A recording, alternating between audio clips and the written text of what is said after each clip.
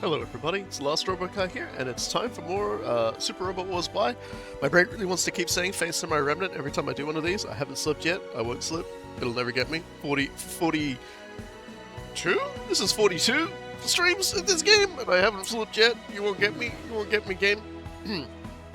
Boy oh boy, have I got not actually a treat, but something nice for you all today. Yup, we're actually going to be doing a main story quest. We did one last week too, so it's okay. But like, it's just funny to be like, hey, look everybody, we get to progress the story because they keep just putting more things in the game that makes it impossible for me to get to do anything.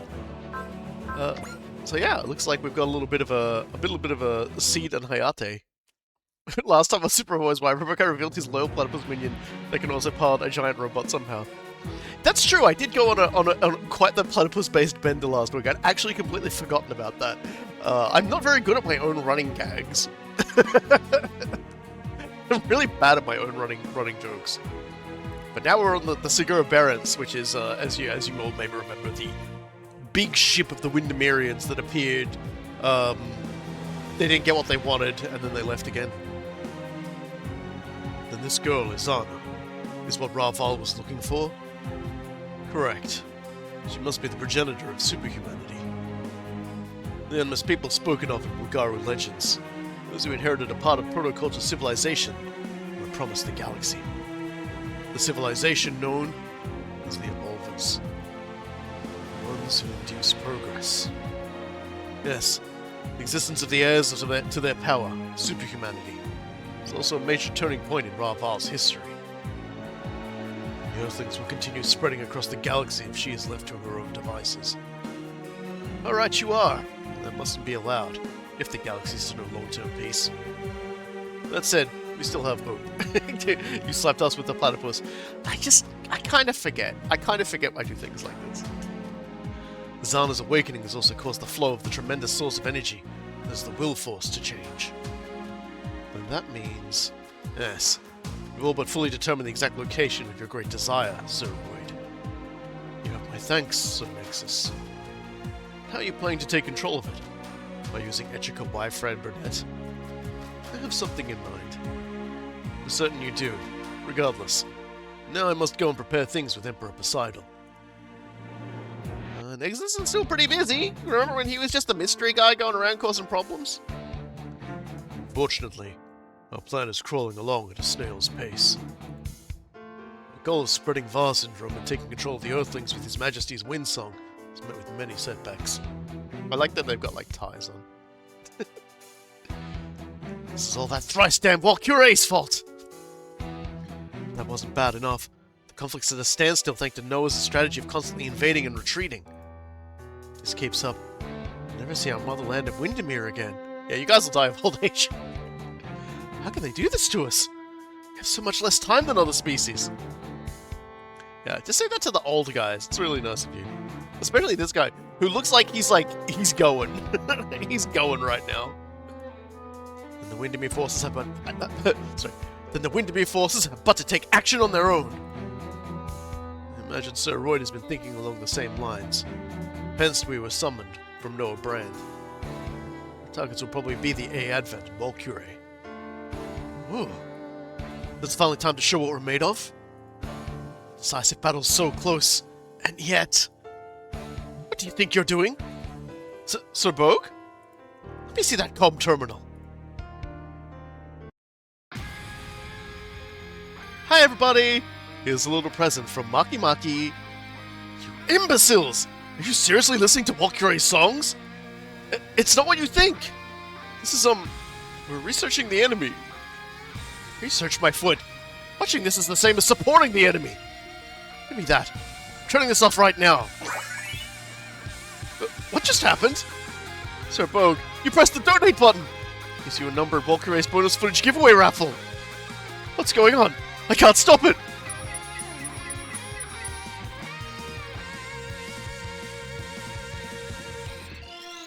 Garbage. Trash. Huh? I'm unconquerable. You'll get nothing for so little. Oh, oh he's one of those kinds of guys, I guess. Vogue. have you, Walkure! Damn. He just, Vogue just kind of unlocked a new neuron in his brain he didn't know he had. Which was apparently, he likes getting called garbage by, by women with a very uninterested tone of voice. Well, Garu don't appear to have taken any overt action as of yet. I think they'd launch an all-out attack now that they've gotten their hands on a genetic sample, but I guess not. Is it the calm before the storm? Maybe they're massing up their forces to come at us in one big push. Ooh, what if they got tired of Earth and went back home? If only. It's hard to guess what they're thinking at any given time, their Earthling mindset. You have any ideas, Teoria? Ugaru's civilization revolves around collecting other species' genes, and deriving entertainment out of it as a hunt. And judging from what I've seen thus far, I think they've found significance in fighting Earthlings. Significance? I don't think I follow. Put simply, if they consider Earthling genes to be top of the line, then they'll gleefully hunt for more. If they consider them lackluster, then they'll likely seek their thrills from massacring your species instead. Sounds like a decisive battle's at hand either way. Finding other species in the vastness of space just to fight them. I get that the reasons for it are complicated, but it's still sad. It is what it is. Ugaru's civilization is just worlds apart from ours. Sure, it would be nice if they could have a big Zentradi moment, discover culture, and stop fighting us. Actually, I don't think that's entirely out of the question. Ioria? Well, think about it. If I manage to awaken to culture and defect to Earth, perhaps others can too. Can I help you? I was hoping we could talk a bit. To tell you the truth, I love your songs. Thank you. It's an honor to hear that from the planet's very own songstress. You know, I can bring you on as a surprise guest at our concert today if you'd like. Oh, well, I appreciate the offer. My songs wouldn't be a good fit for your stage. Your stage is on the ship's bridge now. There were research notes found in Colony Mendel, labeled Project Mikumo. Is she connected somehow? You love Mikumo's songs too, right, Kira? What? Oh, yeah. Thank you. But they're nothing like Lacus's, are they? Oh, well. Things about all sorts of things. What she's felt, experienced, wishes for, dreams of. And all I have is singing. Oh, I was calling him Mikumo. My brain is just leaking today. I do apologize. That's why I put my all into it. Today's concert will be no different. I look forward to that. Of course. Main story in my brain is no good. Once we get through the story parts, I'll explain partially why my brain is thrown, because I've been, like, catching up on a few things. And, you know, we don't have our usual person here to ask me about Warhammer 40,000 stuff. I kind of said I worry. I hope they're okay, because usually the first thing that happens when I start my stream is I get bombarded with questions about Warhammer 40,000. I hope he's okay. I miss him already. You don't know what you've got till you've gone, you know. My song, your song, our song. Just everybody's getting a free song. So Walkure is putting on a concert for the colony while the A-Advent goes full gas station, huh? Quit griping. Both are important duties. At least the colony's taking charge of constant security this time. It'll give us a chance to relax a little. I bet the concert's in full swing right about now. Bet someone's simping really hard. Hello, Bunch 13! Having fun? It's not enough yet. Okay then, here's our next song. We're gonna sing lots and lots. You'd all better keep up. So that's Walkure. Let's see. I wonder His Majesty considers them a threat. After all, even I might succumb if I listen to this music for another second. Ugaru being like, wait, you mean there's like things we could do other than obsessing about our genetic deterioration? Squadron inbound. ID, Ugaru! Oh no, it's the Ugaru. Enjoy our songs and we'll destroy your city with our mechs. Now hold on a second. I can start making claims about orc technology if it'll help. You know, Adeptus Ridiculous actually put out a podcast that almost entirely agrees with everything I've been saying, and it was like really, really like I just leaned back in my chair and went, thank you. They still kind of a little bit think that like the Wa power kind of smooths some things out. I'm still heavily in disagreement, but I have referred to as Wa power as being sort of like, you know, slippery soap for certain concepts. Meanwhile, Chara sitting in front of a button labeled "cause problems," sweating profusely. Oh, that is actually very true. But you will find out in the future about that. He doesn't want to push the button, but the button has been there for a long time, just tempting him. As always, I'll just take a few of the guys who are always mandatory, just in case. But what I really want to take is Fail 5. Just, you know, we haven't... Well, Fail 6, I should say. We haven't taken them for a little bit.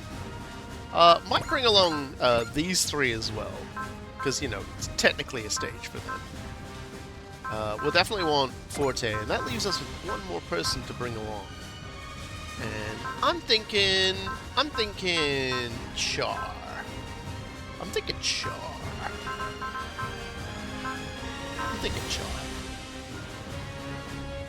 Well, actually, no. Hold on a second. I should be taking Shin. Should I take Kiro? I'm gonna take Kiro. We've got Atherin on the field. We'll bring Kiro along as well. I took Char anyway. I wonder who that means I didn't take. Oh well. Or maybe I just had one more spot and I didn't realize it. Or maybe I didn't unselect Char, and so I'm not actually deploying him at all. Okay, never mind then. I keep forgetting that you have to like unselect on that last one. Yeah, alright, doesn't matter. I mean, it's too late to change it now, isn't it? Damn, you're raring to go, Hayate. You bet I am. Anyone who wants to mess with Walkure is gonna have to mess with Delta Flight first. Don't get too gung-ho about this. Fray's putting a life on the line to sing, so I've got to do the same up here in the skies. Hayate. Ugaru's general offensive is finally begun, huh? Is it? The size of that force says otherwise to me.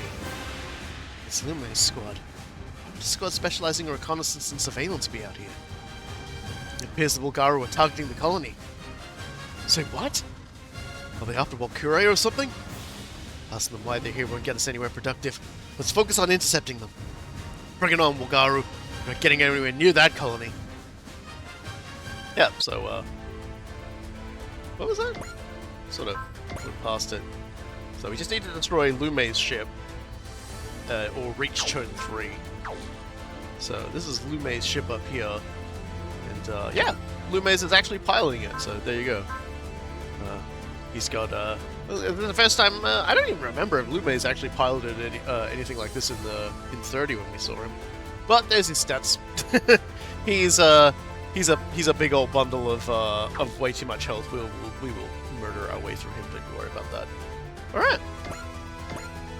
Let's get going. It's killing time.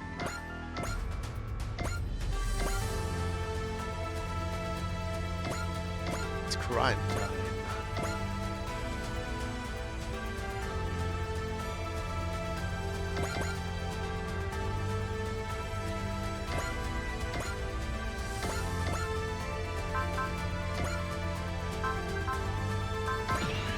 Wall on her. She's gonna need it most of this battle, I think. So, y'all know me. You know me. I like a good bit of morbid podcast. I think everybody does. Everyone loves their true crime podcasts and things like that. And but the thing is this wasn't actually something from a true crime podcast. It hasn't been turned into a true crime podcast, probably because it wasn't nearly in depth enough to do like a whole series of episodes about it or something for anybody. But it kind of caught my attention when it happened back like, let's call it late 24, early 25. Basically, a man was found stabbed in his own basically on the doorstep of his own home. He'd been stabbed to death, and like, at the scene, I think, was, or at the scene before it happened, was his wife's BMW. And the cops ended up tracing back and discovering that the man's wife and their child, their son, who was like 11 or something, I don't actually remember his exact age, was found dead elsewhere. And the entire thing was like, this guy got arrested for, essentially, he was the kid's taekwondo instructor, and at his, at his dojo, I guess you'd call it, he killed the woman and her, because again, this is a morbid story, don't worry, there's nothing exciting about this, but this is, what comes later is what's kind of like the what the fuck that's been like fucking with my head all morning, because I've been like, for the last week I've been like, man, no one's talked about this, did I miss the court trial? And the answer is yes, I did. But so like, the woman and the child were killed, and then he went to the house of the husband and stabbed him as well. So like, and it was the taekwondo instructor that did it. So like he has been found guilty. But it's like, the thing that's so weird about it is, and I'm sorry, I'm very scattershot trying to explain this story, is when you first hear about something like that, oh, he killed the wife and the wife and the child at his own dojo. This sounds like a crime of passion. But why then did he follow it up by going to the husband's house and going to like the family's home and killing the husband? And like, were they like, was it like an argument with the family and he's lured them in? Like, what's going on? It was none of these things. What it was this guy, this instructor, because he was apparently found like later in 2025. He was sentenced to three life sentences for this. Apparently, he was just one of those people that like grew up in South Korea, basically having an entire like issue about like needing to overachieve or something. This is the reason he gave. And so he was constantly feeling like he was having to sort of lie about how successful he was to everybody, and this persisted even when he moved to Australia. So he was born in South Korea, he moved to Australia, and he was kind of like teaching Taekwondo amongst similar people who had moved from South Korea to Australia.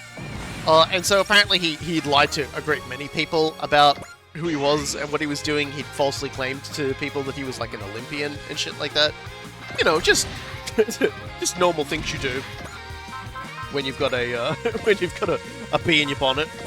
And apparently he told his wife that he was getting a job at a school. I don't know if he was like going to be like a PE teacher or a sports teacher or something, but apparently that wasn't enough like of a story for him, because like just being a school teacher I guess wasn't successful enough. So because he would go around like basically like viewing houses that were way above his pay grade to buy, and often be talking to other people about how he was looking at buying like a Lamborghini and stuff like that. So he was very like, oh yeah, you know, I'm rich, I'm successful, you know, I'm thinking about getting another Lambo, you know.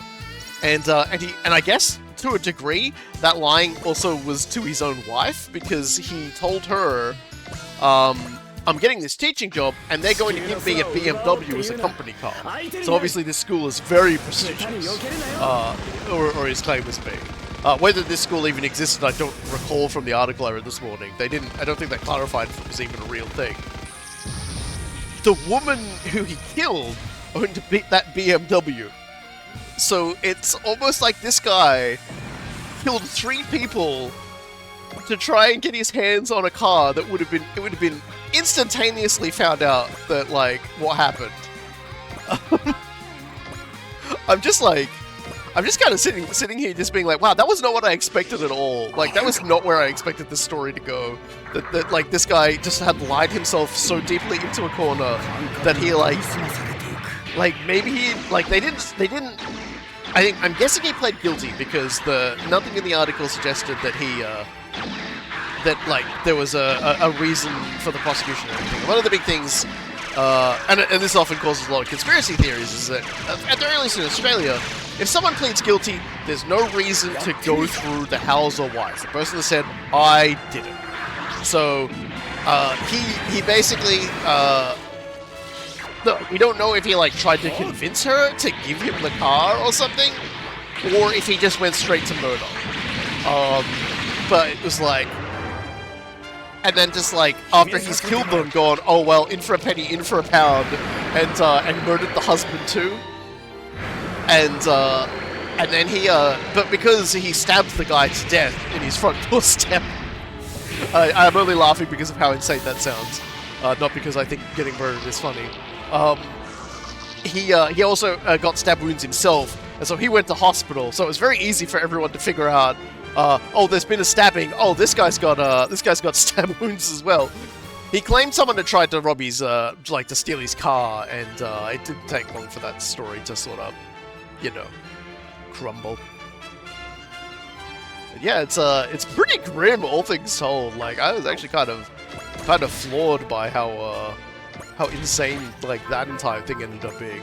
And so it's just been going around in my brain all day. I've just been like, what the fuck? Like, I understand becoming like a criminal requires like a different mindset to how you view the world, but actually like being a triple murderer, you've left like the entire bounds of like sensible thinking behind and just become like absolutely out of your tiny little gourd. And like that man's initial plan was awful. If Crusading King, Cool Guy, God, this one's from Cool Guy, everybody. If this sounds unhinged, if Crusading Kings has taught me anything, that's a hell of a way to start a sentence. It's that murder does solve a lot of problems, but generally you murder people for a slightly better reason than a BMW. It's gotta be at least you let other people know you consider me your rival. I just want everybody to know. But like, when you hear about this man being on trial, this is why. I don't think there's a lot of calculation or forethought going on here. Yeah, but it's like they weren't all like, the thing that sort of is about is that it didn't all happen in the one place.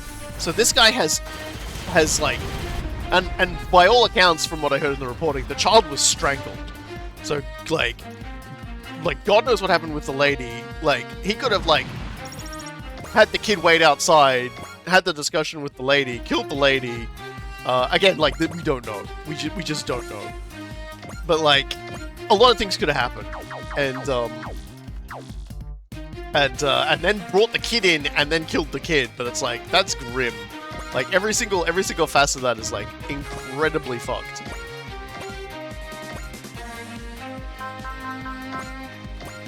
I'm just being lazy.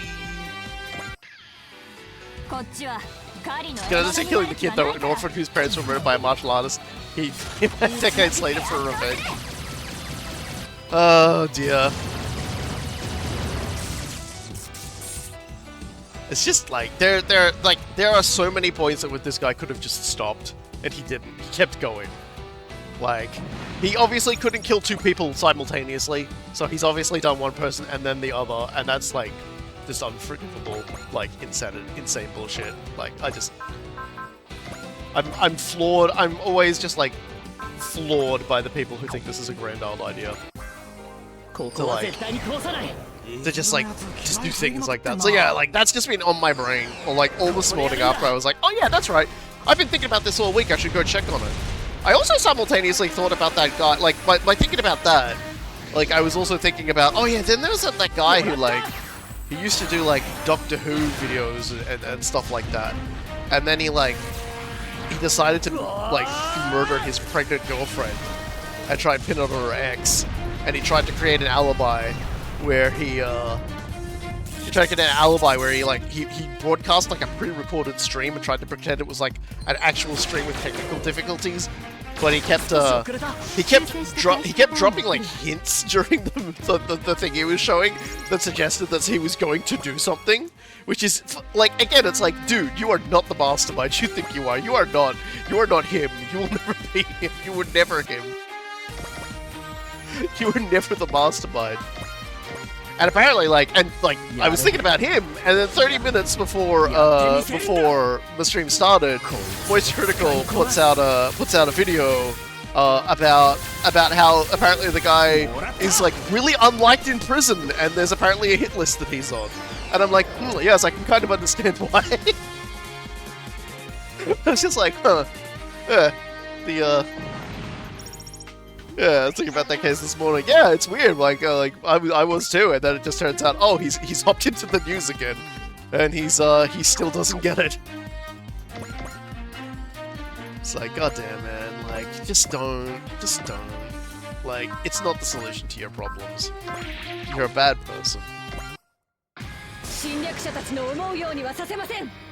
Anyone who listens to like true crime stuff and goes like, oh, so that's how you get away with it, is an insane person. The thing you should always take about like reading about news about like murders and things like that is it's like getting away from, like, at least in Australia, is like getting away with it. It's very unlikely unless you're like kill someone and immediately flee the country. In which case you're mostly going to get away with it just because they can't get you. And even then, they will probably find you. They will probably get you eventually. Dear, they just... I know it's an upbeat way to start the stream, but it's been just basically this Taekwondo instructor just like killing 3 people because he like lied to his wife about having a BMW is the most unhinged shit I've ever fucking seen.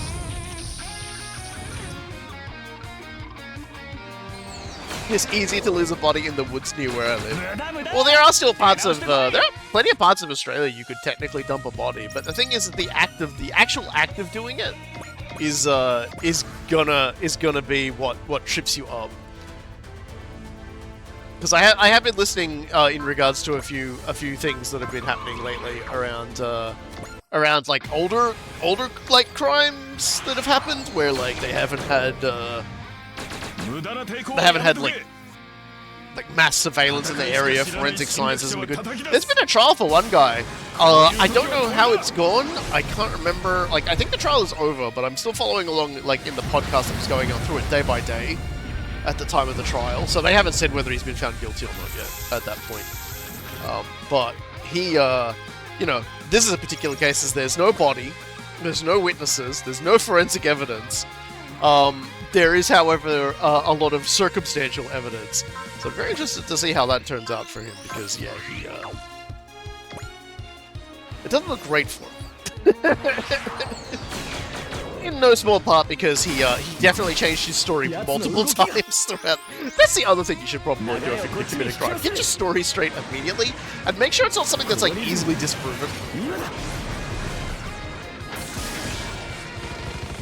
Because the people who've been pushing to get this guy, who they believe murdered his wife, have been his children. So all of his kids reckon he did it. And so they're the ones who've been sort of like pushing the police and everything to sort of get to this point. They're all like adults now, and they've been like, yeah, I was 3 years old when my mum went missing. And the more I think about it, the more I reckon it was him. So it's just like, holy fuck. Like, that's how much your kids love you, man. It's like... They're immediately just like, yeah, I know who killed him.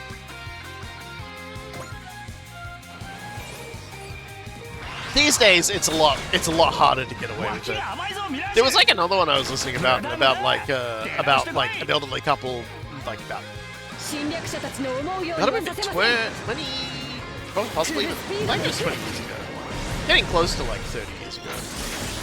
And there was a home invasion, because they were known for keeping money on their premises. Different time back then. Still not very smart of you to do it, but they did it anyway. And so some other blokes who had essentially been like periodically robbing this old family for that reason, like broke in and like violently attacked them, and the like a husband and wife, and the wife died because of her injuries. But it's like they drank from stuff in the fridge, which the police held on to, and then got DNA matches for them much later on, and so now they're both in prison.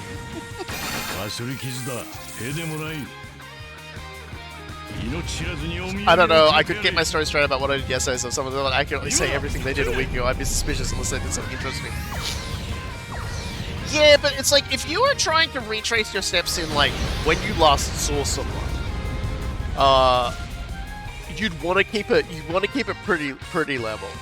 Because, like, he went from being like, oh, I don't know, she just left for the day, she dropped the kids off, I never saw her again. And he immediately changed his story, like, not immediately, but like, a little bit down the line, changed his story to like, oh, actually, I dropped her off at the train station. I think she was going to go see another bloke.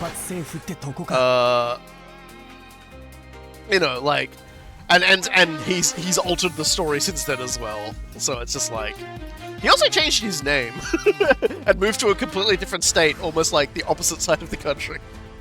So who's to say in this crazy world?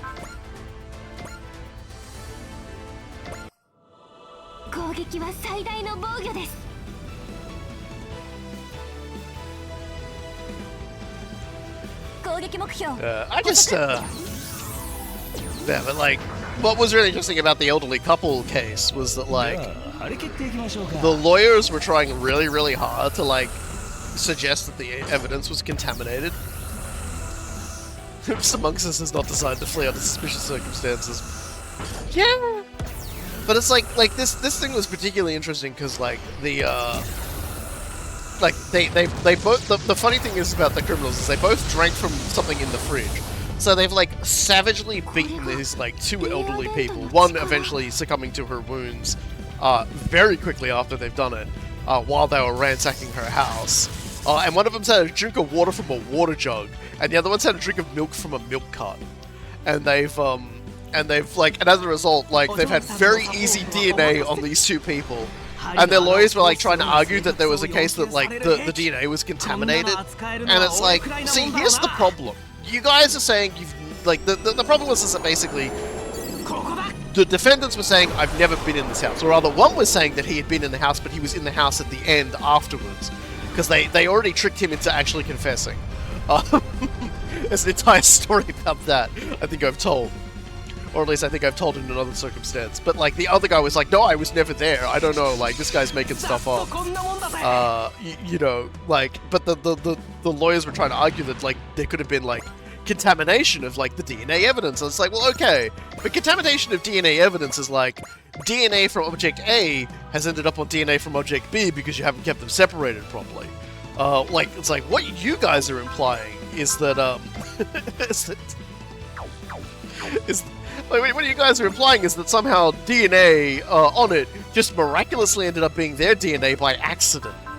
Like, that's not how that works. Like, you can't scramble the DNA like that. Yeah, it was a bit of a Hail Mary on the parts of the lawyers, but it was just like the DNA contaminations they were trying to put it was they were trying to, like, redefine what it was, and the jury didn't buy it. They got found guilty, but it's just like, I found that one very interesting. But that was like, again, that was like, you didn't have nearly as effective DNA testing that long ago, and then it's like these people have whoopsie-doodled themselves by, you know, essentially doing something and the law enforcement having enough foresight to, like, hold on to it. That's like, I hope to get evidence thrown out play.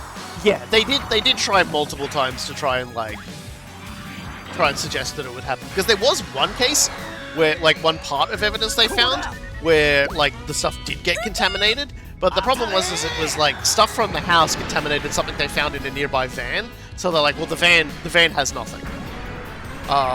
So perhaps they were trying to, like, say it was the other way around and all that stuff had just miraculously come from this van, which wasn't the case. They weren't able to prove anything else was contaminated, but it was just like, they were trying very, very hard. What was really funny is that, like, the guy who didn't, like, the guy who basically still was like, no, I wasn't there at all, I was never there, I don't know what anyone's talking about.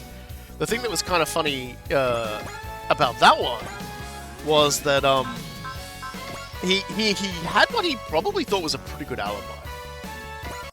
And that was, we had a referendum the day of the, we had a referendum, like, to decide whether or not Australia would become a republic. The day of the, the day of the attack. Because, like, I couldn't have been there. I was voting in the referendum, and it's like, you were close enough that you could have voted in the morning and then gotten to their house at night to break in. Like, you weren't that far away. He was in Melbourne. He lived in Melbourne, and, like, the people that lived in Canberra. That was close. It's just, I shake on my head.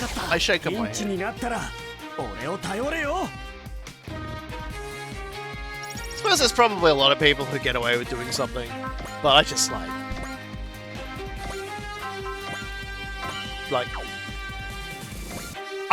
I just feel like a lot of people think they're smarter than like everything that goes on. And it's just like you're not smarter than like forensic science, man. You're not smarter than all of the cameras. You know, you're not smarter than investigators. Like your best hope to get away with a murder is that like you get someone who doesn't care and they don't do anything. Like that's your Hail Mary. That you get like somebody. And there's always someone in any law enforcement agency who's just like, and it was a suicide because I can't be bothered. But unless you like, you know, you work for like Boeing, like, cough cough. No. It's me just sailing around with my underachieving lads killing enemies. Oh, that's a shame. Could just use Soul and kill him, probably.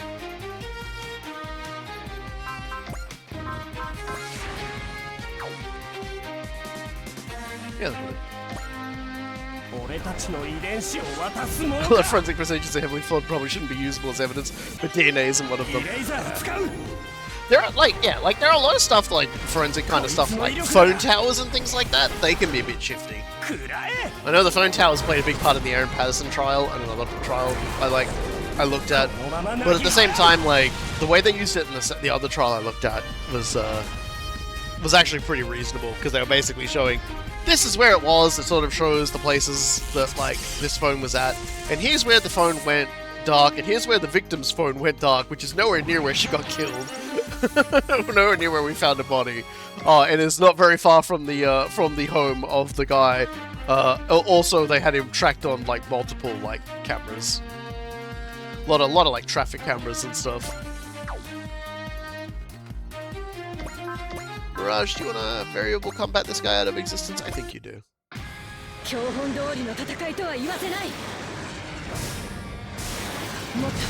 Blood splatter analysis is straight shown to be pseudoscience. Oh, Dexter would be so upset. I've never watched Dexter, but I know that like in one of the flashbacks in regards to like Dexter and that one like police officer who absolutely didn't trust him. It was like he was excitedly talking about blood splatters, I think, when the other guy was like, "What the fuck is your problem, man?"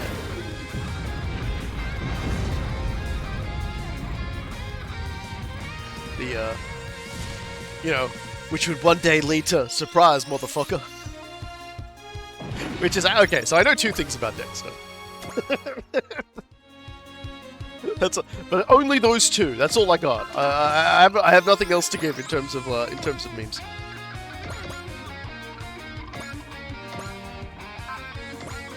I'm just gonna funnel this guy through. I've been learning a lot about. Look, when someone gets talking about their special interest, that's when you just happens to be patterns of blood splatter. Yeah. Though it is a reasonable response to have of like human disgust to someone being excited about that, because it's like my brother in Christ.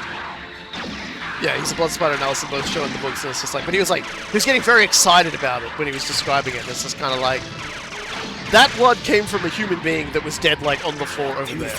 Like this splatter has come out as a result of like somebody being killed. Keep it in your pants, man. Have a little bit of tact. Don't get excited. That's probably the most realistic response to like that sort of thing, because you get those TV shows where the coroner or whatever is like, I'm really excited. Oh, but take a look at the damage to the back of the head. My God, she must have been screaming hideously when she was murdered. Whereas like you really don't want to be like that, because that's kind of fucked up, and everyone will think you're a monster. And it will turn out you secretly are a monster that acts on your impulses to only kill quotation marks bad people. Which means that you must have like a constant influx of bad people. Or else your murderous impulses will get the better of you and you'll start killing innocent people. We don't want that now, would we?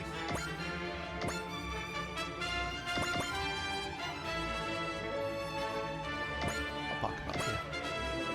Alright, now we're still... Oh, jeez. Right, it's just not in killing range right now.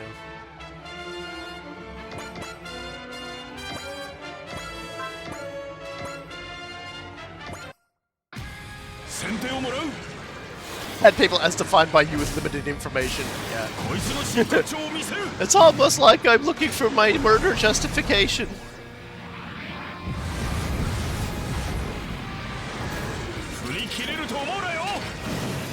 But I mean, it's fiction, so it's okay. I just don't, you know.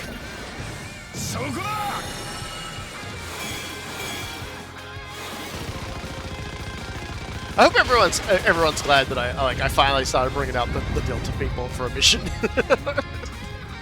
It's like, wow, the Delta pod's actually gonna do it. What's your opinion on pineapple on pizza? That would have been the best Dexter book if they just wrote a book about Dexter just going around like killing people because they're cooking like Italian food incorrectly, as per his own personal like morality. that would be fire. That would be the good shit right there. Like, that would be the funny shit. They should definitely do that.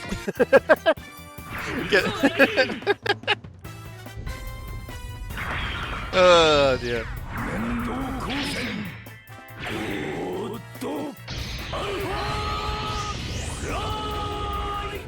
There's a dude who has been on videos, who's been doing videos on whether or not any fictional detective or deceit adjacent chapters could catch Dexter. God damn it, Kira. Columbo could definitely get him. Columbo would have made him in seconds. Like, they absolutely would have... Columbo just would have just absolutely, like, fucking had him. And he probably would have... he probably would have tried to kill Columbo and failed spectacularly as well. Oh my god.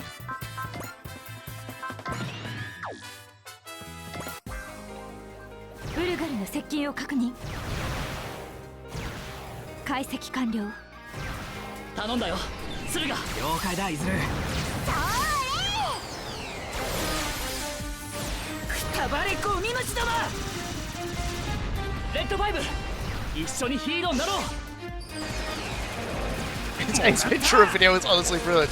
Is that could Phoenix write or somebody else determine if Dexter was the killer or not? Because that would be fucking hysterical in a court case environment.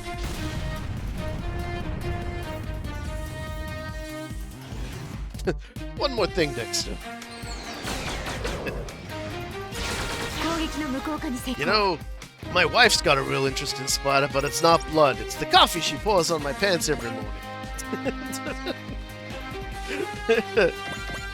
I'm starting to think she's doing it intentionally, you know.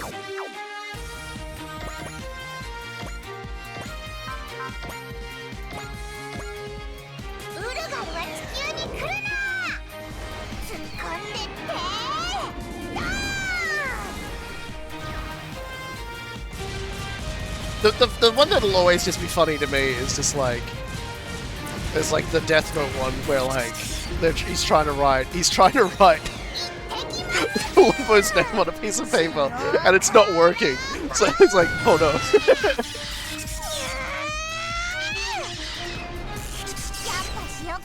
It'd be funny if they decided to grab crazy character Goku would never forget. Well, they've kind of proven that if Goku isn't really paying attention and doesn't really think you're a threat, you can actually hurt him really easily. Because like guns and stuff will still hurt him, but it's just like, if he knows you're going to shoot him, he will usually defend. But if you're like some guy shooting like a really like pinpoint sharp energy weapon at him from when he's like fighting someone else, he generally won't. Which is kind of weird, but like at the same time, like it's canon. It happens.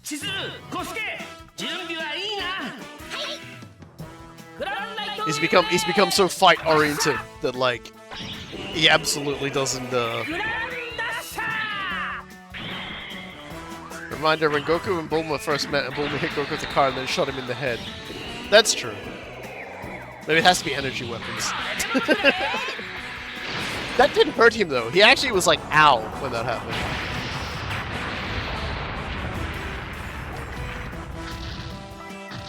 So maybe it would have to be like Dexter trying to kill like child Goku. Which is, Dexter, what are you doing? It's just a child Dexter. And obviously not evil as well. Like... Dexter, you're slipping.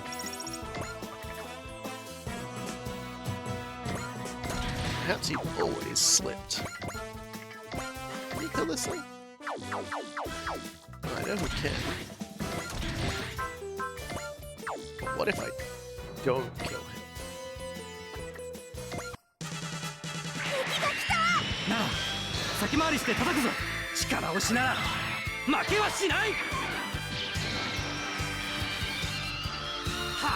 He's bad, he was sent to conquer the planet and kill everyone on it. I somehow forgot that. Because he spent so long not doing that and still and continued to not do that it was just kind of like it wasn't even like part of the story. It's like the backstory before it starts that like doesn't even become relevant until like fucking Dragon Ball Z. He also forgot that, to be fair. Yeah, exactly. Like, and that's just something to think about. Literally dropped on his head as a child. His own fault, mind you.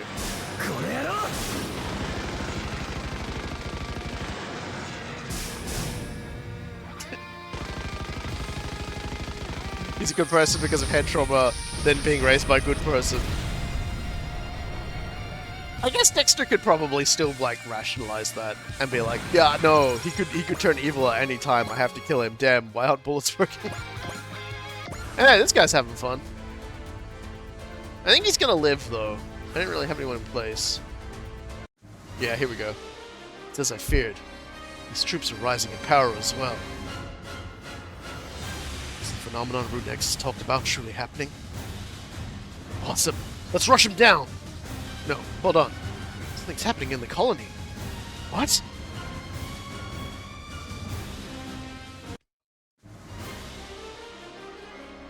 Everyone in the audience, follow our instructions. We mean no harm to civilians. It's the Windermere forces. When did they get inside? Sir Bogue, we've captured Walkure. Alright, we'll send them off ASAP. You'll do no such thing. You don't have a say in the matter. And you don't have the right to take away my freedom. Bold words for a captive. Get lost. People who interrupt our concerts are dumb. This girl! It's her! Sir Bogue? It's nothing. I absolutely never donated. Never! Sir Bogue? Icex is closing in on us. Damn it. Weren't the Bulgaros supposed to keep them busy? Now's our chance, girls. Run! Roger! I'll at least secure the primary target. Makumo Gynama. Wow, I can't say it anymore. The others can leave, but you're coming with us. Makumo!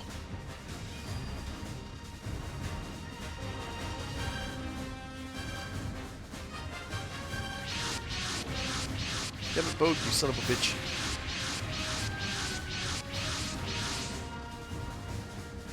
The Aerial Knights! Getting a call from Kaname. The Aerial Knights have kidnapped Makumo and Freya. What? Really? Not at the operation fair. We managed to secure Makumo Gynamere and Freya Wyon. The other three managed to escape. That's alright. All that matters is you captured the primary target. Go on ahead, Bogue. Roger. Freya! So the Reaper's successor is here. However, he's still got a long way to go. Ugh! Retrieving him and taking him prisoner. All units, keep Wisnecks occupied. Hayate! Mr. Walkure, now Hayate. All units, hurry. Take down the Bulgaro and Windermere forces, then go after Hayate and the others. Please don't die, Hayate. You need to be there to protect Walkure.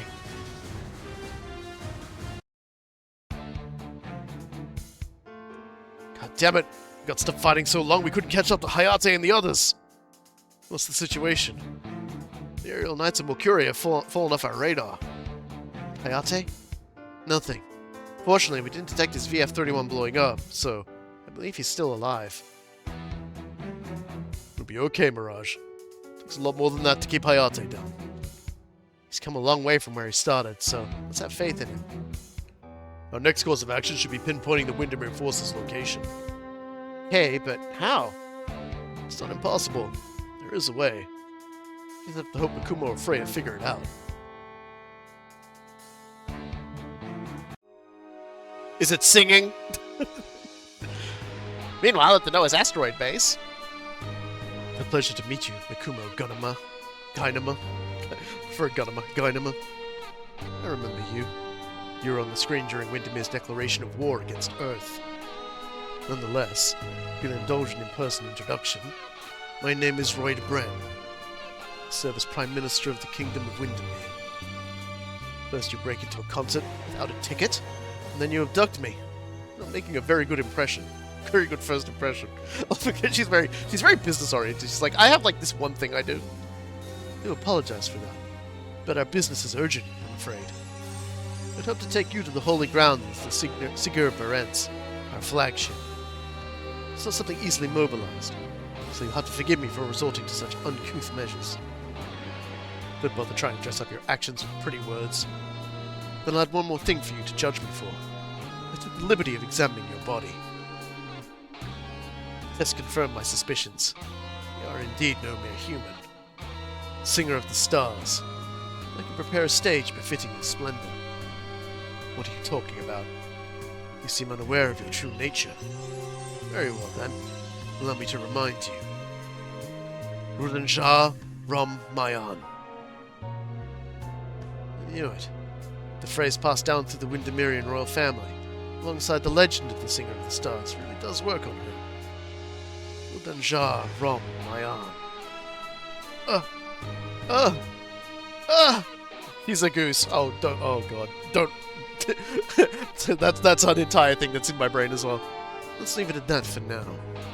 Once I've taken you to the Sigurd Barents and readied your true stage, eternity will finally be in our grasp.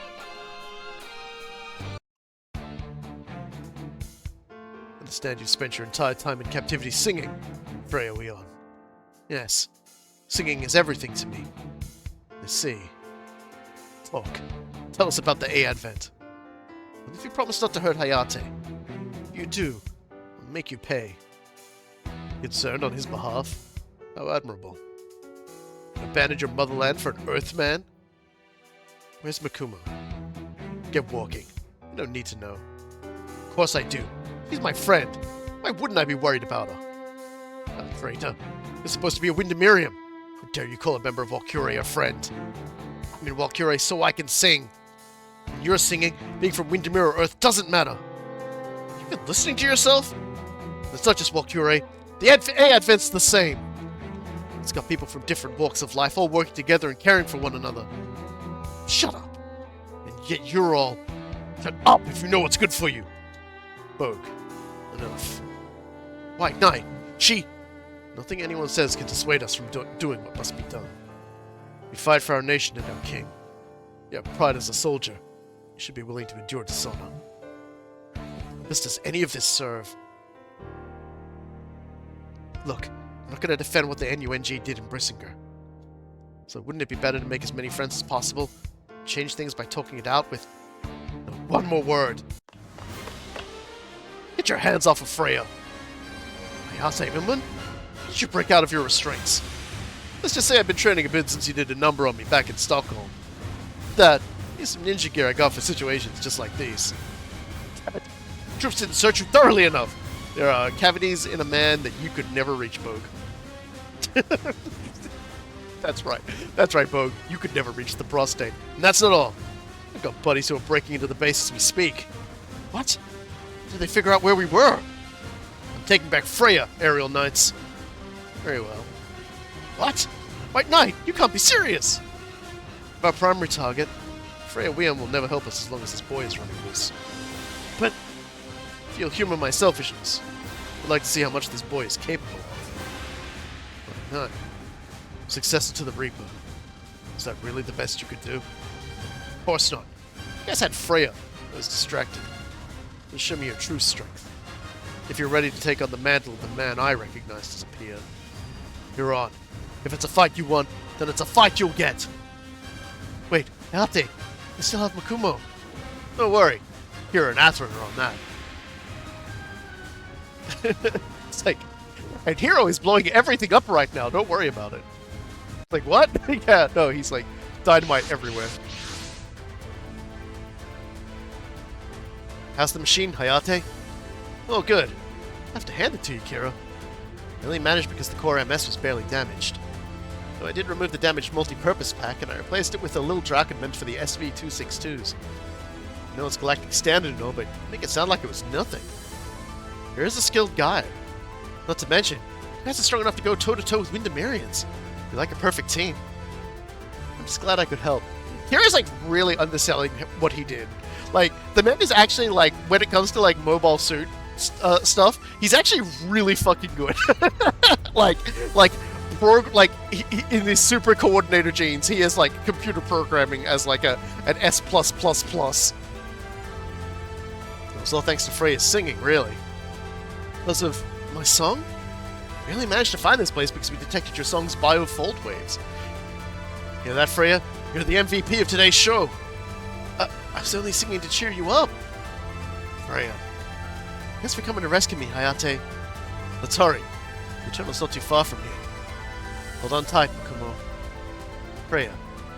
I can't believe she actually managed to sing at a time like this. You know, I like your songs too. Do you? I can't imagine why.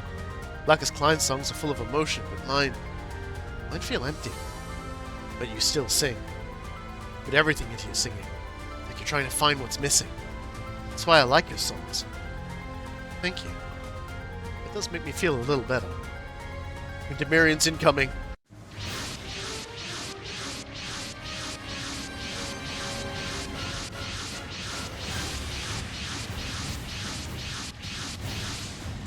You didn't think the stage was over, did you? It's the Aerial Knights! Don't worry. The Colonel's here too. Kira, get Makumo and Freya to the Eternal. On it. We recovered Makumo and Freya. Kira, Atherin, Hayate, it's all you. Roger. We'll take it from here. That's Makumo. Makumo.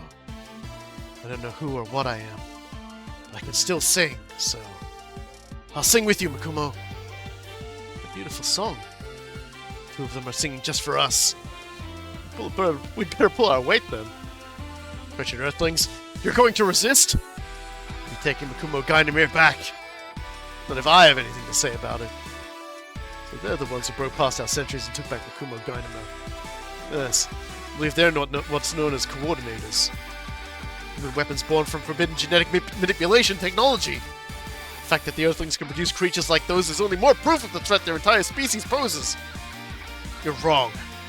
We're not weapons. That's right. Kira and Atherin put their lives on the line to save us. Anybody who talks about them like they're weapons will answer to me. That's it. Thank you. I should be thanking you. Besides, we should really save the gratitude for later. You're right. Let's get out of here first. If you could then, Kira? Absolutely. I'll fight to protect this song. And you know, it really activates my scene. It really activates my scene. I ain't even as scared of these guys. Let's go. Yeah, let's take a look at Hayate's new exactly the same as before machine. It's now just like he's gone through a few machines. He had his original machine. Then he got the Siegfried that Messer flew, and then because of everything that went on, they've slapped some little Drakens on there as well. So he has the little flying shooty things that were attached to the other ones. So there's not really anything different. Someone said he has like a different. I might just hang it back a little.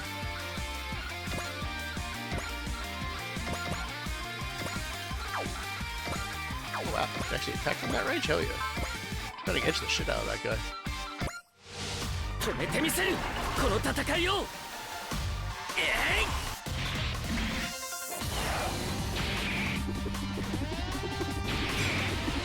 Yeah, he's got the little wingy fly things, so we'll see how that goes. And someone said that like his second attack has a dynamic kill now. I don't remember that, but yeah, I think it's kind of weird in this game because he doesn't really like his. He doesn't really. Macross Delta is only 10 years old. Honestly, it feels like he should be younger.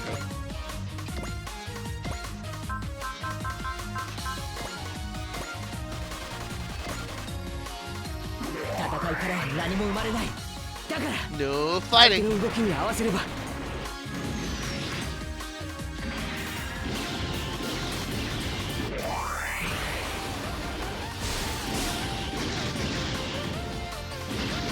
It's like, it doesn't really upgrade. It's old enough to pass a gyro. Oh, that's a good line. I like that. I didn't realize they're actually still making them. Yeah! Every so often another one comes along. I'm sure there's another one in the works.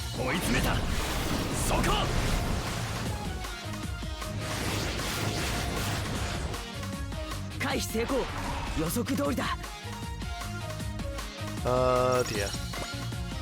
Alright, well. Let's see what the enemy does in return. Yeah, wall, right. Fuck you. Kuma's singing is different than usual. Full of doubt and uncertainty. Also a strength that rises above it all. Kuma, what happened to you?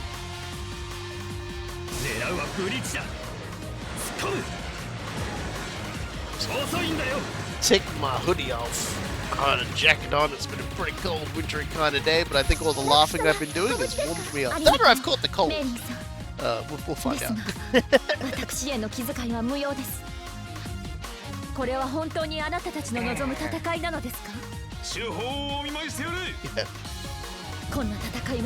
Yeah, they did get into a shit. They get down to a pretty big bum fight with Harmony Gold, and a lot of things got resolved, but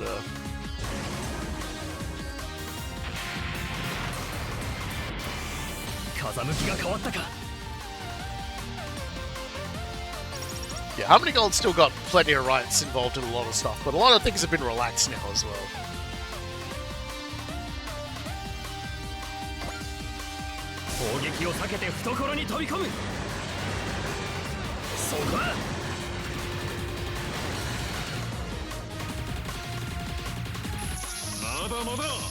Yeah, I don't know. There was a shady video store that sold bootleg anime when I was a kid, and I definitely saw Macross available there. Yeah, it's probably like a fan dub or something, or fan sub, sorry. Or they taken Robotech and like and rebranded it.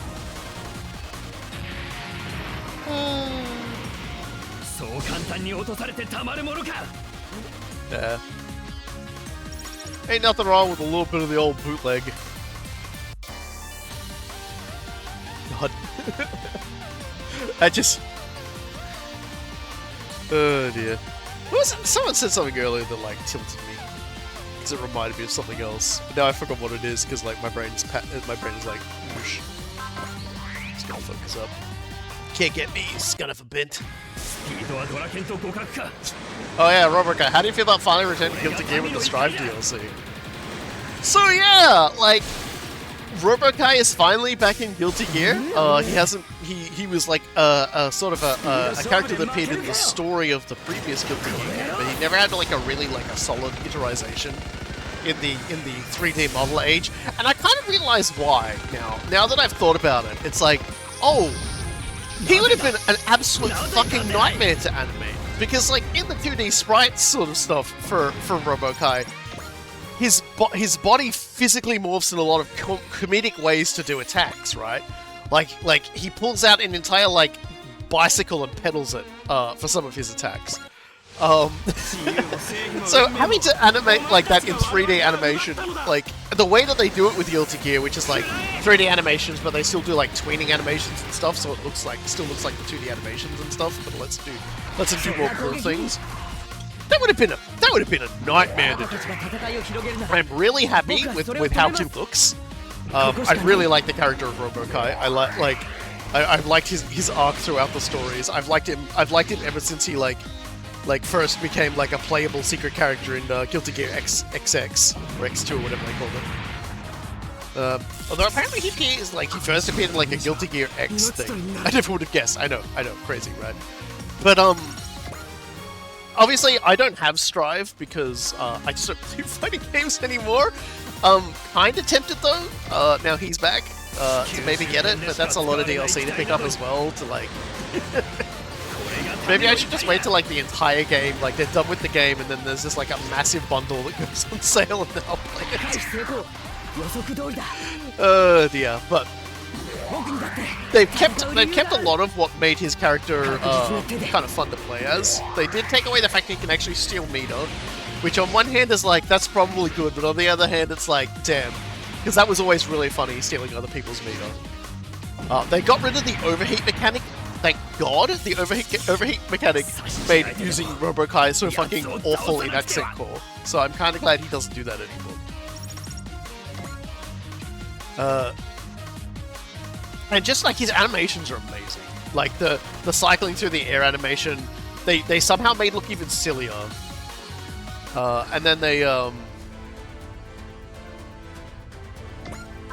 like, sorry, I was just looking over at conversation. Like he was always like the thing about Robokai, I'll probably get myself back on track. It's Robokai in when they like originally he was just like he's Kai, but he has like sillier looking moves that have like different variations of like distance and damage and things like that. And then when Accent Core rolled around, they like tuned up and gave him like a power meter and that activated my seed, by the way. Just talking about that. They gave him a power meter and I'm just gonna load on it. Fuck. They gave him like a meter for building up electricity, and then they gave him a meter for building up heat. And so it's like certain moves would build that meter up, and certain moves would expend that, but also those same moves would also like build heat. And if you let the heat meter build up too far, he would detonate, which would do damage to himself. Walkure force inbound. Look alive, folks. Well.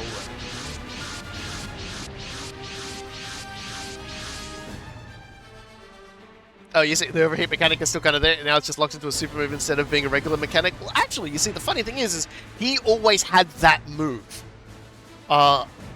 He always also had that move where he could overcharge himself, and what that would do is for a limited amount of time, it would make you just be at max electricity. So you could effectively chain, like your big super moves together over and over again. And then when the timer runs out, he would explode. So if you were up close against an enemy, hitting him with your attacks over and over again, you could then just like end it by exploding. It was actually kind of fun. That Nexus man, he must be quite capable if he's to manage to mobilize the Walkure. His Majesty said to hunt down this Walkure group. This is a prime opportunity to bring back a trophy. Hey, Axios! I'll be doing as I please. Don't interfere, Rana. Why are you out here? None of these Earth songs I've heard about. Yeah, songs? Yes, and they see some promising opposition. What do we do about the Walkure, White Knight? Royd claims they won't attack us. Boss, leave to Sir Royd to tame these animals. Royd, you're plotting something with that Ravalian Nexus. What? Is it truly for the good of Windermere? These numbers are getting out of hand. I think we're in trouble here. Don't worry. The Advent just arrived. Alright. Bright still. Oh, we're just bringing Bright. I suppose that makes sense. Alright. Let's bring... No, we need to bring Shin. Bring Shin. We'll bring Luna Maria. I still haven't changed her theme, so for the co-op attack. We'll bring Soletta. We'll bring Choo Choo and Bob. We'll bring Azuru, Asagi K, Tamaki, Suruga, and Ange. We'll bring Mirage, Chuck, and Arad. We'll bring Forte. We'll bring Bryga. We'll bring Amuro and Char. We'll bring Imber, and we'll bring Idiot.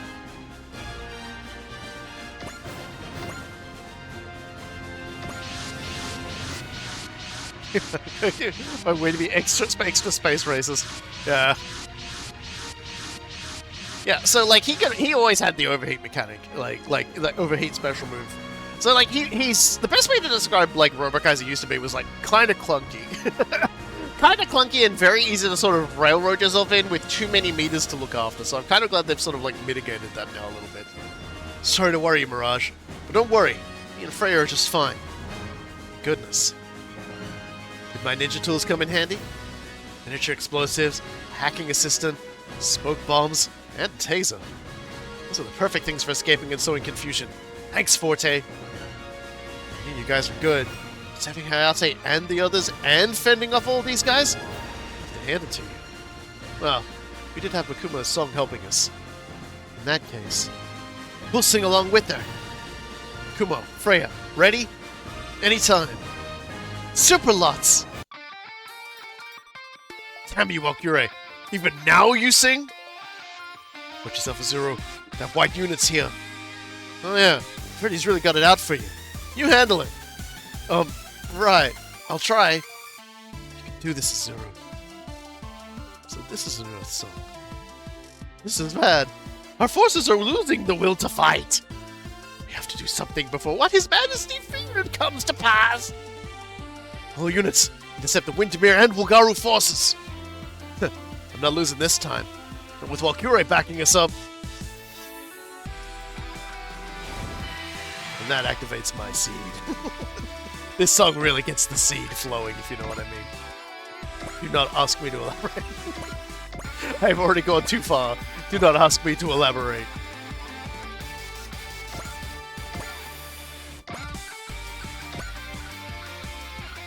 You know, it's kind of been like roughing everybody up and never actually getting a chance to do anything. Ah, you do so little damage to him. That's crazy. Alright.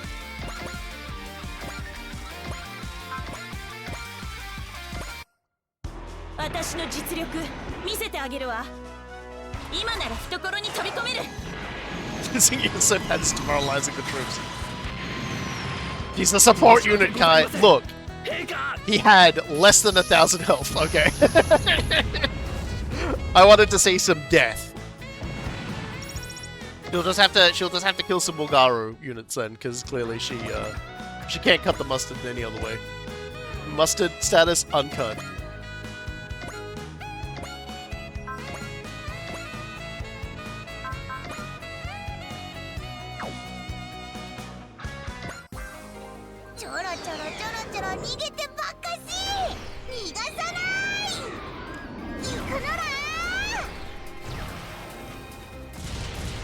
So yeah, like he looks fun though. His animations are ridiculous though. Like to give you an idea, like I don't even know what you call them, but like his super. He has like a, you know, I'll call them supers. You know, the ones that require meter to like full meter to do. Where he like brings out like extra pairs of arms and then just starts like fucking JoJoing on someone while calling them an idiot. And then like for the finish, originally like he would launch a spring on his head and he would like lunge his entire body and head forwards, like slam the enemy and knock him back. In this one, he like his body pops upwards and a giant like boxing glove on like a spring like or whatever just comes out and hits them instead. Like but like, and you look at his face and he's like doing this like really like nasty facial expression while all of his hands are like around his face looking like just looking taunting and stuff like that. It's just like shit. Like my little dickhead just got so much more amazing and I'm so happy for it. Because as we all know, I really like my favorite characters are always the worst characters. My favorite characters are also like the least defensible. And there's no way he's not there's no way that like the new Robokai isn't just like the most like shitty ass dumb motherfucker.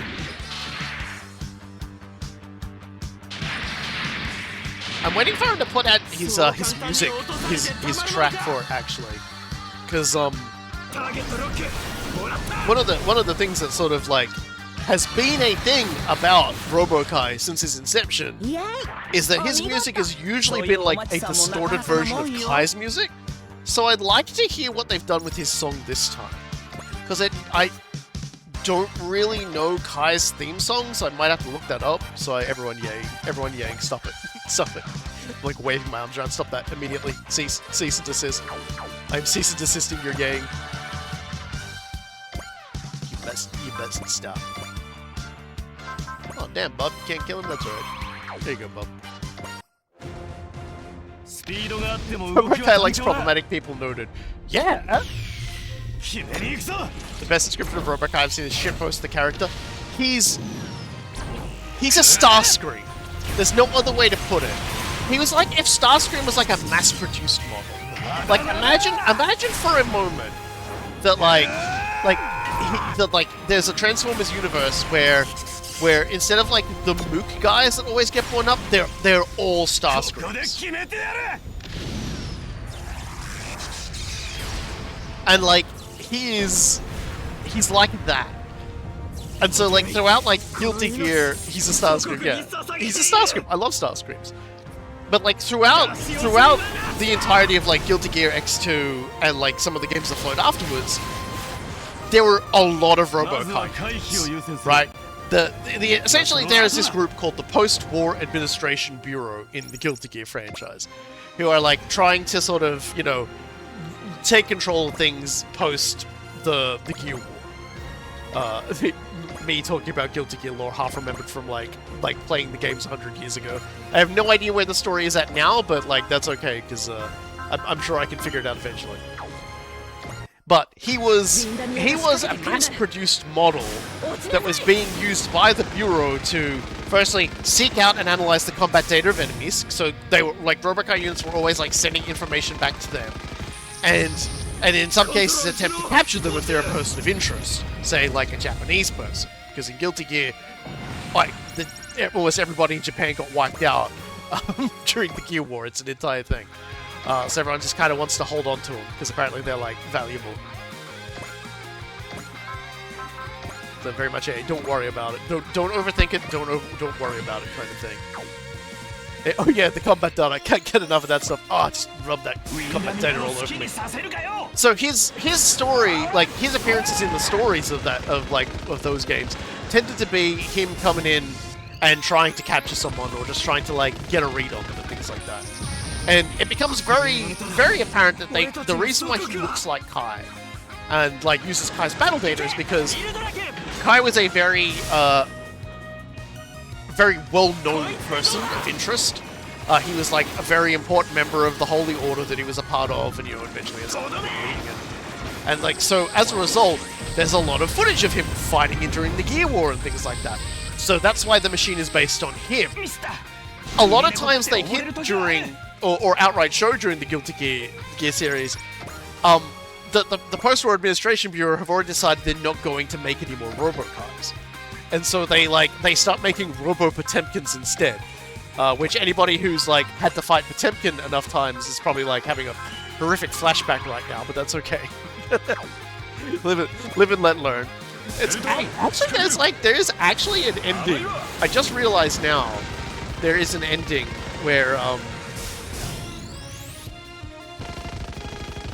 I think it's like, who is he? I think he's actually fighting alongside somebody, like Venom's fighting alongside someone against like an entire army of them.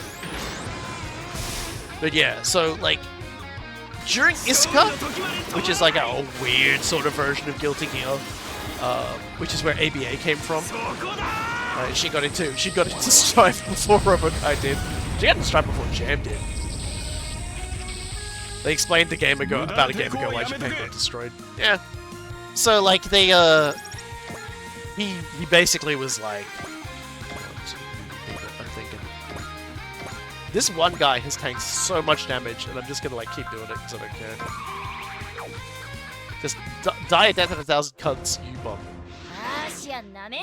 So like it was becoming readily apparent towards the end that like the Robocai, they were not building anymore. So every Robocai unit that got destroyed was like another one gone.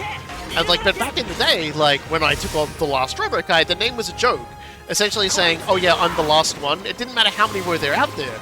there was always just like, yeah, I'm the last one. Like, the last one that, like, because it was a joke about people have, like, popular characters' names and a number in it. Like, it's like, you know, it's kind of like Street Fighter Turbo Edition kind of thing. But then it's actually turned out now there is only one left. So there really is the last Robo-Kai now. And I always found that pretty funny. No, wait, you didn't get that one. I'm not gonna give you that kill. Fuck you, John. I'm gonna give it to Shin.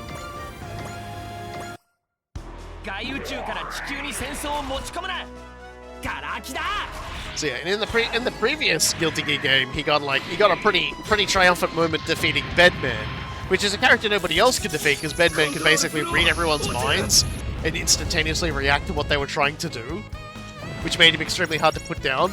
But then he fought Robo-Kai, who is a machine, and therefore you cannot read his mind. And also, but Robo-Kai doesn't just like beat him up. He also like absolutely trashes him and his entire ideology, and it was really great. So it was just like, damn, he really is the hero. Also, I've sort of kind of formed this giant blob here. It's kind of happened. I wasn't even like trying to do that.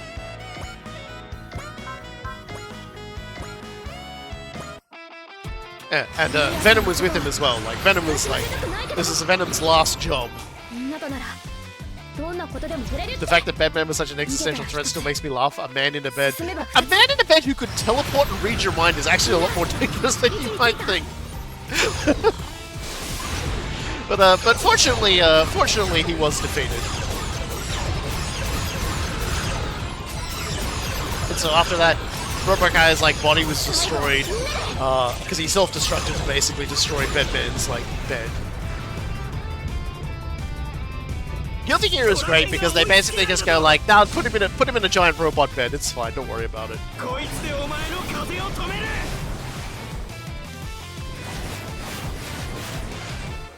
And so he's been basically just like living with Venom, like Venom got an epilogue in that game, which was also really nice. And now he like runs a bakery,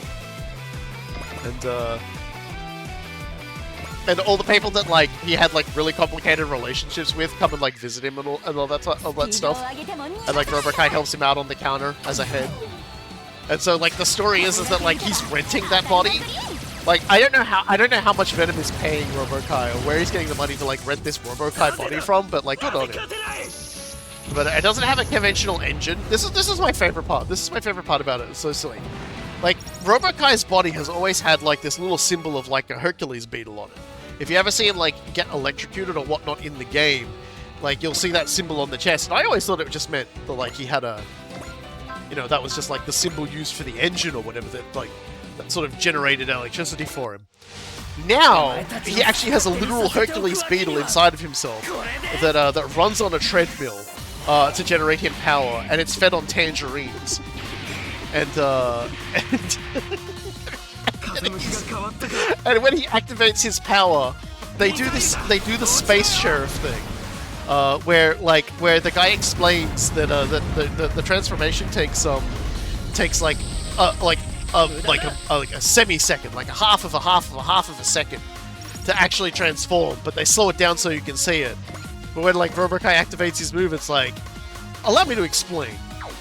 When Robo-Kai activates his power, the Hercules beetle begins working almost at the speed at the level of an entire video game dev studio. That's just like, that's how he goes into like his overdrive mode, and I'm just like, ah, shit. It was just like, to actually animate Robo-Kai, they would have had to fucking spent a lot of time working on him. Because his animation is so much more complex than everybody else's. It doesn't matter whether or not he's good or not. It really doesn't matter because he's just fucking awesome. like hats off to them. It's amazing.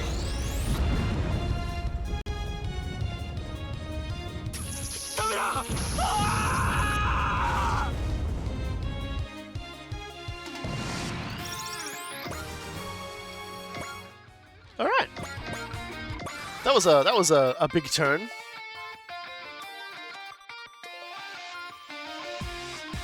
Anyway, I'm gonna have Dorothy wall this man. And he can do whatever he wants. Go Hayate, have fun. She also casts focus on him, so he's dodging better too. I forget that she does that. I love fighting game lore. Guilty Gear lore is probably the most like crazy, just because it takes place. It takes place like in a period of time where like they discovered magic, but also like heavily integrated technology. A great war with biological weapons happened. Like it's got a lot going on, and I kind of like that a lot of Guilty Gear has been like after the first Guilty Gear game, and like somewhat after like Guilty Gear X and like X2. It's kind of moved into the territory of like everyone's just trying to like clean up in the aftermath. Like yeah, like more dangerous threats keep appearing and causing problems, but it's like they're slowly running out of steam. BlazBlue isn't exactly sane either. No, BlazBlue is pretty fucking crazy, actually. Oh dear. But it's easy to forget that there was like an entire like really fucking weird like game, Guilty Gear 2, which was like did not play anything like the other Guilty Gear games. They really got experimental at one point, because like Guilty Gear Azuka is like that was really weird because it's like it's almost like a party game Guilty Gear, and then there's like which is on its own kind of wild. Because like 4 people can be fighting at once. You don't just like turn around, you have to like press a button to turn your character around to face a different direction. And they've just got like a Final Fight style game mode in there where you like customize your own robot guy. That's where the Mark II comes from. For a while there, I thought that this Robokai character they were going to release was actually going to be the Mark II, but no, it's just the Mark I. Still the last Robokai. He's hiring his own robot body. That sounds fucking awesome. Yeah, the Final Fight mode was actually really good. And the thing about the Mark II Robokai is that like as you played that Final Fight mode kind of thing, you could unlock battle chips, and you could basically equip other characters' moves to him. So his animation set became absolutely insane, and like they did not hold back on like the 2D animations for him or anything like that. So like if you look up his Azuka sprites, you'll find some like amazing like approximations. There's like Milia has this one attack with her hair in those games, where she like basically it's stabbing out rapidly. It's like Chun-Li's kick, but she's like doing it with her hair.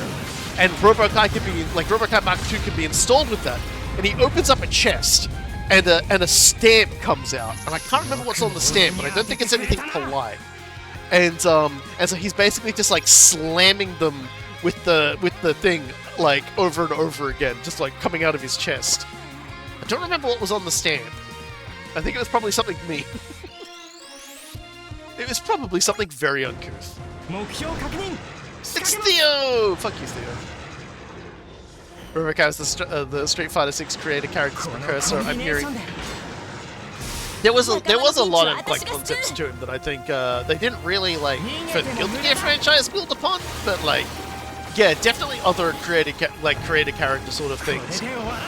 Definitely could have drawn on him later, but I don't know how true that is. So and no damage. Hell yeah. That's what we call defense with laminate armor, baby.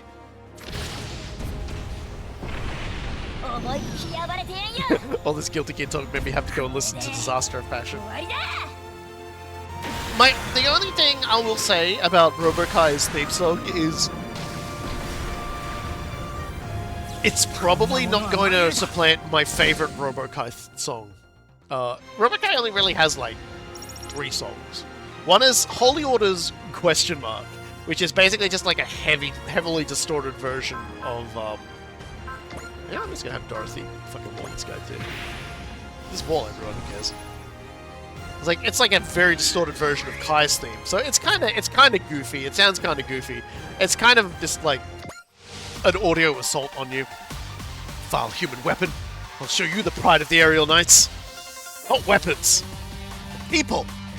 It's because we're people that we can put our lives on the line to protect those we cherish. Gambo. Stop sending everyone to do space racism. But the one I really like is actually from the Korean OST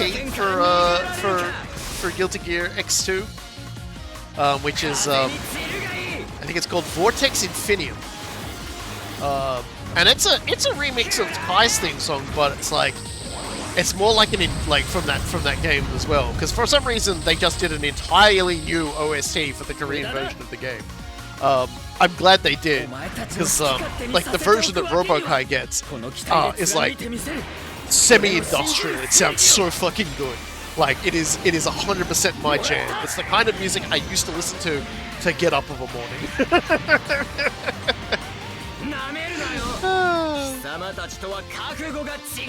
Wasn't Guilty? No, that was Guilty Gear 2. Was the weird Xbox fighting strategy like game that kind of felt like it was like had like a MOBA-ness to it and whatnot. It's real weird, real fucking weird. I don't understand it, but you know what? Like they were trying new stuff. Like I said, Izuku was like a fucking 4-player Guilty Gear game where you had to press a button to turn around, and also it had like final fight modes in it. It was like while also having a creator character for a RoboKai in there. It's like it's fucking insane, and I love it. It's really good. So yeah, Strive by comparison is a very, very standard, very relatable fighting game. Oh no, it's Cave. Hayate Immelman. See for myself if you're truly fit to carry on the Reaper's will. Keep talking. I'm not scared of you today, White Knight. What? I lost last time because I was panicked. This time I can see your every move. Also, really shouldn't be thinking about anything but flying right now. Sense the winds of doubt within me? Maybe you are a little capable. I will not lose. I am the White Knight of Derwent, the wind that protects His Majesty. We got a ton of lore dropping too, though. Yeah, there's like, you know, a lot of stuff about that man, about like the weird guy called Raven that hangs out with him that, like, might be bad future Axel. Man, when's Zappa gonna get back into Guilty Gear? I'm really looking forward to like when we see Zappa again, because like Zappa also kind of appeared in the last Guilty Gear game. For those who don't know, Zappa is like the Australian in Guilty Gear, and he's just like this normal dude. Obviously, his name is inspired by Frank Zappa, but his entire thing is he is possessed by like the ghost of Axel's like girlfriend, who like died of sadness because he never came home. I think that was like what it was at the time. It might not be true, but he's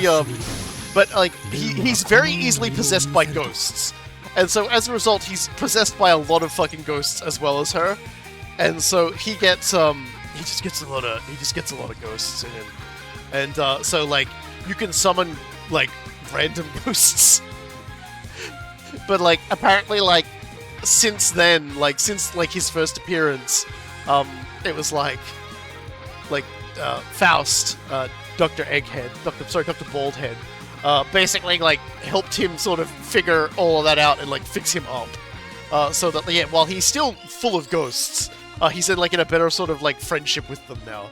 And so I kind of want to actually see, because like the big thing about like Strive is that everyone's like a bit more together now. A lot of people are just kind of like, yeah, no, look, I'm sort of past the bad times in my life. I'm sort of more me, and I'm being honest with myself, etc., etc.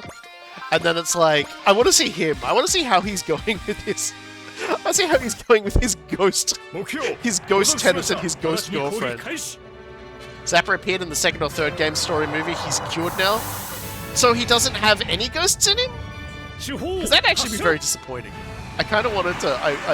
I know he appeared in one of the story movies, but from what it was explained to me was that like he and the ghost were now like he was treating his body a little better, and he was like actually aware of what was happening. Because at the time he didn't know what was happening. He would wake up, his body like twisted in bizarre angles and like covered in blood, and it was because he was like she wasn't taking good care of him.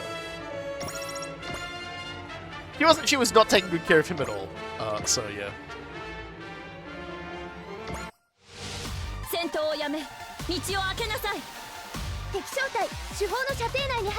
Oh well. It's not like they can't put the ghost back in him anyway. But he was very much like a summoning kind of character, where you could summon entities and control them with extra inputs. He was a very complicated character to play, so I wouldn't be surprised if we never saw him again, because he was kind of tricky to use. He was really fun to use.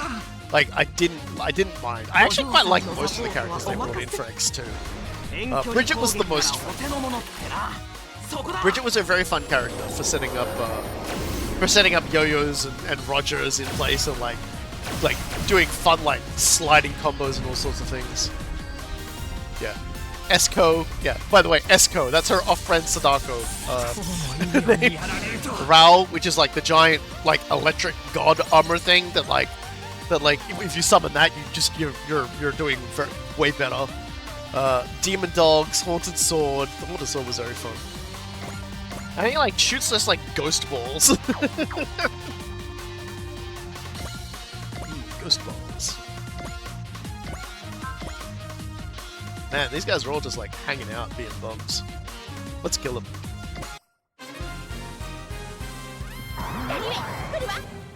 Yeah, he had a lot of things to play with. I'm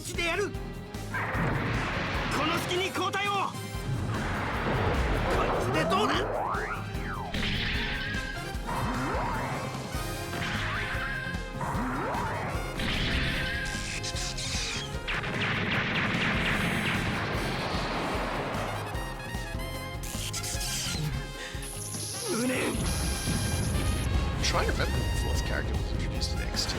It's not coming to me. Anyway, because I know it was Bridget, Eno, Zappa, and someone else, and I just completely mind-blanked on who the fourth one is. Which is really kind of funny, because I still kind of remember like the intro to Guilty Gear X2 when it like showed off all the new characters and stuff. Very cool. They've always had a pretty excellent kind of style.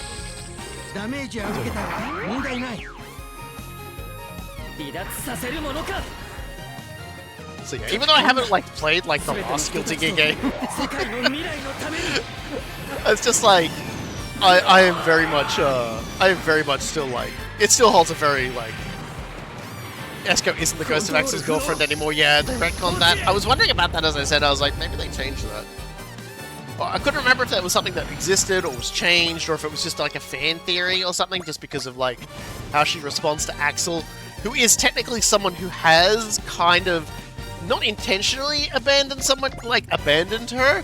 It could have. I was like, did that actually happen, or was it more like, oh, like she just kind of senses that he's that kind of guy and she's mad about it, you know, kind of thing. It's one of those things where you start to say and you're like, but is that actually what's true?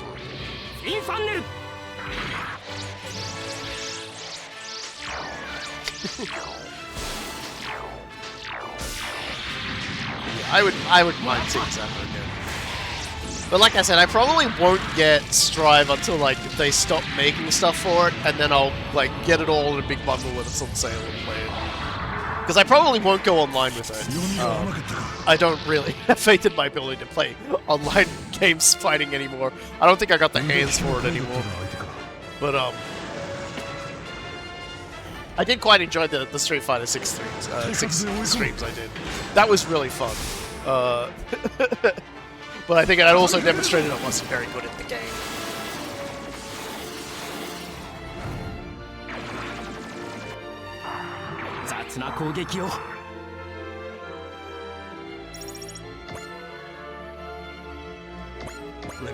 They've got a character from like fucking Cyberpunk Edgerunners in there, but then like at the same time they've just announced like the next Cyberpunk Edgerunners. Y'all seen that trailer? That game looks fucking insane. So that game, that show seems fucking insane.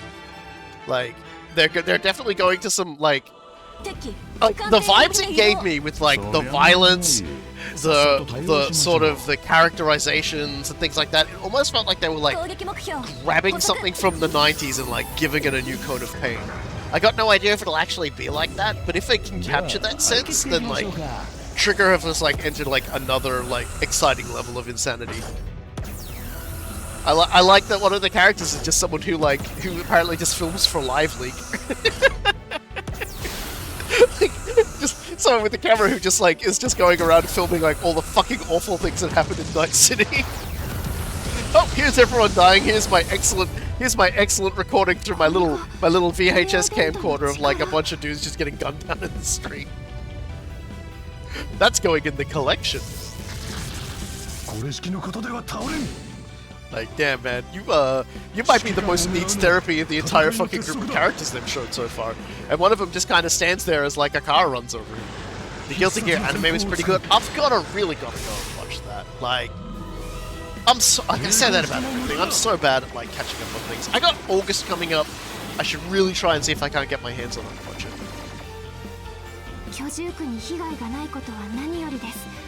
It involves more time travel, I know that much. But the thing is that Robokite isn't in it. They could have had at least one. They could have had at least one scene in it where they go to Venom's shop, and he has one line of dialogue where he just yells for Venom to get out the front and serve, and I would have been happy. But I haven't heard anything about that, so I assume it never happened. And I'm disappointed foreverly disappointed. You know, we're probably close enough I could just do this, you know, hit everyone with a wide-range strategic recon.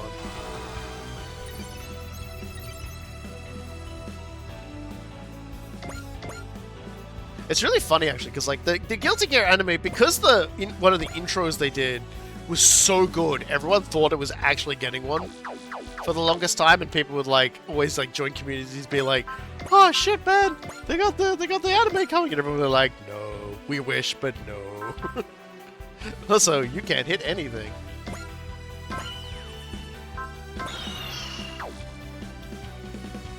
That's better. Need to watch the Strive movie first.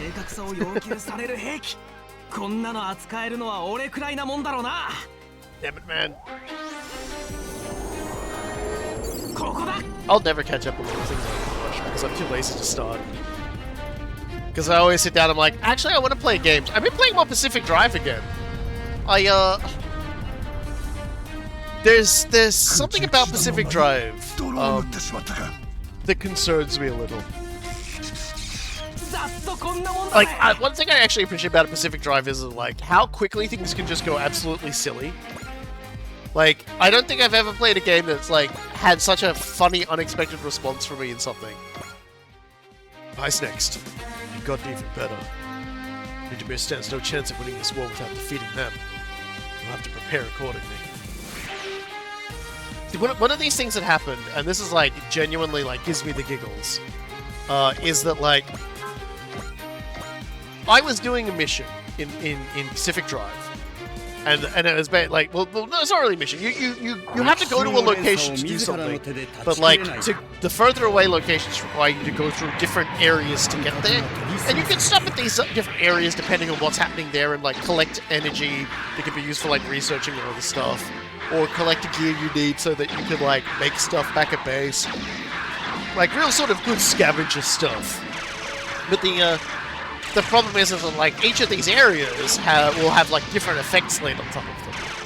And, some of them are hey, the game, basically you can spend as long as you like in here, collecting whatever you want because it'll never do that thing where the zone starts to shrink around you kind of thing. And then there's ones where it's the second you start in there, you're on the clock, and you need to get the fuck out of there as quick as possible. And then there's my personal favorite, the ones where it's just this is a modifier on the zone which makes silly things happen. And I got this one where it's basically any time lightning of any sort hits your car will accelerate really fast. So, you know, there are a lot, and there's a lot of things in the game that just, shoot electricity out. One of the very first anomaly hazards you find in the game is a tower that shoots electricity. There's so much of it. One of the very first things I installed on my car on the side panels was a, let's step back a second. There we go, that's better. Get a bump. Was a little thing that, catches electricity so that it could recharge my car battery. And that's been working out very well, because again, there's just so many fucking things in the game that shoot electricity off of themselves. And one of those things is like this really kind of weird array of like pylons comes out of the ground for a brief amount of time, and they have like a giant electrical like they basically just will form like a big electrical field around you. Yeah, those lightning rods are one of the critical pieces for making a fully electric car. I've also equipped a wind-based one, so when I'm driving, I will also like get battery. I've only just installed that, so I haven't tried it out. If it doesn't work very well, I'll get the one that collects rainwater instead. We'll see. One that makes electricity out of like ionized rain. But to sort of get back to my point, so I was in one of the areas where it's like every time your car gets electrocuted, you go faster, and I was like, okay, this is gonna be fucking silly, but we'll do it. I'll play your video game. And so it was one of the areas I just had to drive through, and it was the only thing that was there. So I'm getting towards the point where they get like, you know, the zone's gonna start closing down soon, and I need to get in my car. There are these energy anchors around the place. You need a certain amount of energy to escape the map in the first place, but that energy can also be used to like research stuff. There's different kinds. There's like stable energy, unstable energy, corrupted energy. So I'm grabbing one of those, and typically as you remove those, more anomalies start appearing in the world because they're there to stabilize the area. But what's happened is as I've done that, the electrical guns have come up, surrounded my car, and hit it with lightning, and my car just left. My car just fucking left. Like, I thought I had the handbrake on. My car just fucking left. I don't know what happened, but it just, like, shot off into the distance. And I look off in the distance. There's another kind of anomaly that flies around. They're called the abductors. And they pick up stuff that flies in their path. And, and I see my car just fly into one of those, and it just picks it up, and I'm just like, oh, this is gonna be a whole fucking thing, isn't it? Having to try and track down my car that has just left the building. It was genuinely just great. I'm very much in love with the game and how silly it is.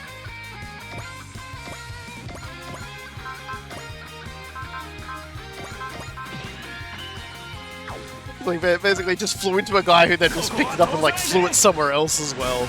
Surprisingly little damage on my car by the time I found it, like a little bit away. Thankfully the game will always point you in the direction of the car, but like, oh, saw me playing Dark Souls last night? Was it fun? Oh boy, let me tell you something about my Dark Souls randomized run. But I want to talk a little bit more about like, about Pacific Drive. Twice now I have encountered an anomaly, like an anomaly setting for a zone, like a zone modifier, and it's like something out there is moving, be careful. I've gone into that place, I've driven very carefully through it, and I've left again. I haven't seen what the game is warning me about. I have yet to actually see what this thing is that the game is warning me about. I don't know what it is. I don't know where it is. But the fact that they've like set, like, it could be nothing. It could be there's nothing there, and that setting does nothing, and they're just fucking with you. Like, which by the way, if it is, congratulations, works extremely well. I'm driving around, just waiting for like the fucking for the trees to come alive and pick my car up and just like throw it.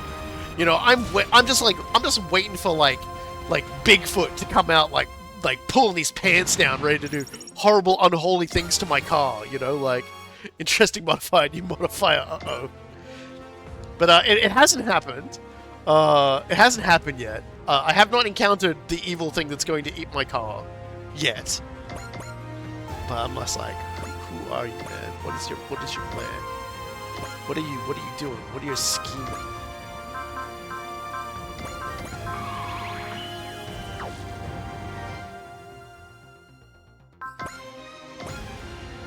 She's just doing that one kind of work.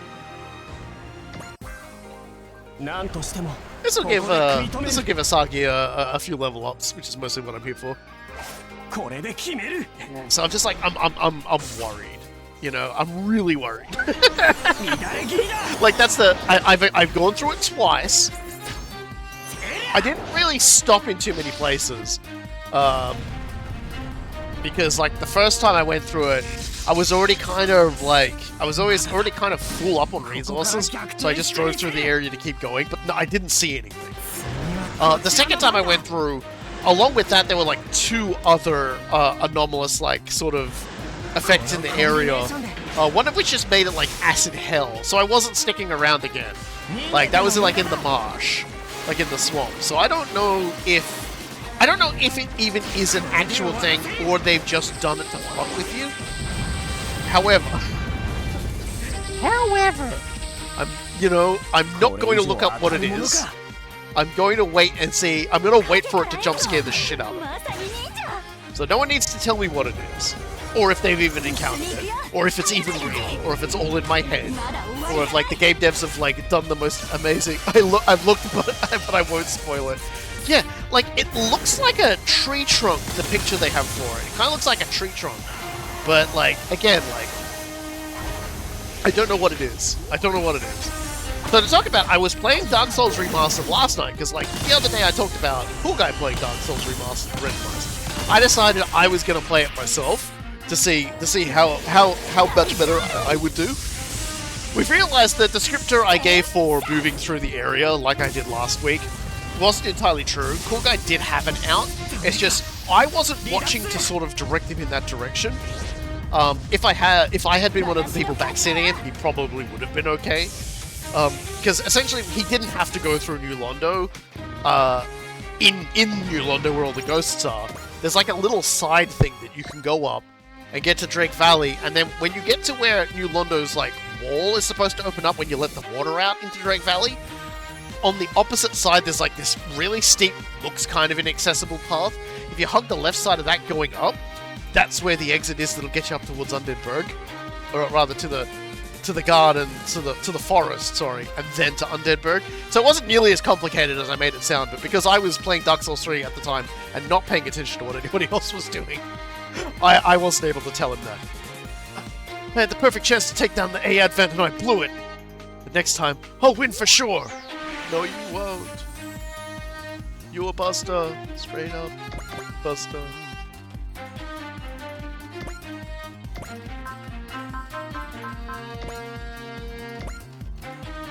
Damn, Vogue. Like, so I played it, I started one run, but like, it crashed at one point, and unfortunately, like, when I thought I'd set it back up again, it didn't, and so, like, I started getting unrandomized items, and I got enough, I was like, ah, shit, wait a minute, this isn't right. So I restarted, and the restarted run went even better, because, like, when I play a randomizer for a Souls-like game, if there's an option to play as the guy who has no gear, I'll usually take that. I took a character with gear when I did the Dark Souls 3 one, but that's because it gave me a weapon I liked. But typically what I do is I pick the guy who has, like, you know, you start with typically when you play as the Deprived in Dark Souls, you get like a shitty weapon, and you get like a wooden shield, like it's like basically like a little plank, and it doesn't really like block anything. And you're basically procure on sight from that point on. So like, but when I played it as when I played it on the randomizer, it gave me the lightning spear, which is a weapon that you can get from one of the mimics, and I think it's the Sand Fortress one. And the thing about that is it's like it's a +10 weapon that they put there just in case you feel like you haven't really been able to get some good upgrades and stuff like that. So it's there for you.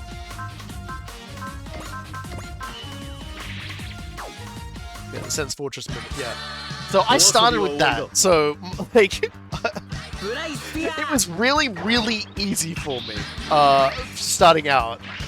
You know, the first fat demon that you fight for the tutorial when you do a plunging attack on him? One-shot him. As a Deprived with no extra stats. So that was good. That was good. So I've basically been using that, and I've rung both bells. I've managed to get through and rung both bells. I actually collected every single item in the Great Hollow, which took me a while. One thing I've realized is that, like, as a Deprived, I have very little curse resistance. I didn't get cursed, but boy howdy, I was paranoid about it. So, Like when I finished playing that night, I had basically was down to where all like the demons were, all the fire demons were down below. I beat Ceaseless Discharge, and I started going down in there because although I can't get through the Lord door, I can sort of. Are those guys supposed to be like? I think that's supposed to be bad. What happened? What happened?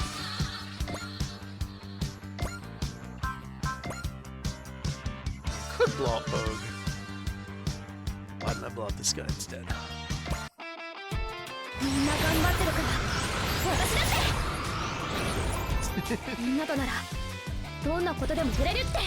But yeah, so the so I got up to Underberg really easily, but I didn't need Andre. Unlike Cool Guy, who really needed to get to Andre.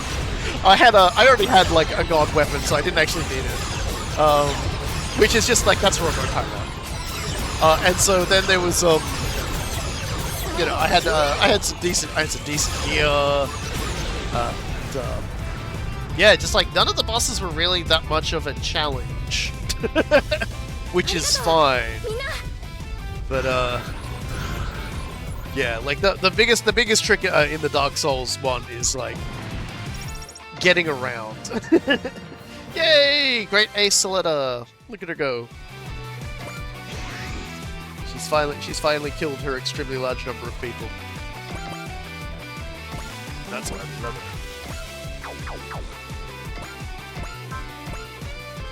Yeah, you can kill Bogue. That's fine. I'll give you some levels.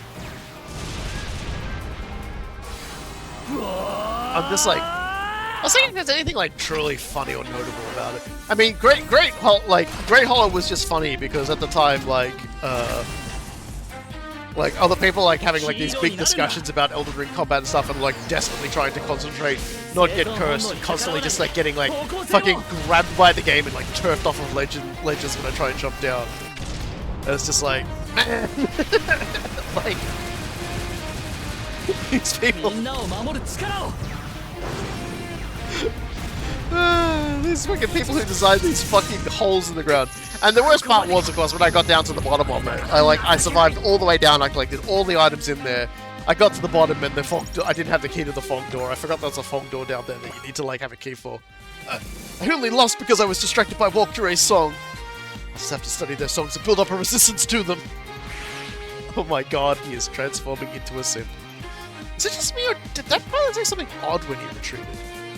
If only Walkure's song could fix that hard head of his. Something has gone wrong with me.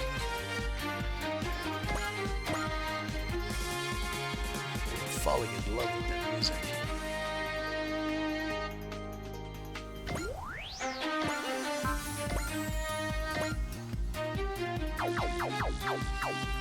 Is there somebody else who can maybe like soften some of these guys up for him? Probably not.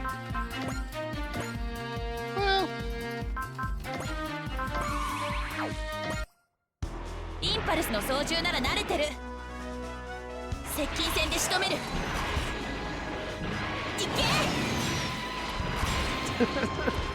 No, I'm definitely not donating to the cold one again. Oh god, that's the other thing that's been in my brain all week. See, you saying cold one has like activated the Warhammer brain pod. See, like without one, our usual like Warhammer lore guy coming in and asking me about everything that's happened, like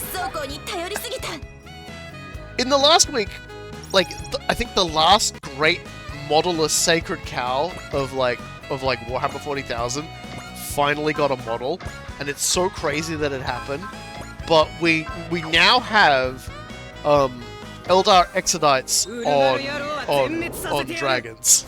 Like we actually have models for them now. They were like the one thing that they are just like everyone thought, well, they're never going to do this because they brought the squats back, and like the Exodite Dragon Riders, Dragon Knights were a part of like 2nd edition Eldar's book, and then they brought out a kill team set for them just recently. They announced it, so like they were like, yeah, look at this. I didn't steer it this time. I swear I didn't. No, well, we had no warning this time. When like, we'll get to that. But like, basically, they come out and say it, and I'm like, oh wow, so it's just Kill Team though. So that's just like you know, small fancy games where you can have everyone with like really specialized like war gear and stuff, right?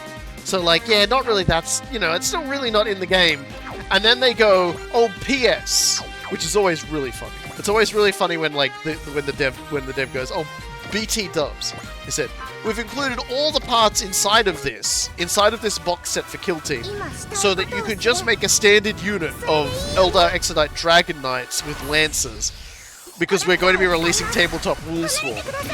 So they are actually being put on the tabletop as well, so you are actually able to have a unit of dragon riding, like, lance using, like, salt of the earth fucking moron Eldar people. It's great. Like, that was it. That was the like, I can't think of anything else that's like, well, I can think of one more thing that might be like the last great Sacred Cow, unless they've done it and I haven't seen it. Doom Rider really needs a new model. Have they upgraded the Doom Rider model? Because I don't think they have they? The OG Doom Rider, did they ever like give him a new model? Because if they did, then that's it. There are no Sacred Cows. You know, like. but otherwise, it's just like, yeah, he's yeah, like the squats is always really funny. That said, I did finish it for the Divide about a week before this announcement, which very prominently features Exodite Eldar kicking the shit out of Transfer certain points. He got better. Yeah, like the thing that, like, so to give everyone context, I do love telling this story, but like, and there is actually like, we were talking about it while I was playing a game. So there is like recorded evidence of this, and it was really funny because at the time we were recording it, and it was like, we typically recorded on Fridays, and I believe it was like one of the Dawn of War games, and I just made the offhanded comment, hey man, everyone's been talking about whether or not, like, they think the squats are coming back. And Cool Guy, like, shut it down. He put the lid so hard on that topic of discussion. It wasn't even a case of, I don't think that's going to happen, here's why. It was like, no, it's not happening. That's it. End of story. It's not happening.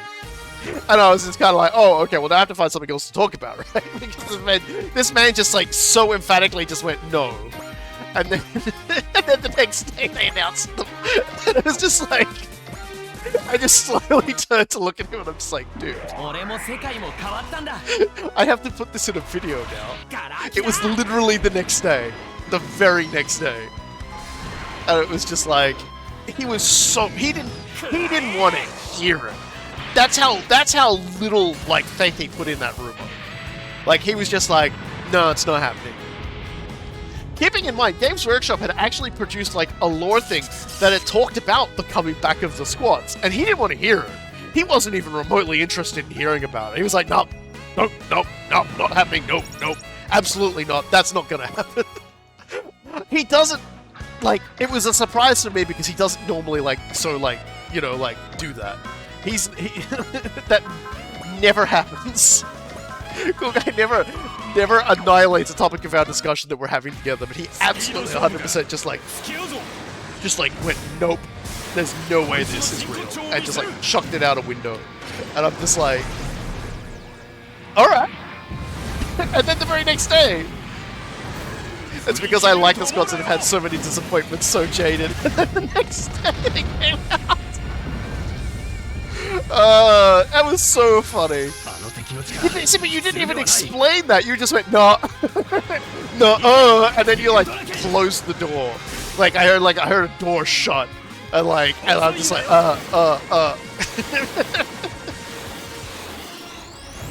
Oh dear. And I know some people have like feelings about the Photon, but I actually kind of like it. I like it.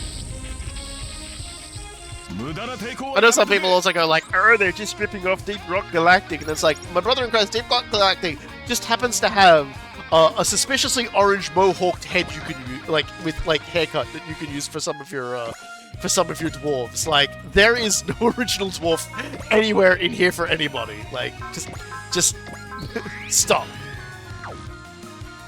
Stop. Oh god. You know what? I still don't remember what the other thing. Like, Guy has only ever done that to me twice. Although, like, that was, like, the only time he's ever, like, emphatically shut out the entire conversation. There was another time where he did not believe something was going to happen. And then it happened again the next day, but I don't remember that one. If anybody else remembers the other time that happened, you know, like, you let me know.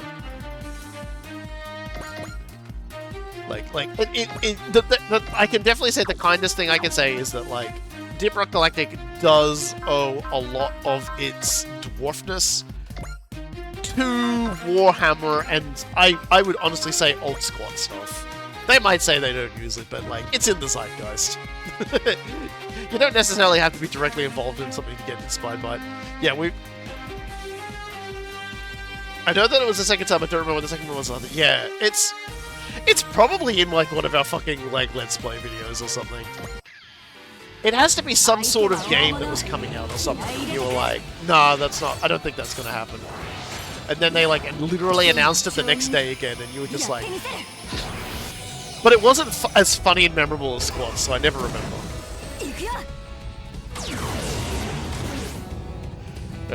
Oh well. Once is good enough. Was it Space Marine 2 becoming a thing? I don't remember. Because I feel like the Space Marine 2 announcement caught me by surprise too. Because obviously, like, Relic were not going to be making it anymore.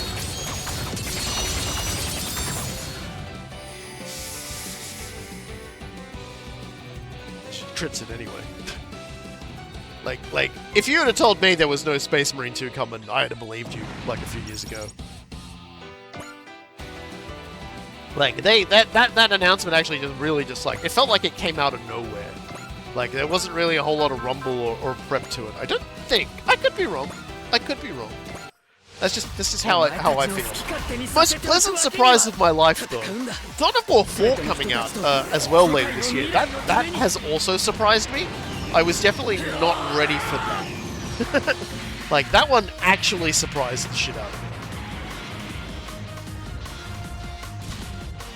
Like, and I will be getting it, and I will be playing it.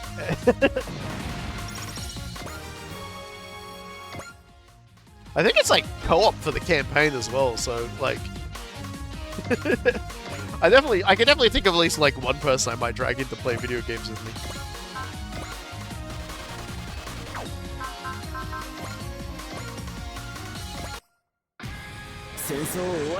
The fact that it's like not only like every single faction gets its own campaign, but the fact that like each of the campaigns will have like extra missions, extra optional missions, and like multiple endings because you can choose like which like with the orcs you can choose whether or not you want to play as like Gore Guts or as this like new guy who's like a snake bites like war boss.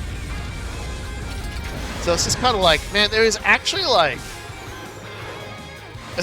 a lot going into that game, and I'm like really excited for it. I've seen some people like talk about how like they don't think it looks very good. I have not heard anyone who's actually played it say a bad thing about it. So I'm like, I'm gonna be cautiously optimistic. You know, like I'm getting cautiously optimistic for like a lot of Warhammer stuff, like Total War Warhammer 40k, when I saw the video, and I saw, like, guys jumping over cover walls to move, that was like, oh, hell yes! I am extremely excited for this thing! Could somebody else perhaps give her a tune? Wow, you're, like, the only person that has a tune on here, huh? Crazy.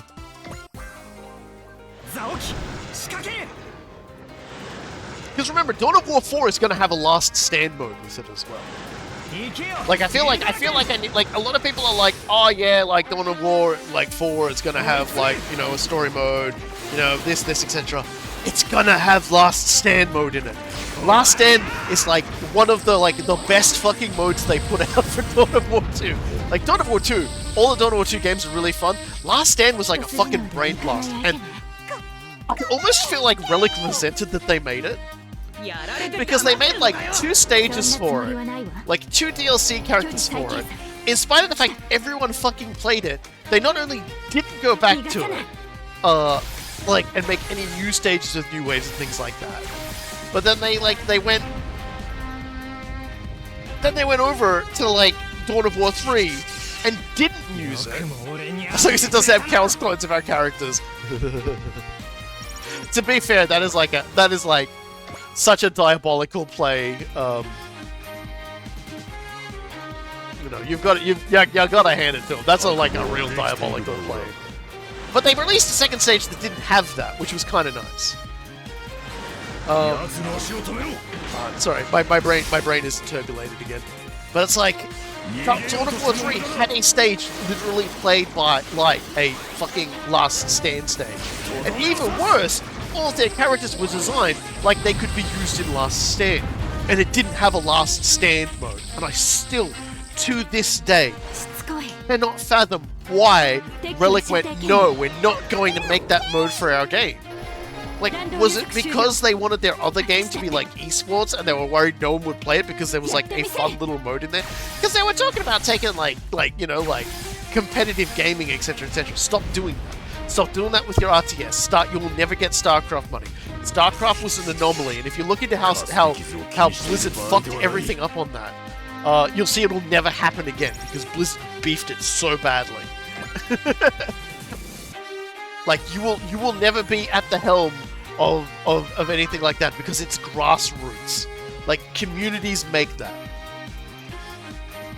Even StarCraft 2 couldn't recapture the magic. That was because, behind the scenes, apparently Blizzard were just fucking it up, like, trying to get more money out of it. They were trying to, like, make all these, like, rules and all this other shit. And to, like, basically so that they would be, like, they would get more money out of it. And, yeah, and they basically tried to put their fingers in every pie to because, you know, it wasn't enough they were selling the game and making lots of money. No, they wanted more extra money. It's like, man, I don't get them. I don't get these people. Like, it's never enough for them. It's always going to be more and more and more.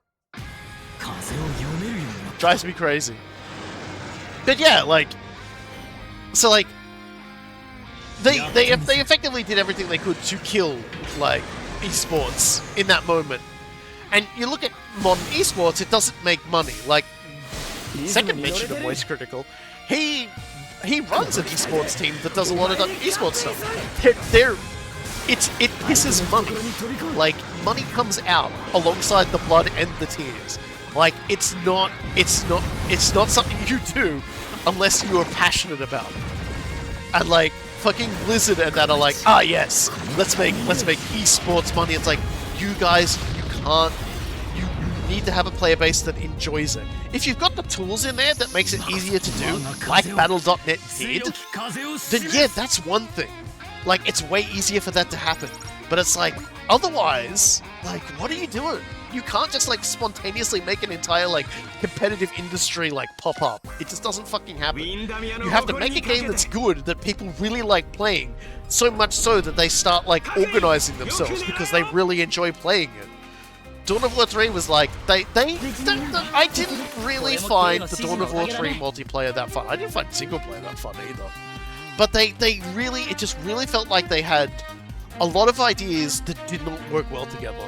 And interesting. So songs empower you. It really is gunning for me. Songs and Earthlings must twist the Walkure beyond what they're supposed to be. Neither of them can be left unchecked.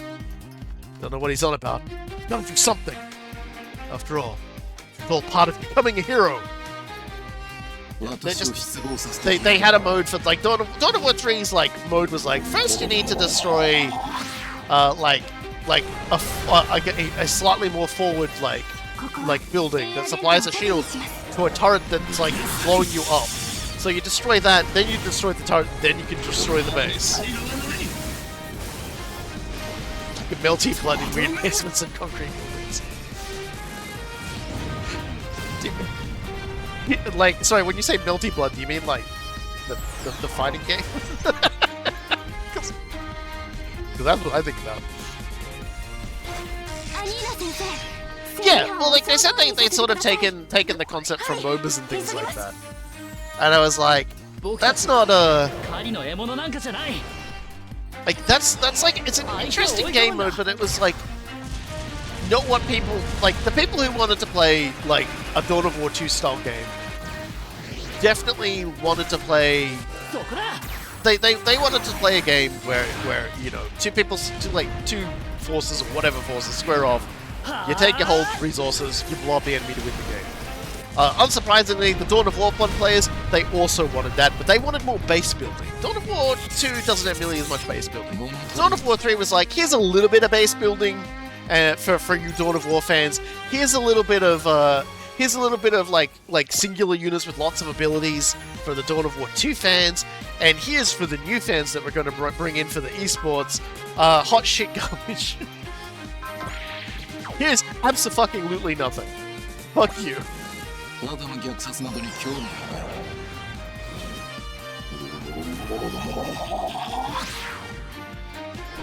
It just wasn't fun to play.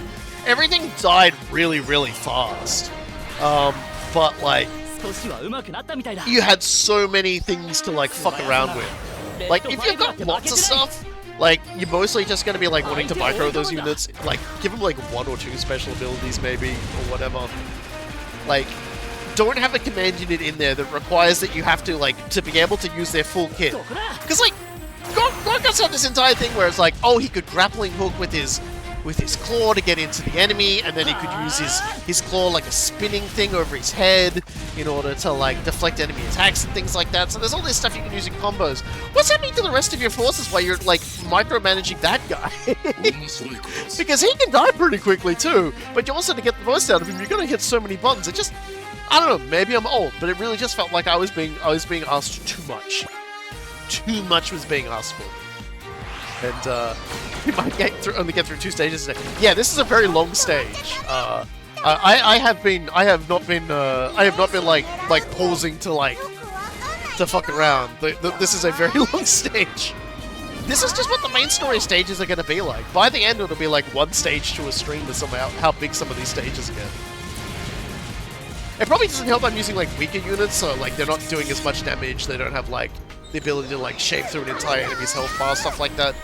But there also were quite a lot of enemies too, and we technically had 2 fights within this mission. So like, all I can do is shrug. That's all I can do is give my finest, my mightiest shrug. Yeah. So Dawn of War 3, I'm excited for, because they've definitely said, look, Dawn of War 3 was awful. And you know what, like, I got up, I started clapping immediately, I was like, hell yeah, that's what I'm talking about, and I left. I didn't need to hear anything else. When the devs went, Dawn of War 3 wasn't very good, I just cheered, I left the building, I'm letting them cook. But Dawn of War, it definitely seems like it leans more towards the Dawn of War 1 style stuff, which is fine. There's nothing wrong with that at all. Taking the win, going home, yeah. I had one guy in a comment on like one of my Dawn of War 3 stream videos being like, yeah, you lost your units because the enemy fired on them, man. It's like, yeah, the enemy came out of a hole right fucking next to them and killed them. It's just like, yes, I am aware the enemy killed me. The enemy killed me so fast I didn't actually have time to respond. And it took so long to get my forces up for that too. So like, shut the fuck up. As like, someone like pseudo-defending any of Dawn of War 3's decisions, it's just like, no, fuck you.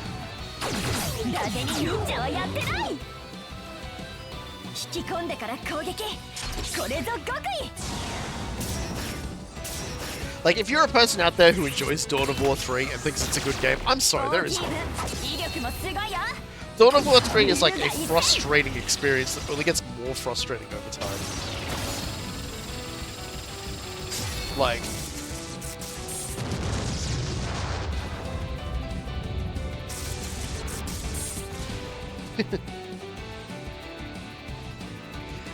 Although she's been talking about how, like, there's, like, choices you can make in the epilogue after you defeat both things for Mechanicus.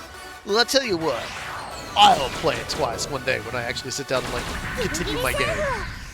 Because, I've been distracted by so many things lately, I've just stopped playing Mechanicus. I'll get to it! God, like... I've got the entirety of August off. I will be...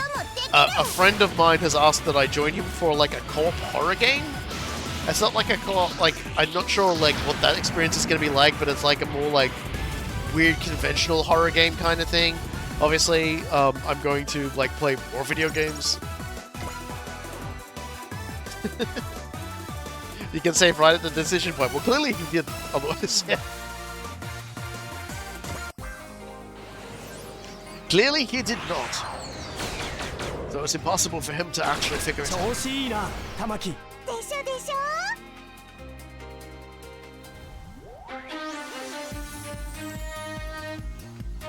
Oh god, he's still coming. Oh lord, he coming. The fat boy is on his way. Fat boy is not slim. Char, funnel this man directly into your funnels.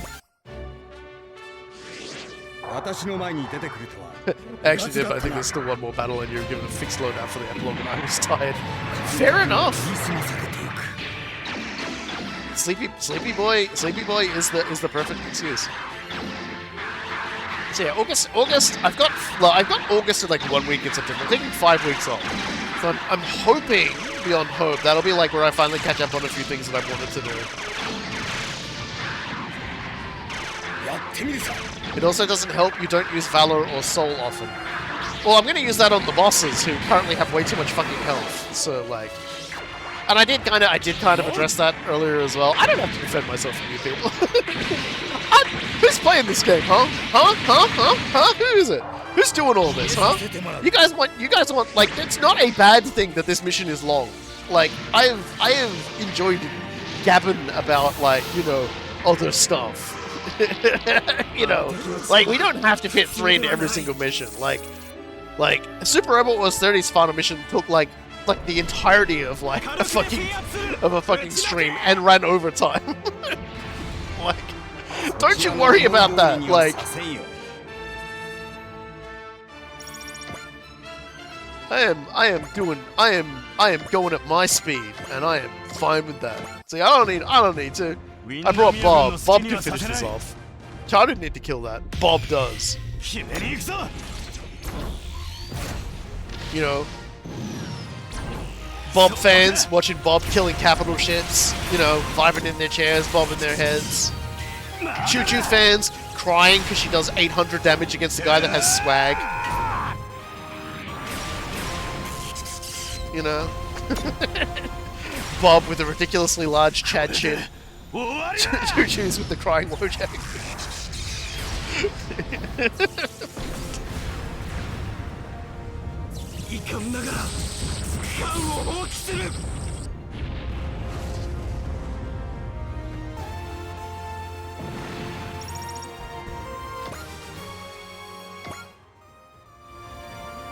I have made a picture depicting me, the Chad, doing 4,000 damage and killing a capital ship, and you doing no damage to the enemy at all. There you go, look, Choo Choo fans, look, Choo Choo fans, here you go. Look, she's doing it. She's beam Vulcaning someone to death. Summer gets me very depressed for some reason. Well, good news, it's winter here. I'm fucking having a grand old time.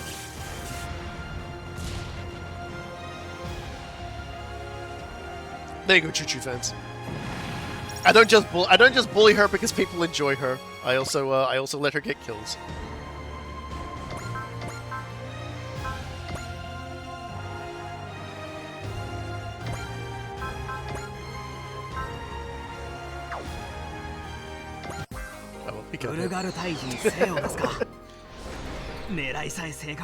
Yeah, she got 6 levels at once.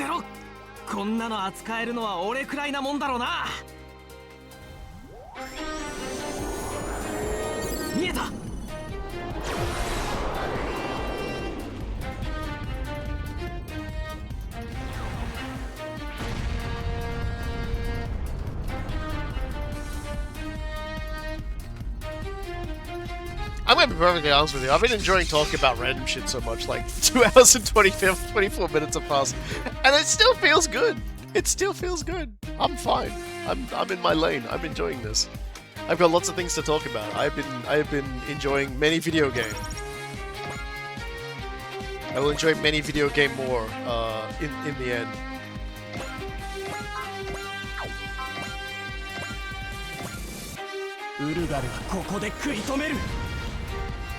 She's a higher level than both the majority of Team Rabbits and the mascot teams.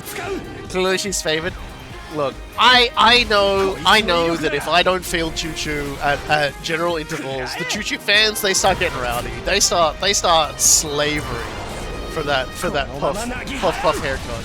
They get cranked, and you'll start seeing me in the deployment phase being like, I need a really useful unit that's like performs a very specialist role, and you see people in the chat going, bring along Choo Choo. She's like fucking useless off the map.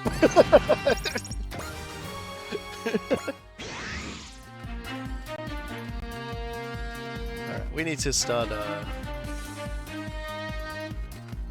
we've still got too many people to kill.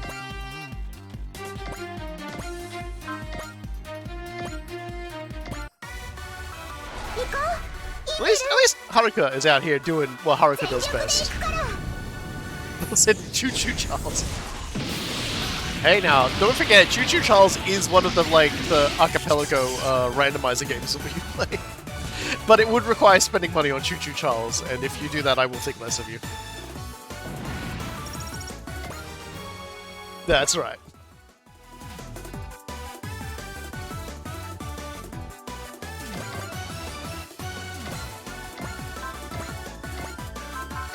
Ah shit, here we go. See, this is the real the K appreciators are gonna be eating well today. She's getting a kill. I love that we got blindsided by Haruka and Imra just solo sections of the map. Did not think that she would be so powerful. Also, speaking of random shit, one strip we talked about Super Robot was flavored Limbus. Which characters could you make 2 dozen alternate universe versions of besides Koji, Amuro, Ryoma, and Char? So you mean like characters in the Super Robot Wars game getting alternate versions of themselves, Limbus style?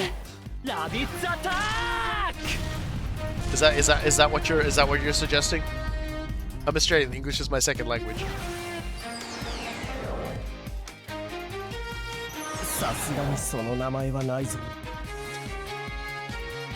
I mean, oh yeah, like the easy one is Amuro and Char, like.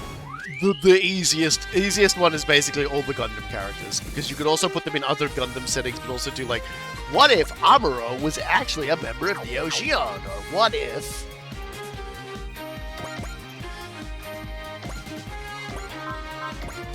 So I have to, holy sh, okay, yep, that's right, Soul. I always forget, he gets free Soul. I don't know, like, honestly? Like, you kind of Pinyin plays like the most obvious one. And the one that would be the easiest to do it with. Like, the Mazinger crew would be very easy to do with as well. Because obviously there's like a million versions of them.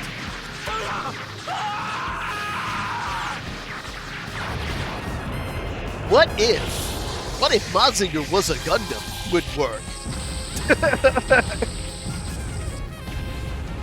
Well, the Eureka 7 Rider has like infinite number of increasingly depressed Eurekas.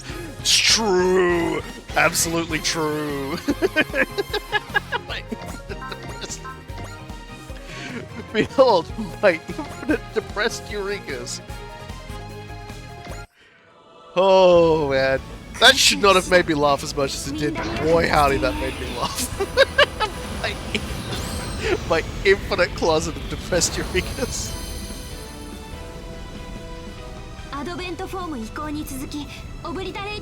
Specifically, Kalano Suzaku, you could make a lot of alternate versions of. Yeah. Militia the Rebellion could do it too. They could probably do it. Like, any series that has, like, a lot of characters in it, and also, like, a lot of different factions and machines.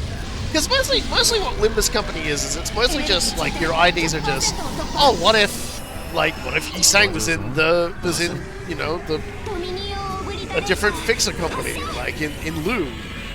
Like, you know, like, what if Sinclair was Philip? He would not be as awful, I guess, as Philip is. Fuck that guy. What if Roger was even more of an alcoholic? You know, things like that. So, like, what if Amuro joined the Titans? What if Amuro joined Axis? You could do a lot of those really easily.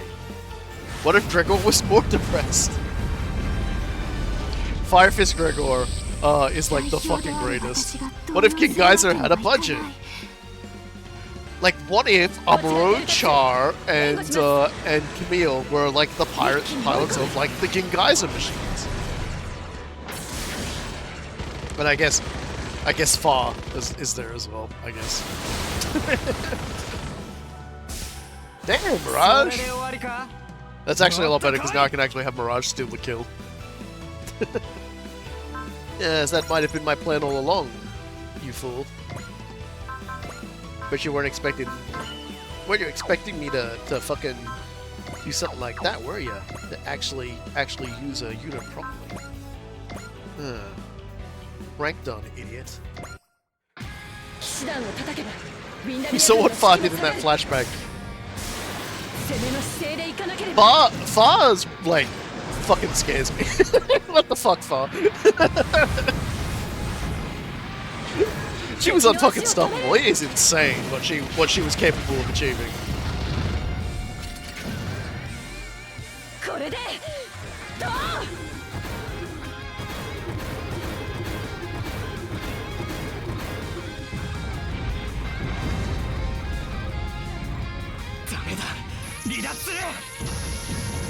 She a little guy. Have fun. Or don't. I'd honestly prefer it if you didn't have fun. Damn, those levels! Damn it. I had the perfect chance to take down the A advent, and I blew it! But next time, I'll win for sure! No, you won't. Who said that? Who said that about me? How could you be so mean? Well, something to yay about. Kesham, I'm sorry, buddy, but I'm gonna have to Brygar you. How far are you in Limbus? Oh, I'm completely caught up on the story in Limbus Company. I've been playing it from the beginning, so I also have like literally every single ID in the game.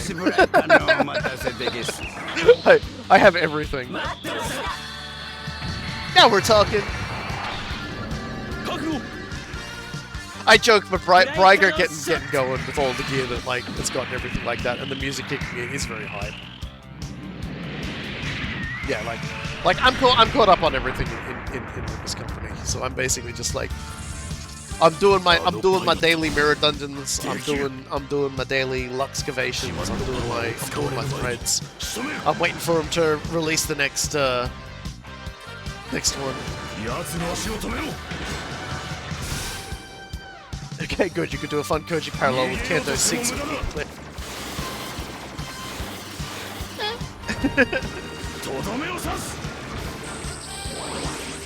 Poor Heathcliff. I'm very happy with that they've managed to do something very interesting with like Heathcliff. Because let me tell you something.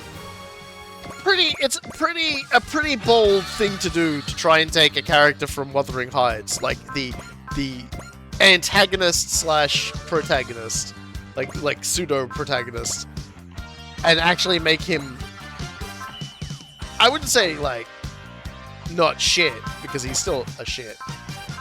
We don't actually have enough SP for that.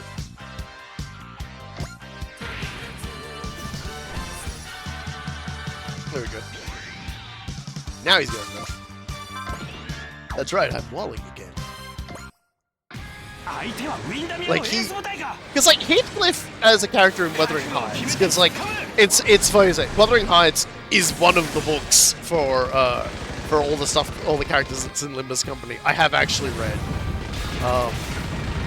And I'm just like, you are never at any point thinking, oh yeah, this guy is like a good person. Like, his revenge, the scope of his revenge, the things he's done, if there was ever a moment for it being justified, he long since eroded that.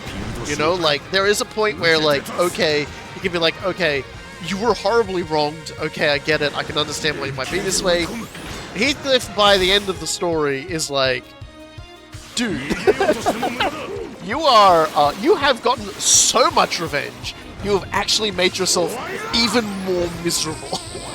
Like, the revenge wasn't making you happy, so you tried to do more revenge, and it made things even worse. And now you're still doing it out of spite. Like, you dug a hole. Like, Like this, it's like, you know, they say like when you're looking to get revenge, dig 2 graves. This man dug the grave, crawled inside the grave, and refuses to get out of the grave. And we're begging him, please leave the grave. And he will not get out of that grave. He is just fucking occupying that grave. It is his. He wants it. You can't have it. The grave belongs to him. Which is really funny because Yiseng's the one that really likes like climbing into graves and like lying there and stuff like that. but like he's just this like when you get his flashback and you see how badly everyone treated him and things like that, you can be like, yeah, no, look, I get it, I can understand it. Like I would probably have an eternal chip on my shoulder too if I was brought into the family that was not my own. And in spite of the father's best attempts to get me, like, loved in this family, like, other members of my family treated me like total dog shit. And then, to top it all off, the woman I love says no. Not because she doesn't love me, but because, like, we wouldn't be rich. like, the reason why, like, Kathy is, like, says, like, this isn't gonna work is not because... It's not because she doesn't love him, but because she basically thinks that, like, because they wouldn't be financially stable enough, they'd be fucked. And that's like, girl, that is like the weakest response. No wonder he was pissed. But like, what he does in the aftermath of it, he goes away, he makes a great man out of himself, he gets so much money, and you're like, oh, look, he's managed to prove everyone wrong. Like, he can move on. No, he doesn't move on. He goes in, he ruins everybody's life. And then when you know, Kathy dies, in no small part because of his tremendous revenge, he's just like, oh, this wasn't fulfilling at all, I'm just gonna keep going and get her descendants now. It's like, dude, no. This is when we slap you on the back of the head. So the fact that, like, Project Moon was like, we're gonna take a guy who essentially turns into that and, like, make him a likable character in our video game was like, damn, you guys definitely think very highly of yourselves, don't you? And you know what? They did it, so congratulations. Congratulations, you succeeded at winning the mission. And it's because, essentially it's because they made sure to, like, stop him before he got to that point of revenge. So, like, thumbs up to them. They did a very good job. I remember there was, like, a politician a while back. Don't remember who he was in England. But they asked him who's, like, the literary character he most relates himself to. And, like, he was like, oh, Heathcliff from Wuthering Heights. And everyone was like, did you read Wuthering Heights, man? Or did you read, like, the sequel book someone wrote, which, like, is, like, a really bad attempt to, like, make it look like he wasn't as bad as he really was? Because I'm gonna be honest, man, you're not winning me over with this shit. I also forgot to change the theme song for this, so she's gonna be doing the Seed theme. I'm sorry, everybody. I failed you again.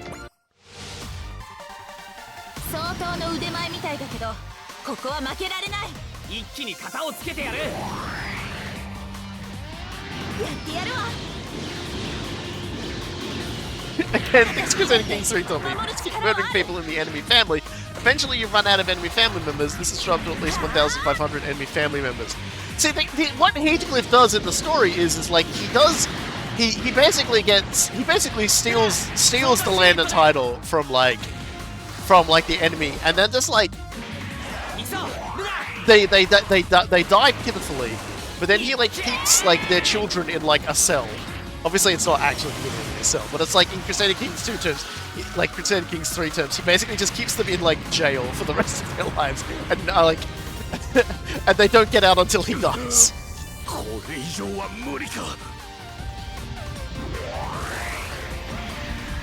Seeketter also told you that you need 40 children. Also, Kogai replies, "Yeah, I've done that."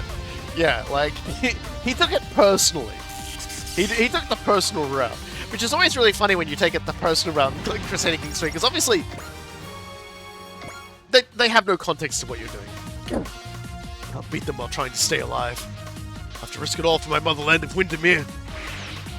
Eventually, maybe later. I'll risk it all next time. You haven't heard the last of me? Yes, we have. We have so heard the last of you. Fuck you. Astrid! Damn it, Astrid. You can do a size, Astrid. Damn it, Astrid. Wait. Wait.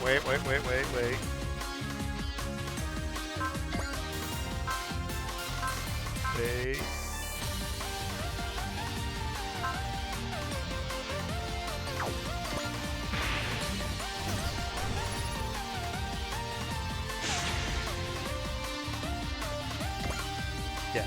I know a lot of people who bounced off of Olympus because of the gameplay. Let me tell you something. I'm a sicko. I fucking love the Olympus gameplay.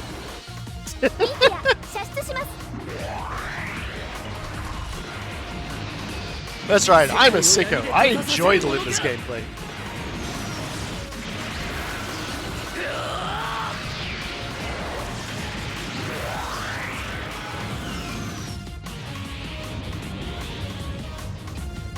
When I say to people I've got all of the IDs in the game, that's like I haven't actually spent any money for the IDs. I've gotten them entirely to like getting the shards for them through doing the mirror dungeons and stuff. So I'm pretty good. I'm pretty super excellent. Don't mind me. Kill this idiot.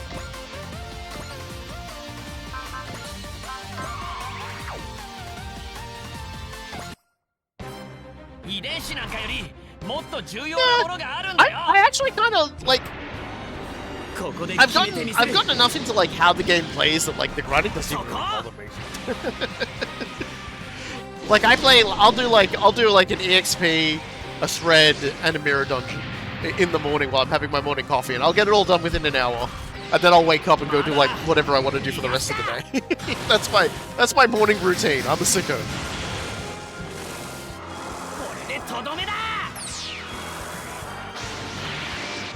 Except on Thursdays, where they typically do like a maintenance when I get up in the morning. So like, what I'll usually do is I'll do like the hard mirror dungeon in the evening. That's still pretty fun. Yeah, I'm a sicko. I'm a complete sicko when it comes to Olympus Company.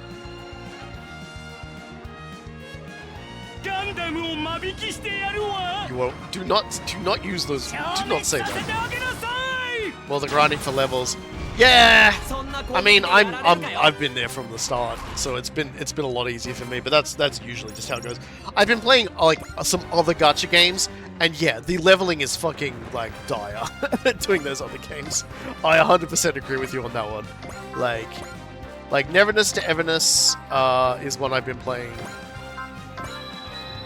They're doing something fucking insane soon. I'm at Kanto 4 and I can't catch up anymore. Yeah, just like don't. So I had a similar sort of thing playing like Fate Grand Order. I got into it like a year late. So like I was constantly playing catch up, and I did definitely hit a few points where like my ability to like get through the game easily no longer was no longer caught up with like what the fuck was happening in front of me. And so what I just did was like I did events when they had events that would let me take part, and I just spent time doing like the leveling stuff. And I just sort of chilled out and did other stuff instead. Like I just let that sort of go on, and eventually I got, strong enough with my stuff to like continue on. Gacha games are really just built so that like it is such a pain in the ass to like catch up. At the very least, like Olympus Company like has more. I think it's much worse than Fate. I disagree in some respects. Primarily because, like, Fate Grand Order has a lot of, like, events that you can play as a new player that just require you having to beat, like, the prologue, and it'll let you in. This is terrible! This could grow to threaten the Walkure's very existence! I must warn His Majesty! But I just, like, being silly with his voice. The Kneel. Here. Let's look into the Walkure's latest tactical movements, as well as today's combat data. Understood. I'm starting to develop a suspicion. I'm getting suspicious. I'm getting asbestos about the enemy.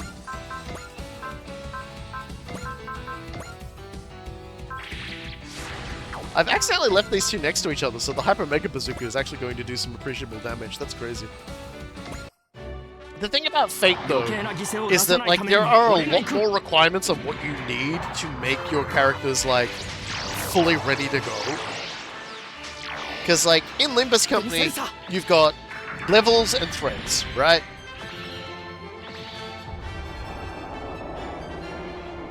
And, like, I started this month, unlike Fate, where I feel like I can move my own pace, I feel like I can't go forward with this game. I can't relate to that experience just because I was there from the start, and there were a few fights that, like, I had to, like, stop and, like, build my dudes up for, or wait till they nerf the fight. Cough. I've actually gotten through most fights with them, but, like, I can't really relate to it because, like I said, like, I've been there from the beginning, so the pacing of, like, the stuff they've given out, everything's been pretty balanced. But all I can say is that, like, there were multiple occasions playing through Fate Grand Order where I definitely had to stop, pull back, and grind up. So, like, that's all I can say. Like, I ain't gonna defend it. It's a gacha game. Gacha games do be gacha games. But I'm gonna tell you, I experienced much more hardship through Limbus. Limbus put me through way worse hardship, and it kicked my dog. Kicked all of my dogs. 3,000 dogs just kicked all over the place. I don't even know where I got them from. I've also, like, there's also, like, this thing you gotta do in Fate Grand Order at the moment. Like, these challenge fights you gotta do if you want to unlock certain things. And I just haven't done them yet because I've been so fucking lazy about doing it. Maybe I'll do it in August! Yay! August, where I put down all these ideas I'm gonna do something and just don't do any of them because I did too many. We'll see.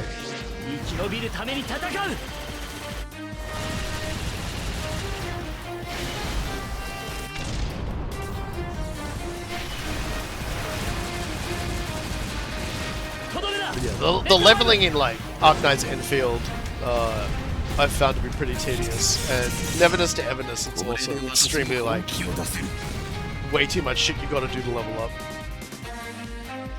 Bleached Earth or Advanced, I barely touched either. So it's the elemental bosses on the Bleached Earth. I won't say who they are because that's kind of a spoiler. I don't know who is where in terms of having played it. I had the opportunity to hear Earth's songs. That should suffice for today. Don't forget, Teoria. Battle is everything to the Walkure.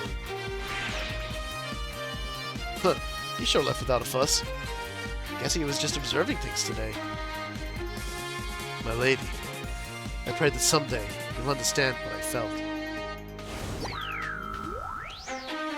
Anyway. I'm just gonna Varial Combat you out of existence. I hope you understand, man. Goodbye, Keith!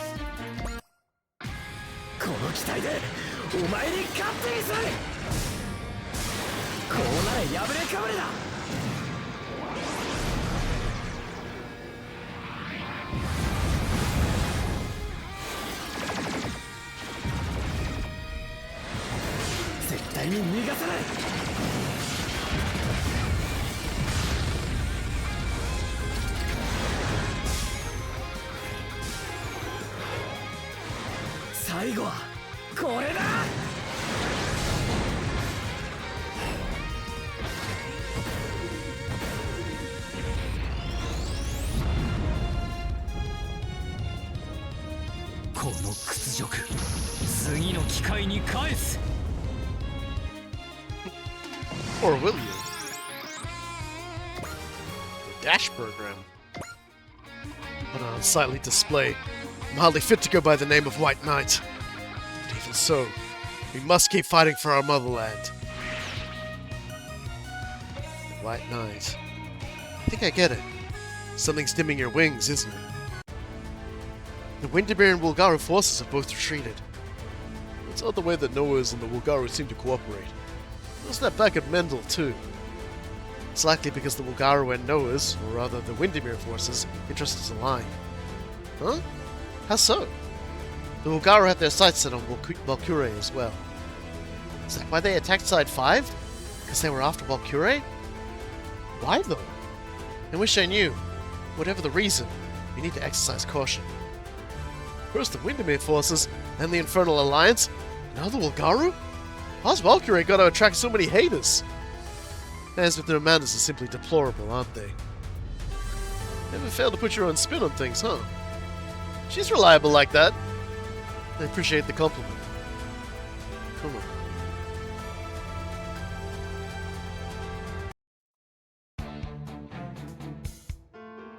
So even the Walkure have set their sights on Walkure.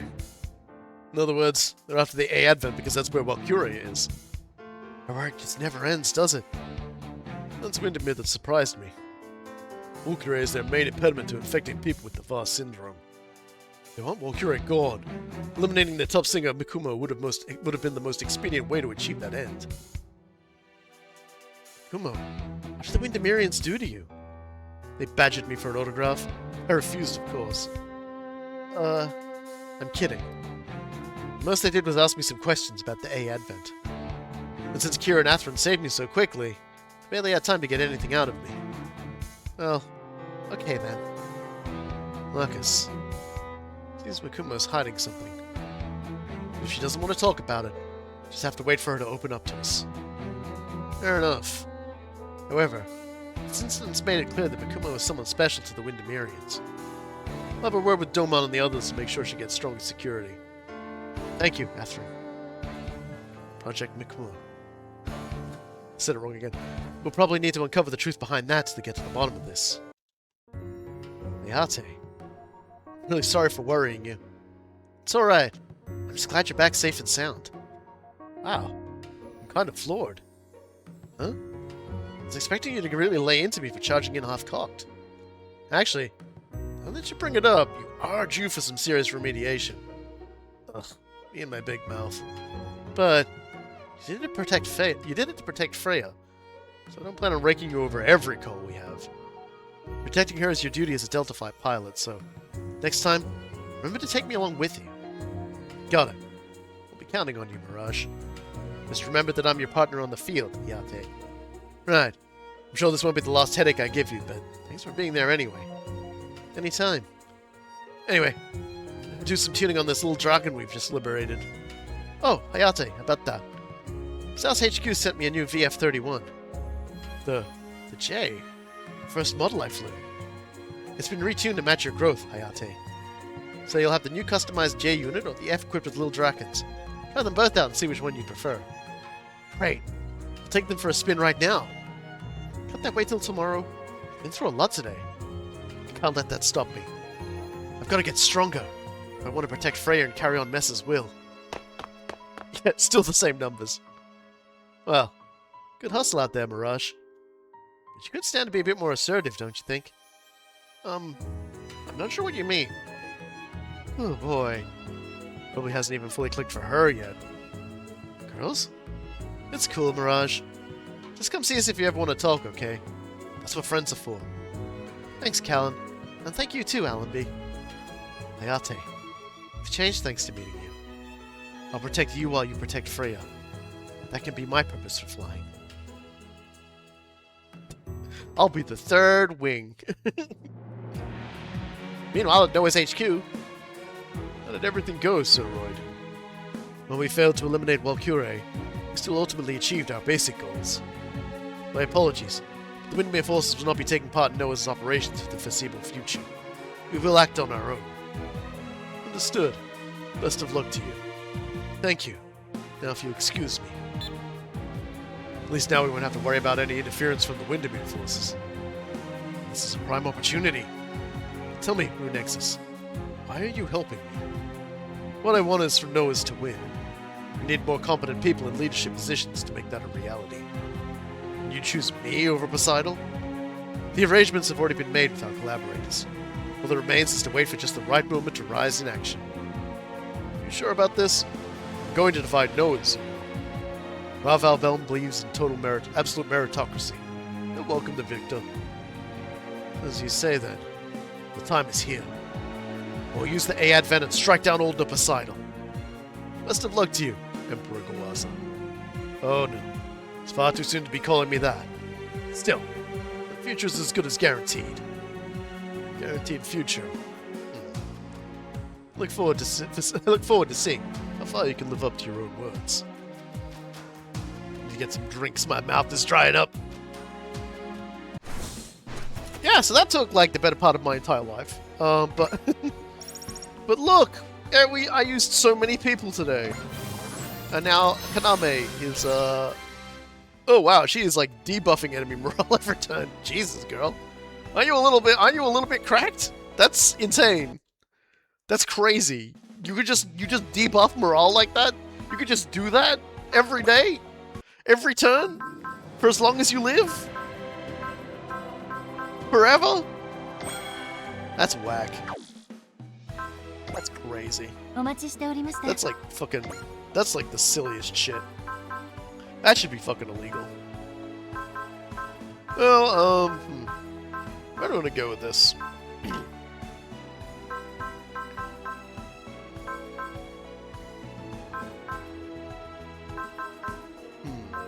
Looking around, trying to think who I should invest our next bunch of stuff in. I guess. Oh, yep. So, as you can see here, we've got Siegfried in that one, but if we want, we can switch him over to his custom Super Siegfried Hayate, which if we go into, we can get the bonus for.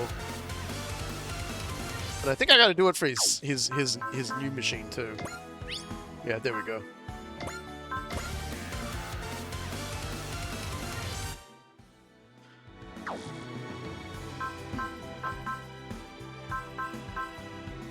I mean, I guess when it comes down to it, I should probably get these two leveled up.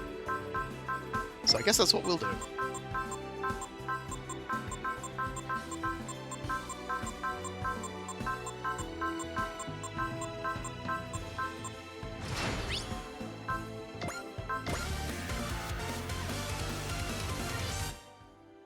Siegfried, you mean Hayate? His machine is called the Siegfried, so like... like, that's what his machine is called, so...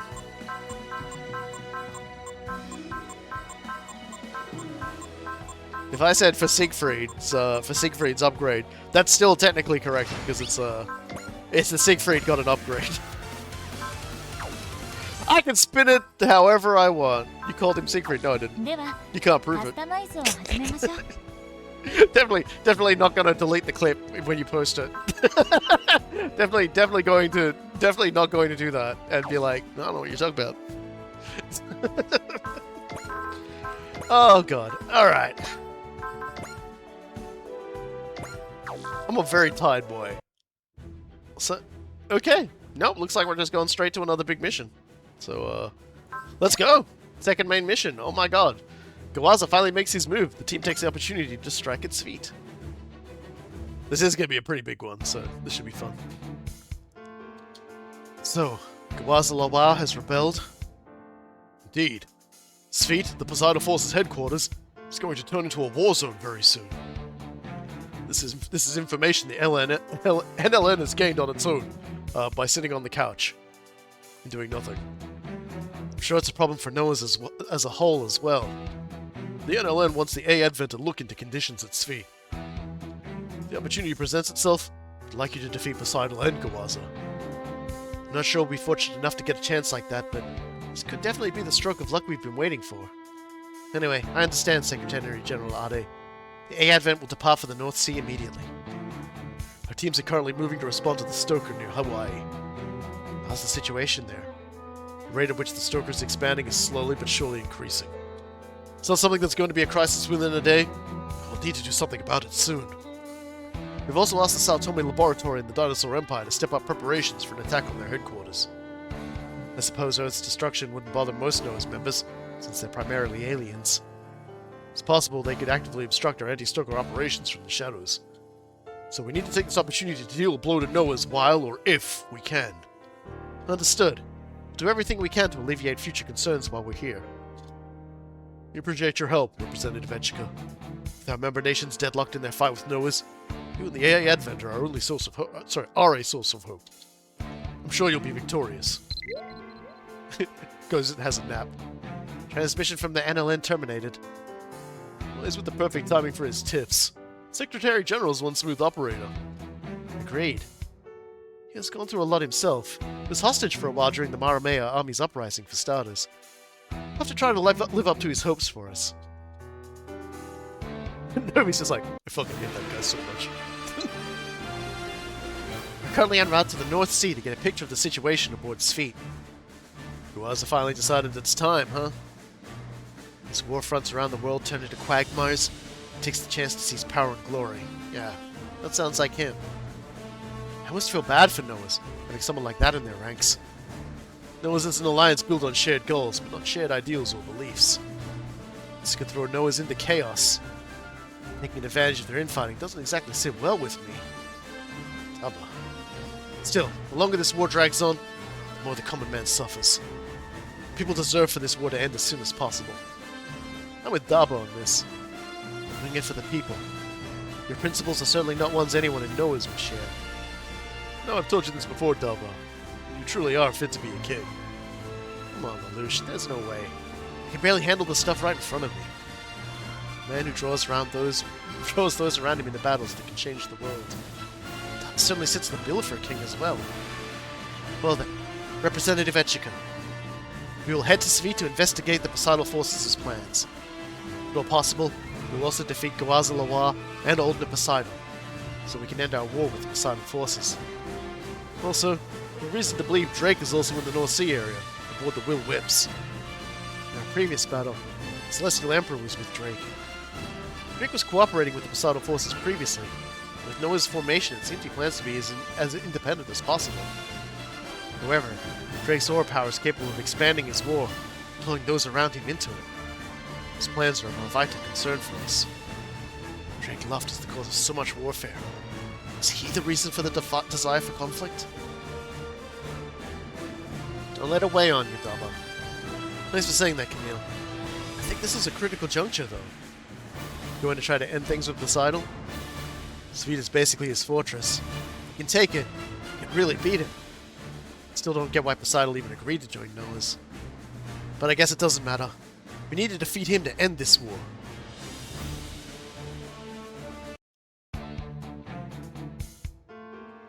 Shion, come on, over here. Welcome to the Grand Garan. Do you need something, Queen Ciela? Why'd you call me out personally after the briefing? I see you still don't feel a need to hide your displeasure, Shion. What do you want me to say? Come on, speaking with Queen Ciela. Try to be nice. Isn't that something that's been bothering you for a while, Shion? Shion, share your burdens with me, please. I assume this is the part where he usually gets, like, the unit upgrade if he does that extra mission. I just don't even know why I'm here. Is it because I awoke the treasure of Baran Baran? The Aura Battler? For the first time in 700 years? That's why I'm here. That explains why Raban and I got kicked out, but what did Ramil do? I believe the answer to that is part of why you were called here. You need me? Everything in this world has a cause and effect. Your presence here is the result of Bison Wells' own will. I don't know what the intent behind this is, so I can only ask you to try to solve that riddle yourself. Why do I need to? Because you're not from the same time as Sho and the rest of us. I believe the fact that your presence here, with us, will determine how this battle goes. Think I'll be the decider? I believe that the people of Bison Well in the far future have something we know nothing of, and I wish to see it. Shion, do you lack confidence? I've never had confidence. But hey, I have to fight to stay alive, so I'll do it. After all, I can't rescue Ramul if I'm dead. Your will to live will surely give you strength. I have high expectations of you, Shion Zaba. Don't put so much on my plate. I'm too busy just taking care of myself.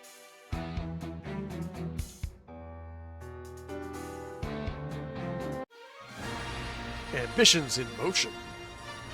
I should probably grab a root beer from my fridge. Here I go, wheeling my way over to my fridge. It's always a highlight of the stream when I wheel my way over to the fridge. Why do I have... What the? What the? Sorry, I'm having an existential crisis over here. I bought 2 bottles of Pepsi and drank 1, and put 1 in my fridge, and I've come over to my fridge and there's 2 little bottles of Pepsi. Have you been in here for weeks and I just haven't noticed you? What the fuck? Wait, hold on a second. Hold on a second. Is this a prey mimic? Is this a prey mimic? Okay, I've hit it enough times. This is not a prey mimic. A prey mimic would have killed me by this point. If I start screaming, you guys will know why. Or if I start making horrible choking noises because it's like stuck its tentacle down my throat and killed me. What the fuck? I haven't even bought like a Pepsi in 2 weeks until yesterday, so I don't know what happened. I'm so confused. I'm so confused. I think this has been in... I think I have just had one, and I forgot it was in there, and I've left it in there the whole time. I'm just like... I like that this has derailed my entire stream. I'm just like... I haven't... I definitely drank one of the 2 yesterday, and the other one I put in the fridge, and I did not see the extra one. The A Advent is en route. Yes. Dispatching your forces in response was your downfall, Old Poseidal. You chose to start your rebellion precisely when we're facing a foreign threat. It was a fool to give a small-minded boy like you the extra 13. Fear none. The Advent will be dealt with decisively as well. I think it's time you step down, Old Poseidal. I have the support of both Rune Nexus and Drake Luft. Where is Drake, incidentally? He's aboard the Will Whips, preparing for battle. Once I've defeated the A Advent, I will lead the Poseidal forces, the Giwaza forces, and gain a solid position in Noah's. You want nothing more than a position in Noah's? I suppose that's the most mind of small as yours could ever hope to aspire to. Ever ready with insults? Lord Giwaza, the A Advent will breach our defense line momentarily. So we'll end this here, at Sveit. I'll be fielding your Imperial Guard, Old Poseidal. Do as you wish. Nay, I'll take command of the Vanguard. I trust you to keep an eye on Poseidal. They is so done with us. Funny, isn't it? A men who obsess over their ambitions and who think of the women around them as tools. Majesty. Nay, Mohan. I am grieved to see you suffer despite my granting you the Aug.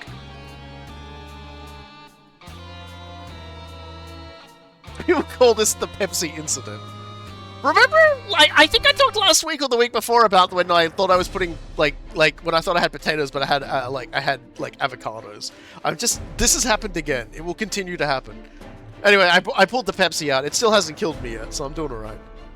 Imperial Guard, I, Giwaza Lawa, am your new master. The A Advent will arrive soon, and we will make Sveit their final resting place. As you wish. His Majesty Poseidal also desires the defeat of A Advent. You must understand, Kyu-san Olabi. I am the only Majesty now. Okay. Normal. Burns headed out. Seems like all he wants to do now is settle things with Shozama. There's more than that eating at him. That Raban guy's on his mind too. Burn and Raban. Almost 2 sides of the same coin. Coin with nearly identical faces to boot. Barnes just as driven by ambition as Burn used to be. Barn also seems like he's getting eaten up by that weird desire for conflict folks have been going on about. Between that ambition and that drive to fight, it's a bother listening to what anyone else says. Speaking of not listening, did you not miss the announcement or something? You're not in your pilot suit. I'm not feeling it today. Then why are you here in Sveit? An old friend told me there'd be a hell of a show here today. What about you, Gable? Isn't your precious princess going out to fight? Indeed. I do want to protect Kyu-san Olabi. I also feel just as strongly about not assisting a small-minded tyrant like Giwaza. I hear that. Burn can have this fight. Sounds like all of you are just as self-serving as me. In a world like this, all I want to be is true to myself. Absolutely. No one gets to order me around. I don't care about fighting for power or some weird desire for conflict. I just want to fight when the fighting's good. I love these 3 guys just being like, wow, there's some weird will making everyone fight. We don't care. Sits back, opens Pepsi. Raban Zaramond. Yeah? Your aura battler there. That's the Zwath. It's the power bestowed upon me. You can sense the obsession your machine exudes. It's like it's been infused with hatred that seeks to destroy everything. What about it? What? It will destroy everything that dares stand in my way. That's what the Zwath is for. What is this displeasure I'm feeling? It's cringe, Burn. You're seeing someone who's acting like you used to act. It's cringe. It's not like my hatred towards Shirozama. It reminds me of back when I was crying over my own weakness, right when I came to Upper Earth. It will turn Wise next into a stepping stone on my path. Here we go! All units, prepare to engage! Hell yeah, well we'll bring the Grand Garand, because, it's the Grand, it's a big fight. Yep, so we got these guys coming. We're gonna bring our finest troop of killers and silly people. Yeah, Kiro can come. Bring the Marzens, the Getters. These three. Forte. Amuro. Char. Let's bring Ange. Rika. Big O. Double. Jeeg. And... bring the normal Elgheim? Nah, not this mission. We'll bring Takto, I think. And then we've got one more.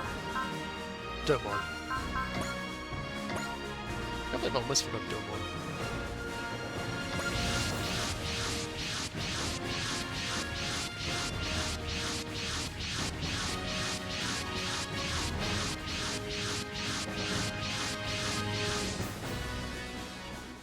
Our forces have landed on Sfeet. We landed Sfeet first. Forces currently deployed must be the Imperial Guard. The Imperial Guard loyal to Poseidal? Did Giwaza screw up and lose? It's just as possible Giwaza's already gained control of the Imperial Guard. Taba, look over there. With that yellow heavy metal. You're right. That's Ullaby. Got your back. Go save your sister. Gonna face off against Poseidal, right? That means you should save your sister first. Thanks, guys. The rest of us will support you, naturally. Let's save her, Daba. Save your sister and put Poseidal and Giwaza in the ground. We can get it all done. Right. What's the plan, Daba? I'll start by reaching out to Ullaby. I'm going in. All units, back up Daba and take out any targets in your vicinity. This is the end of the line for Poseidal and his goons. So let's pay him back for everything. Go, Daba. Let's end this. He brought this Pentagon war to Earth. I'm going to end it here. Right. So we just need to defeat Ullaby. So we'll go talk to her first, and then we'll beat her up. Obviously, there's a lot more people that we need to deal with along the way, though. So yeah.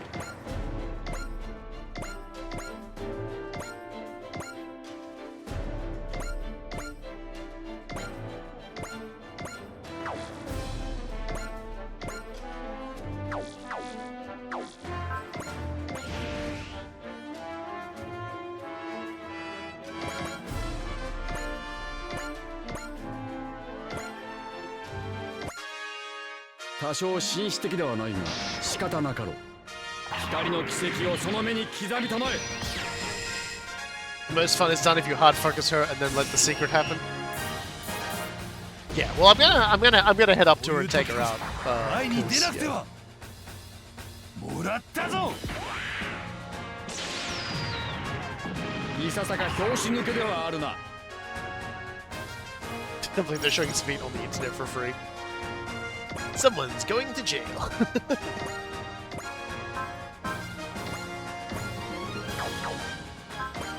Yeah, apparently this is just a straight kill. All right. 翔太郎、マキシマムだ。やろうぜ、相棒。罪を償うまでは。逃がしゃしねえ。 Imagine the battle starts. You're about to fight this big defense of your own major city, and then this little guy turns into a tornado and kicks you, and like just does like a little tornado and just like flies through someone and they explode like the biggest, most visceral explosion you've ever seen in your life. How do you respond to that? Do you just leave? Do you quit? What are they? Like if this happens and you watch it happen. And it's just like a little guy, a funny little guy. Do you go, oh, I have to go get a haircut. I gotta go. These aren't my pants, I gotta go.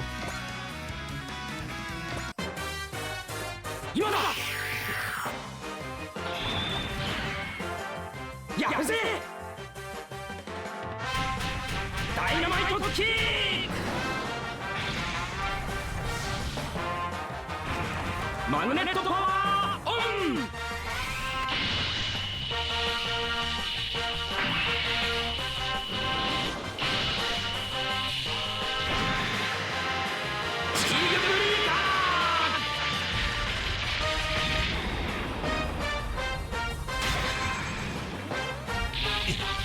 避けた方に来たか。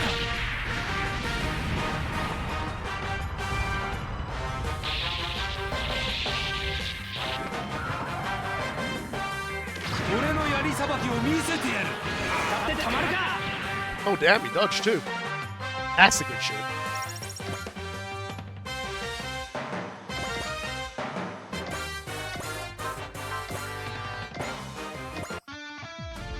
二代目が見ている。無様な戦いはできん。グリッドナイトサーキュラー。 Catch this. Oh no, this is catches in the face.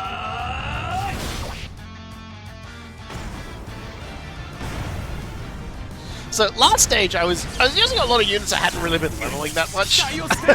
That's why that mission probably took a lot longer than it needed to. We're not doing that this time. This time we're playing for keeps.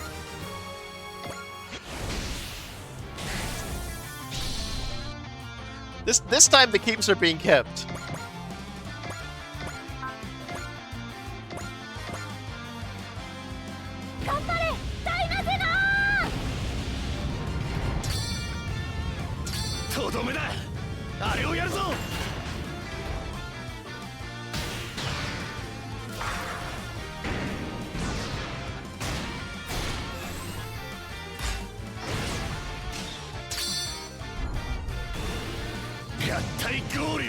Just walking forward with all these one-shots. Yeah, we are a rolling disaster. It's why I usually send the guys at the back of the ranks forward first.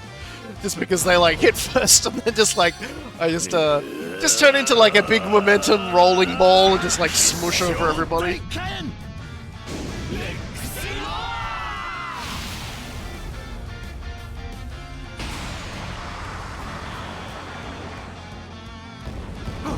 これでは出世は無理だ。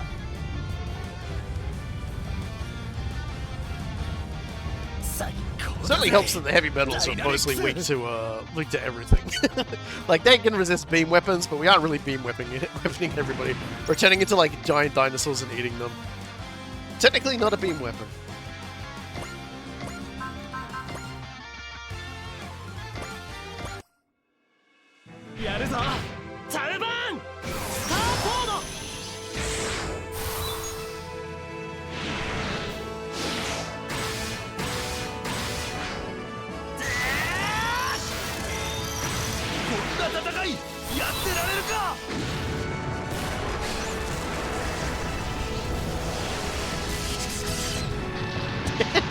This was eating stuff was on point for the X9 news earlier in the stream, honestly. God, I'm so very, very just happy for that. I hope that like I'm not gonna be so crazy as to expect it immediately, but my hopes and prayers are towards the inclusion during in Total Warhammer 40k at some point.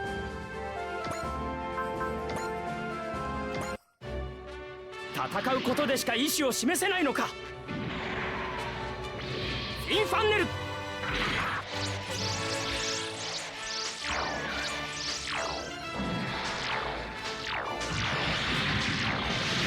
もらった。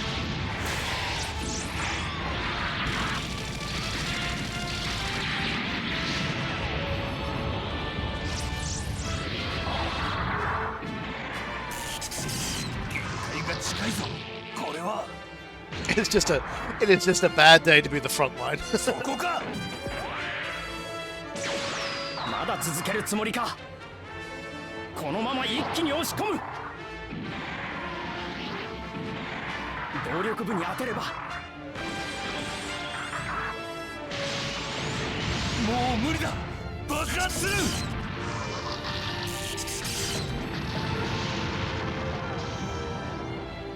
The disfigured statue of Poseidal looks down upon you disappointedly.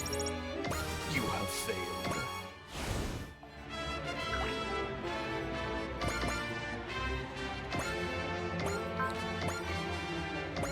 Yeah, sorry, dude. I'm the one who grips.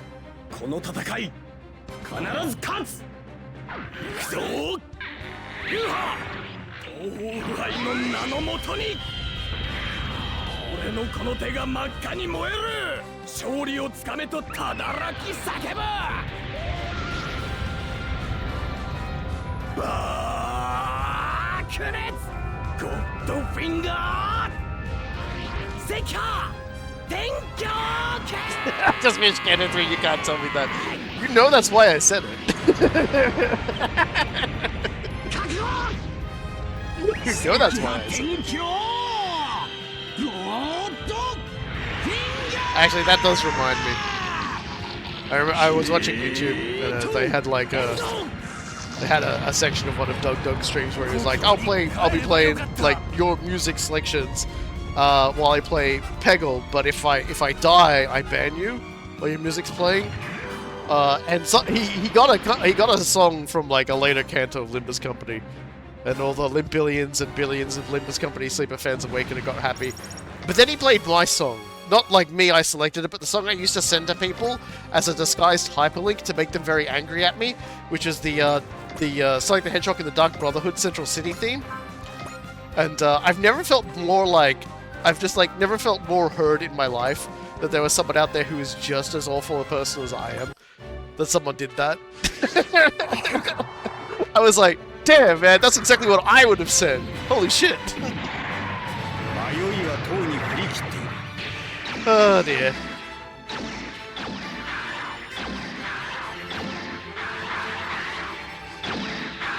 Because that's what I used to do. I used to back in the AOL Messenger days. I used to send my friends, like, I would say, oh shit, you know, like, this is a banging track or whatever. And I used to just send them the YouTube link to the song. And they all got wise to it. They started to know it off by heart. And so then I just started using the hyperlink function, where you make it look like it's like a link that says goes to a different YouTube link. But then, like, when they click on it, it goes to your hyperlink, which is, again, the song. Because I am an awful person. So naturally, to those two people, I actually sent them that streamer, like that Doug video. And they were like, oh god damn it. You can't keep getting away with this. Spoilers, I am going to keep getting away from this one. I guess we're just gonna smoosh her.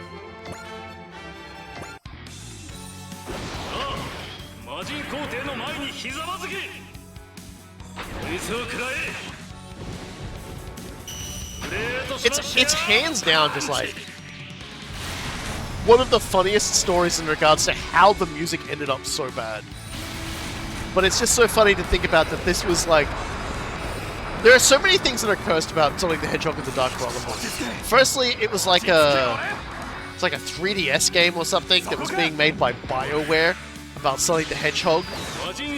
But like, it ended up including characters to a degree that like Ken Penders, the weird Knuckles guy, like who'd been like doing the Archie comic for a very long time, sued Sega and like won, which is like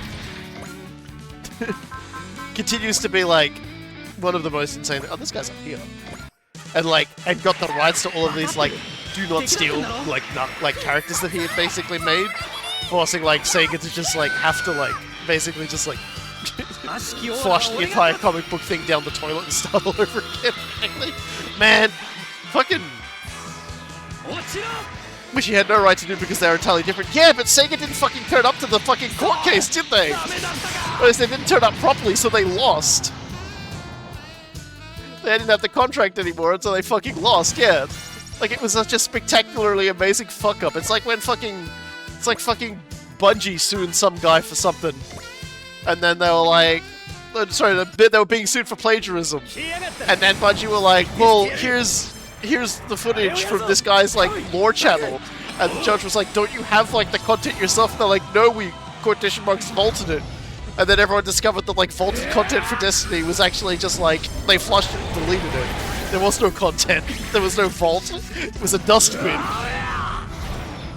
Oh, God. The Alex Jones defense. The Alex Jones defense is where you refuse to turn up until after they've already declared you lost, and then you give all of the evidence that would have made you lose the case anyway over to the people suing you by accident because your lawyer is like your lawyer is not a very good lawyer. Like, I cannot begin to describe how much of every single step of the way in that man's fucking journey was like the worst decision he could have made.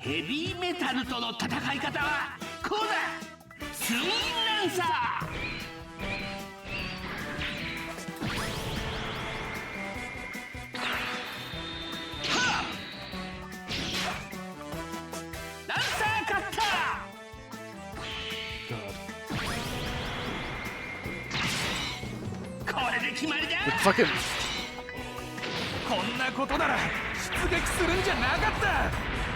There is a caption how much he fucking hates the newly relaunched InfoWars and is a balm to my soul. I mean... Most people, it's like, you live long enough to see yourself become the villain. In his case, he lived long enough to see him, like, his entire building turn into, like, a jumping castle. Like... And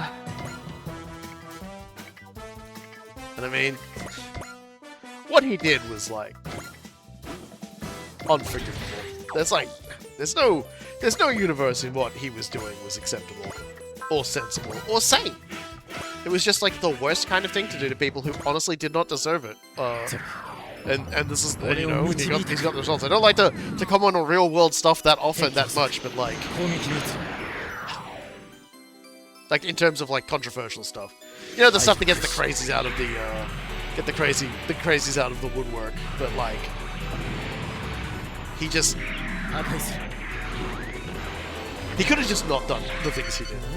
There are so many dumb, stupid, goofy conspiracies in the universe. You don't need to attack one that has like dead children involved to like humiliate families to make yourself money on supplements. Like, fuck you. Like, why would you do that?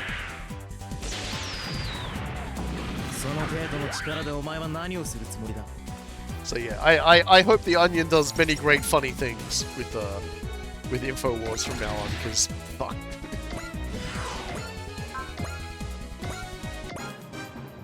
The same malice I felt time and time again.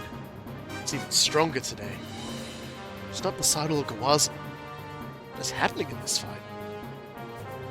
The beams are ineffective. We'll find another way. More beams! I mean, if you think about it, your enemy takes like let's say your enemy takes half damage from beams. Shoot 2 beams. Sorted. I'm a genius. Aren't you glad you brought me to this war?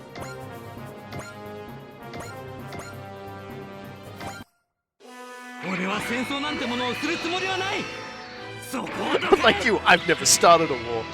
Very few people can say they have. Intentionally or otherwise.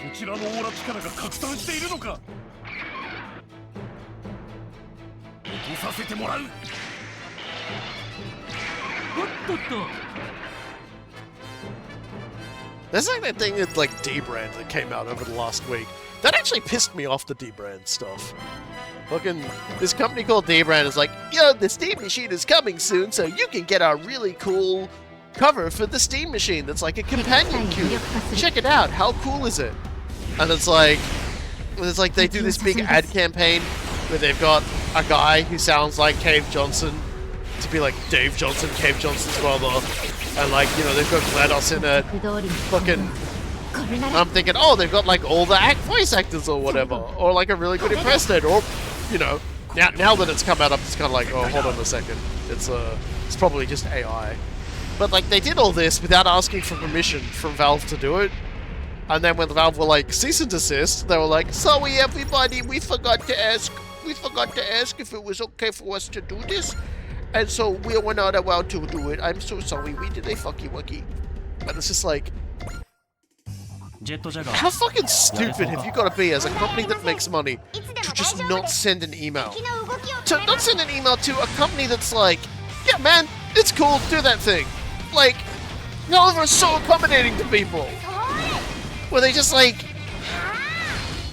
what were they trying to achieve? Like,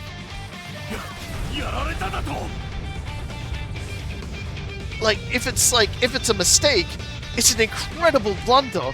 And if it's malicious, it's an incredible blunder. If it's greed, it's an incredible blunder. It's just a blunder. Every single step of it is a blunder. There's no outcome in all of this. It isn't just like, you people have no fucking idea what you're doing, and your greed is just all-encompassing.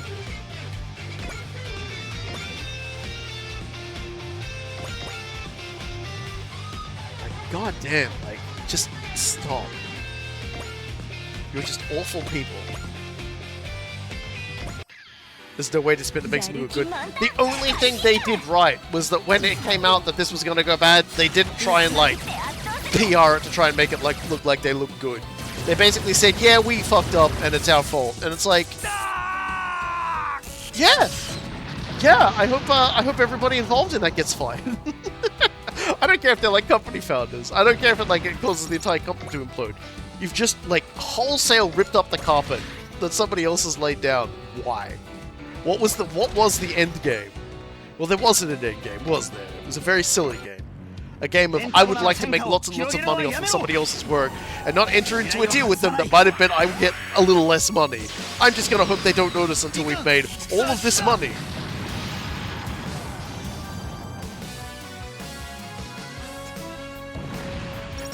It's the fact they did an ad campaign, which really gave the impression that it was very closely ceded to Valve. You know? Like, it really made it look like, oh, this is like about as close to an official product being franchised out that you can get. Like, there was a lot to it. Like, they, a lot of references, like a Half-Life 3 joke at the end. Again, like, voices that, like, very heavily implied, like, lots of very close references and things like that. It was just like, they went through so much to, like, trick your brain into thinking, oh yeah, this is official. This is an official product. And it's just like, it wasn't. No, it wasn't. Not only was it not even official, not only was it not like an authorized third-party product, it was a fucking rush to make money by some people who apparently didn't remember how to write an email. An email! That's all it is! We live in a society where you can reach out to somebody and you can go, hey dude, we've got a great idea to make money. Would you be okay with us doing this? And we'll give you some of that money. You know? Like, isn't that super easy? Isn't that so easy to make money out of?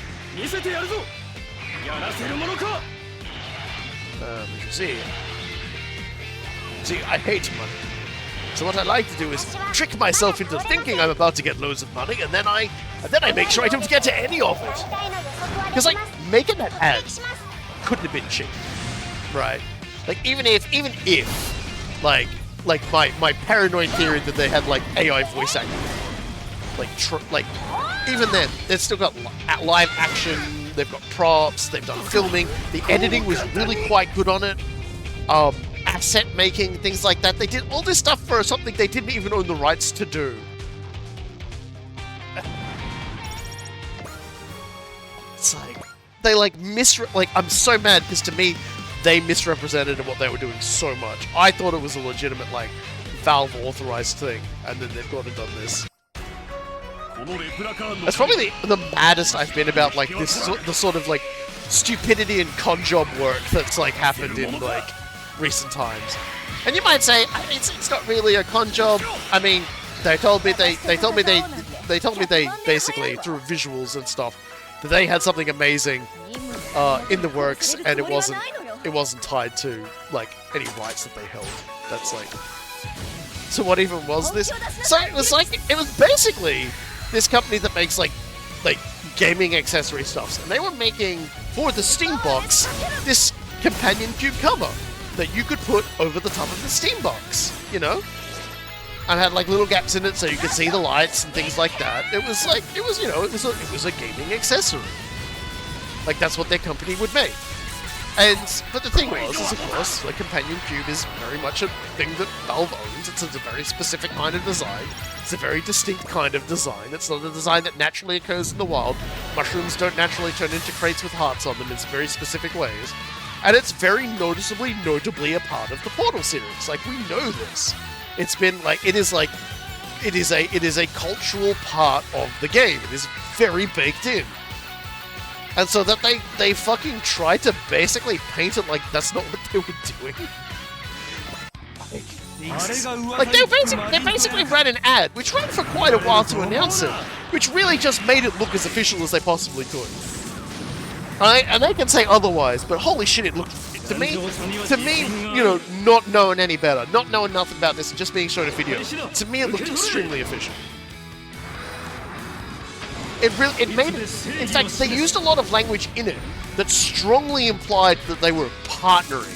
Now, obviously, D-Brand was acquiring the assets in the story of the video that like they'd acquired Aperture Science stuff. D-Brand, right?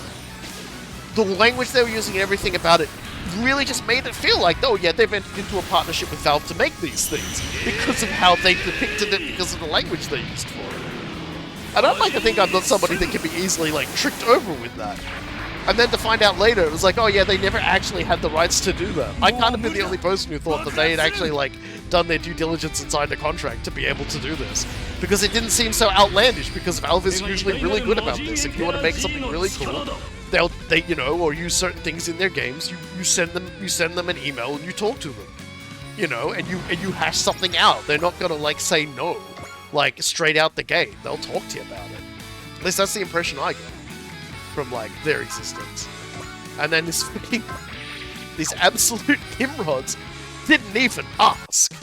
Did not even ask if they could do it. And put out, like, a massive marketing campaign. Like a big marketing video short, sorry.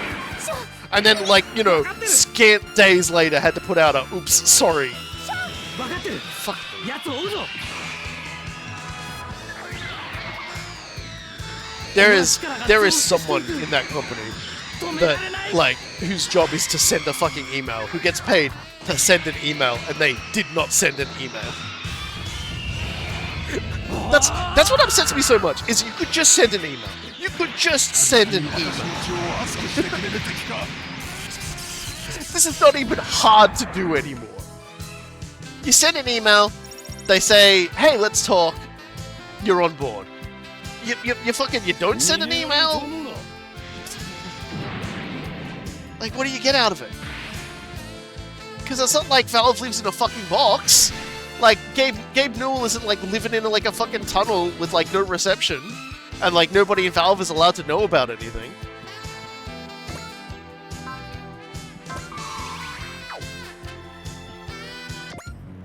Wallaby, get out of that heavy metal!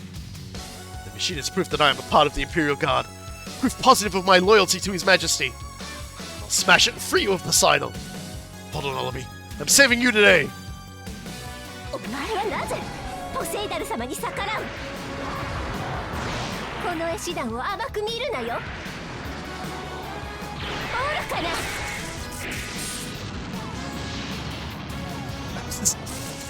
So like, I'm just like, I don't think I've ever been quite so mad about like that sort of thing as I was mad about that. Because I actually feel like in this particular case, I got tricked. I was never going to buy it. Do you think a live-action Portal movie would work well?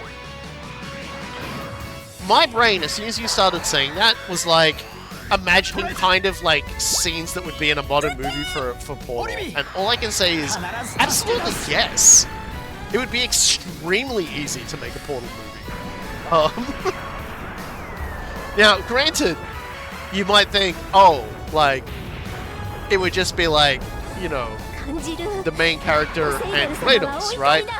Or like, you know, you could get like some of the orbs and stuff like that. But you could do it. It'd be very fucking easy to do it. Like, and like, I think in the back rooms has proved anything. Is like we're really at the point we're accepting of like really fucking. Oh, you're over here. Can you talk? Can we talk, Olive? Come on, remember me, Olive. I'm your brother. Olive, are you in pain? Daba, I feel another person's will from her. I know this person. It's older Poseidal. Is he constricting Olive's mind, preventing her from hearing me? Hurry, Daba. The whole feet is Poseidal's home turf. Olive's mind is near its limit. Got it. We have to disarm Olive so we can get her out from under Poseidal's control. Top of my road. Poseidal, how dare you control people's minds? I'm taking Olive back no matter what you do. Alright, well, Daba can't do anything again, so I'm just gonna have someone else blow her up now.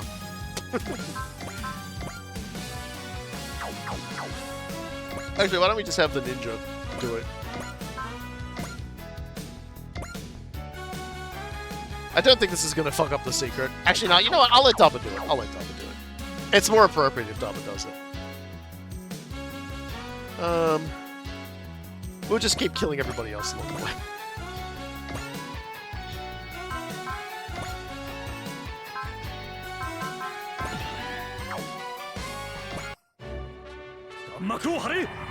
Very funnily, Kane Parsons has stated how much he loves Portal, and even his visit to Valve, he makes a Portal movie might literally die of happiness.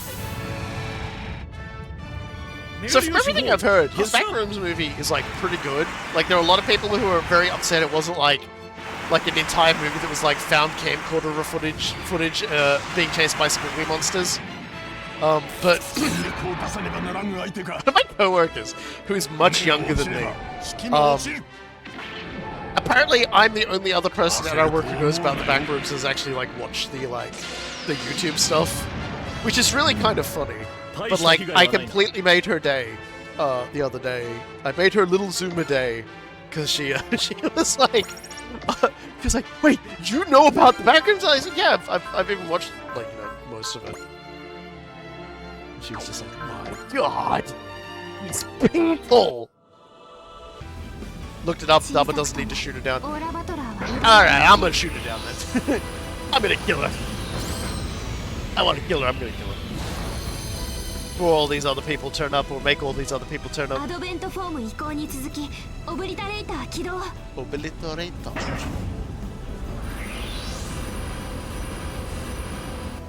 He pronounces obliterator better than I pronounce Japanese, so I can't be too much of a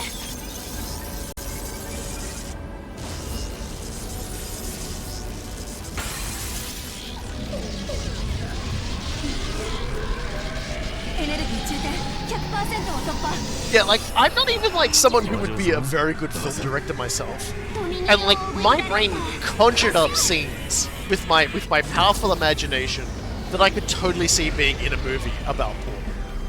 With live action and stuff like that. Like, I can totally see a sequence of, like, Chell for getting the gun and, like, trying to figure it out.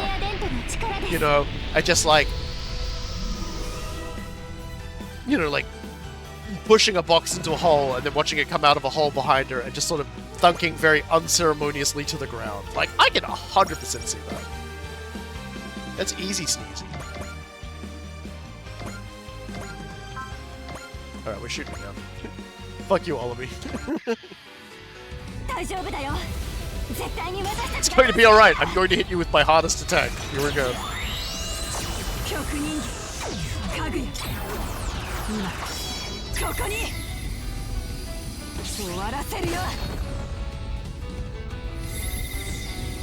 Have her put a cube in an infinite loop and be like, I'm not doing that with myself.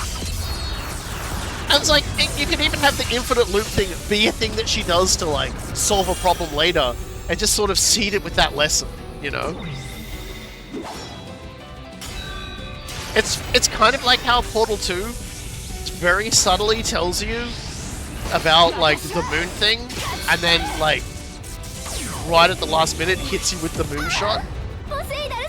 Man, that was really, like, in terms of storytelling, like, the way they seeded that throughout by just having, like, Cave Johnson ranting about moon dust and how, like, you know, the walls work because it's laced with moon dust and how he's been snorting moon dust and now he has moon cancer. And just all this stuff. You could lose it in all of, like, the shit. And then they fucking land it. They land it with the moonshot. It's just like, holy shit. That was, like, perfect, like, build-up and delivery. Olive! Gives us bird. Hold on, Olive. I'm here for you. Olive! Is that you, Daba? My brother, Daba. Did you come to rescue me? You recognize me, Olive? Don't feel Poseidal's will from Olive. She must be free from his mind control. He's like, I don't want mind control anymore. What are you thinking, Poseidal? Why did you free Giwaza, Olive? Why, indeed. Daba is obsessed with Giwaza, Olive. You could have used her to get rid of him. Do you see this name, Mohan? Such is this man's true nature. Daba was willing to put himself in harm's way to save Giwaza and Olive. It wasn't calculated or a front. Hence, I decided to reward him. Daba is a man who is truly fit to be king. Keep your mouth shut, Poseidal. I'll make those your last words. No, Lord Giwaza. Kill the Emperor here. Get out of my way, Nay. If you try to stop me, I'll kill you too.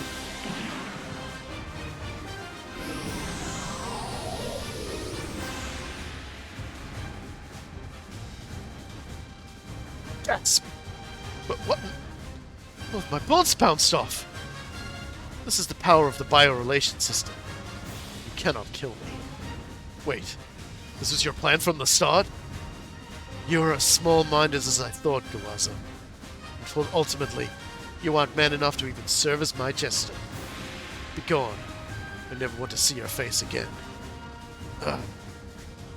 If you wish to survive, then destroy Daba and rise next to yourself. Nay, to take over from here! Lord Giwaza. So you would harm your beloved woman to further your ambitions. Then you'd throw her in the way of danger to save your skin. You reach new lows with every act you take, Giwaza Lawa. Raise your head, Nay. Come. Watch the final moments of a small man.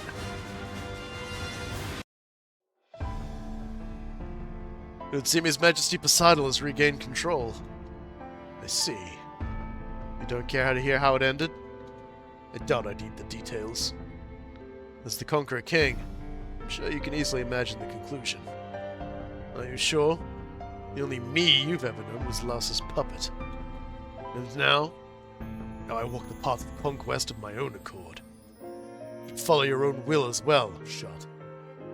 I once tried to kill you. Do you forgive me for that? Now that you no longer have Musi, I see you having the spirit to make another attempt. Besides, I used you, too. In the process, I forced you to bear the burden of grave sins. So you're aware. As an exile from Byston Well, I can recognize others like myself. Forgive me, Shut. I can do no more for you. The sentiment is appreciated.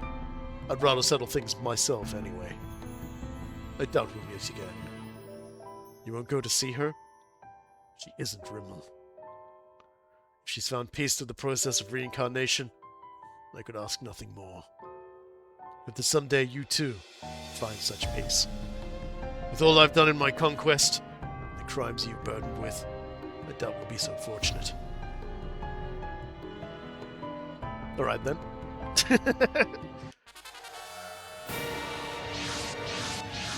There he is. The whole clown show. The ship. Giwaza's taken the field. Top of my road. Papa! How pathetic, top of my road. To think you would throw your life away over a single woman. How can a man like you ever be Pentagona Worlds? What? That's... Gable! Wait, that Vieira's. That's Todd! Did Todd just save Daba? What's wrong with you, Gable? You Todd Guina's gone mad? That's rich coming from a man who attempted a coup. Giwaza Lawa, I neither owe you nor Poseidal anything. As such, we are defecting from Noah's. Gable? Daba, take Lady Giwaza somewhere safe. I owe you one. Sweet. Whew.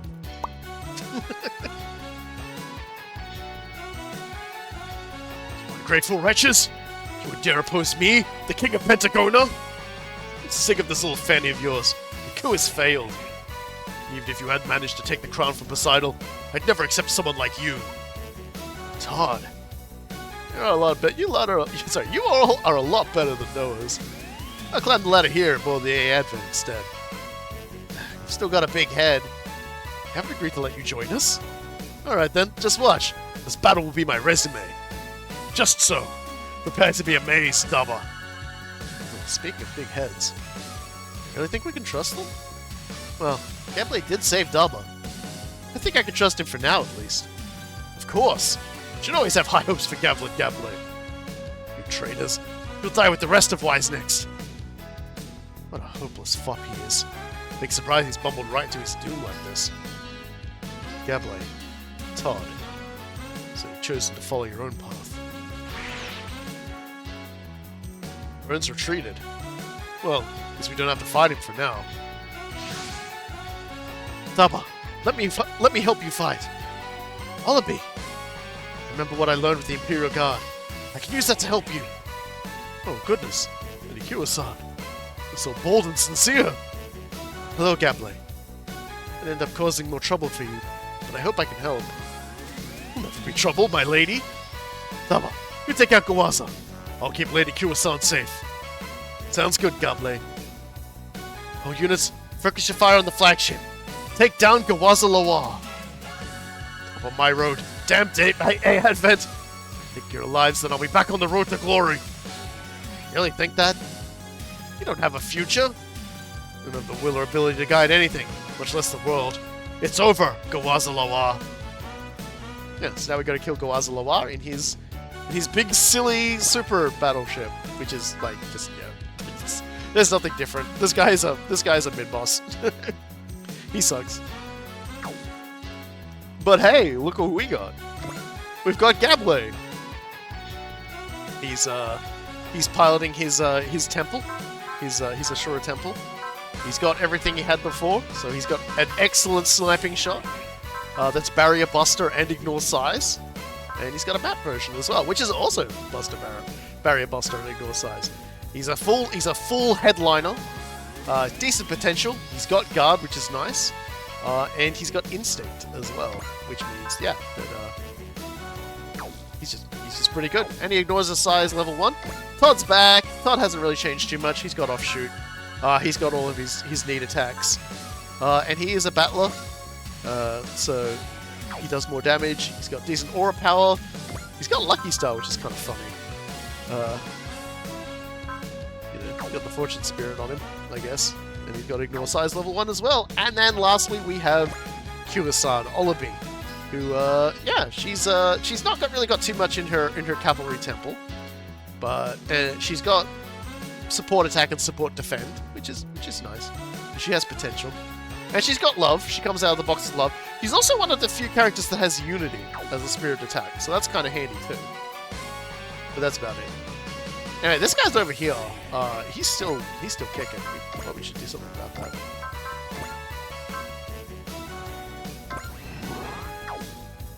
Yo, catch these hands. Yeah,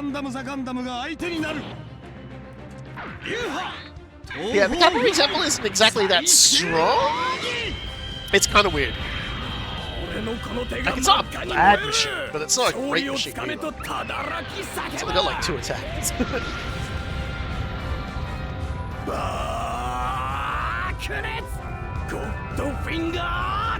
So obviously we'll be trying to get a kill for all 3 of those characters in this map.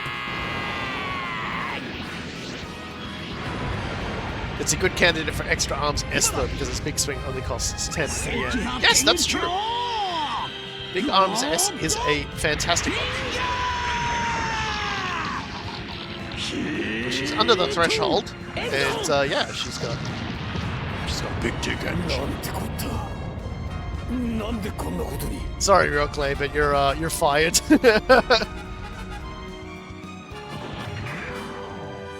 So long, moron. No more turning around our mind-controlled sister. How about? Should be enough for my part. Best of luck, Giwaza, while. Hopefully he'll at least manage to help His Majesty by harming Wise next. Rude as. Oh, what an ass. Now this guy. Gablet is a fantastic character. The very first moment you meet him, he's like a fucking... He's a soup-stealing son of a bitch.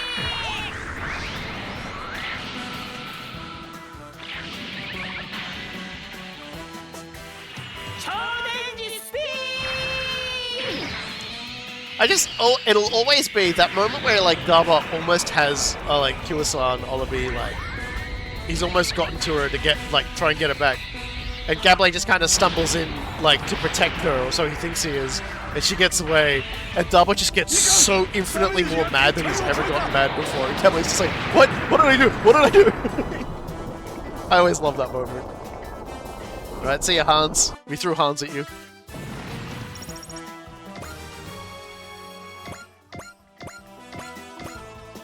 Not bad at all, Wise next. Can only beat them if I fight under His Majesty's direct command. United as one! Yeah, get out of here. Get out of here, moron. I think Gablet can actually, like, shoot someone from over here, right? Yeah, Gablet can just, like, straight up kill a guy from here. Yo, Gablet, show him how it's done! Excitement running through my body. So this is what it feels like to be truly free. Carve my own path. At last I see my path to seize the heavens! Obviously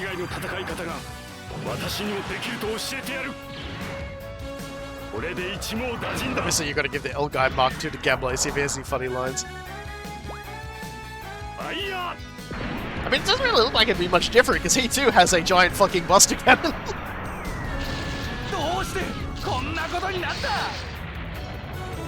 Don't know if it would work for him though, because he doesn't have the helmet.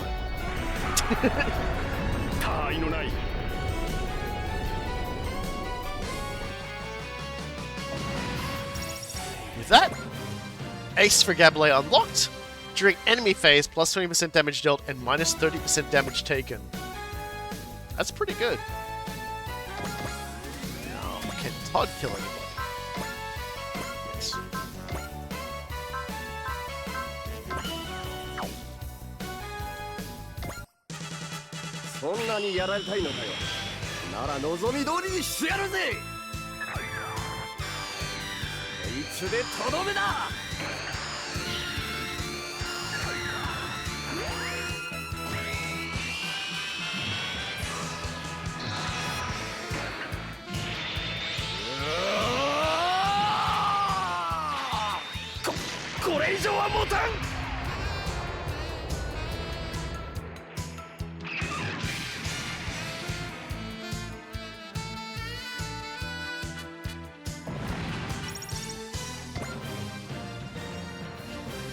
Plus a morale for the battler increases to +5 and activates the Flash Spirit on Sortie.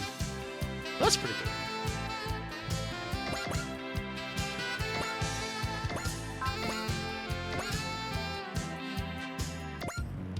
Thank you, Daba.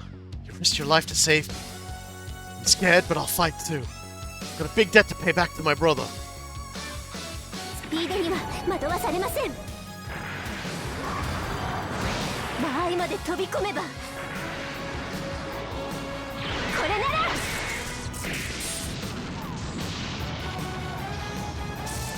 これがバイストンウェルの意志だとでも言うのか。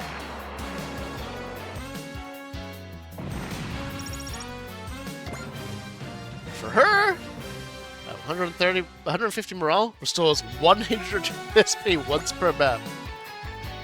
So you can throw out her unity and then just like regenerate more than it back. It's kind of nice.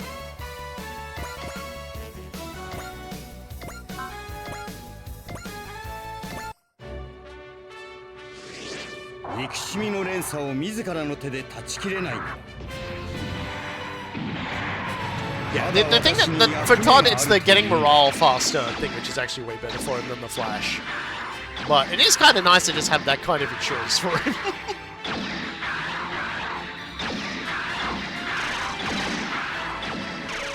Holy shit, Unity loop. Well, it's not really a Unity loop, but because she only gets it when she hits 150. But it is helpful, like to cast Unity, which is for her it's like 75 SP, I think it said. So and then she like you make some space and then she gets 100.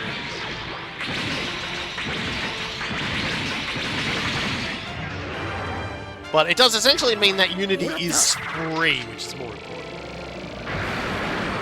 But only if you use it before she hits, because otherwise she'll just max out her SP and it won't matter.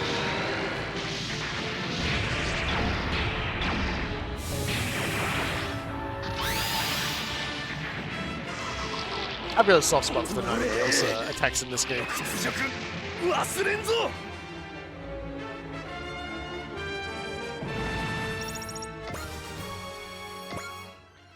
Alright. We can just keep powering forwards to help now.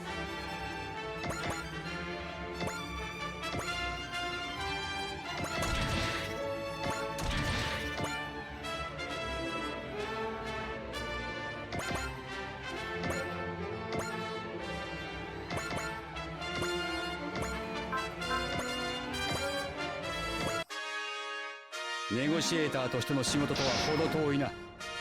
光の奇跡をその目に刻みたまえ。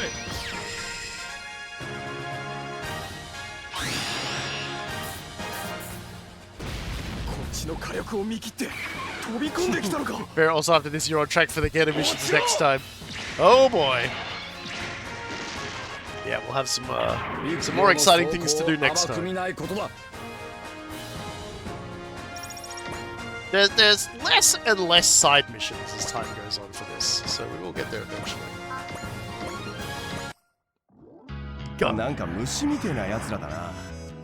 I think that's the like why I would want like Kamen Rider Drive in the Super Robot Wars game more than anything else. It's just someone never chases there and he uses his gun. The game goes gun.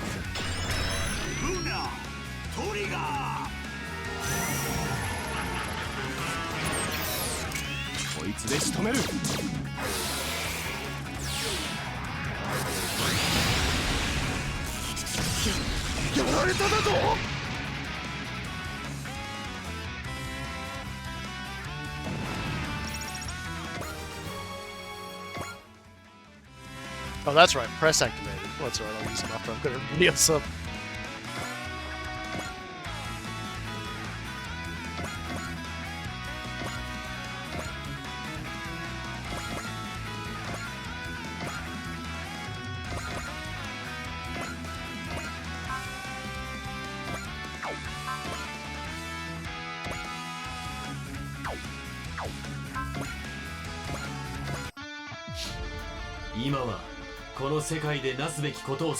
Also, after the Gator missions, you get a ton of side DLC missions. Oh yeah, we're almost to the some of the content that's gonna make Cool Guy scream. I'm very excited for that. Dynamic cannon. Dynamic fire.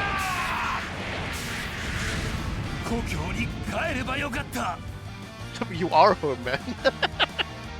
This is sweet, buddy.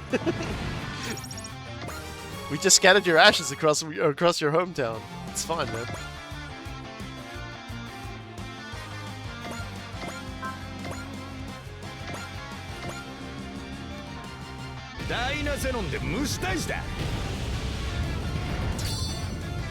I always look forward to content you say will make him scream, because I never know why until it happens. Well, look. I can't say too much because it would exactly spoil who the character is, but like he completely forgot who Iris was, and that was great because I outright said to him, "Iris is coming," and he was like, "I have no idea who that is." I was like, "No, you know who that is. You just don't remember who that is." But deep in your heart, locked away in like your fears and memories, you know.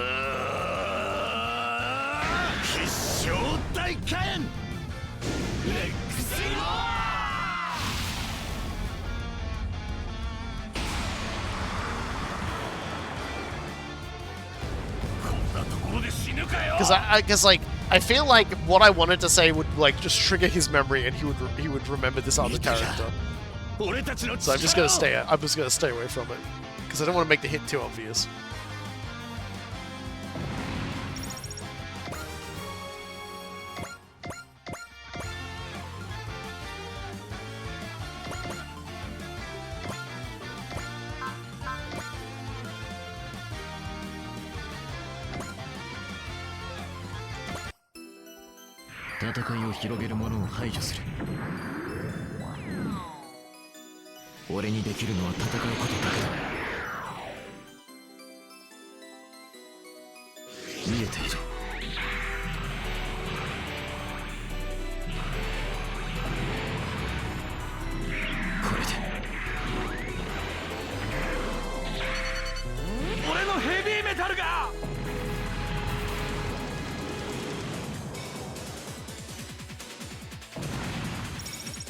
What cover run of power do you think you could handle? Answer very few. I mean, if you gave me a cyborg body, I can handle fucking anything, so like... Put a nuclear reactor in my tummy, and I will be unstoppable.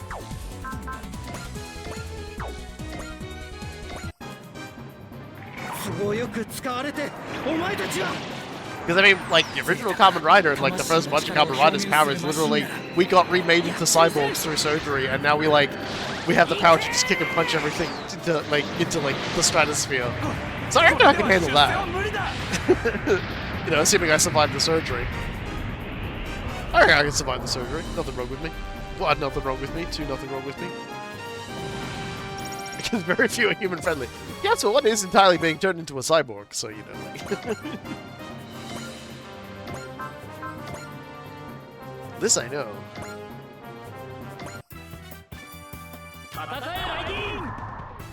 Burn.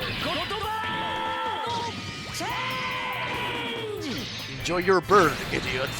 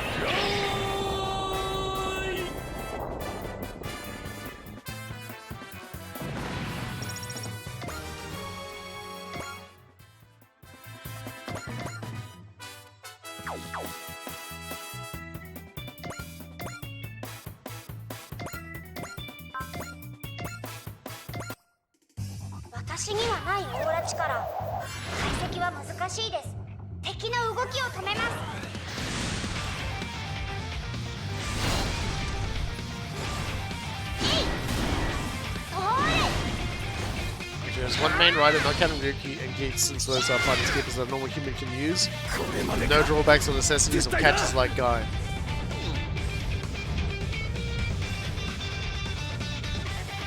Alright, hit me with it, because I don't remember.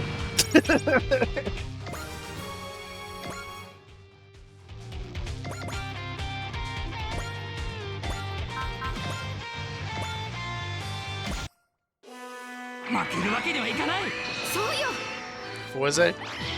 Yeah, space power. You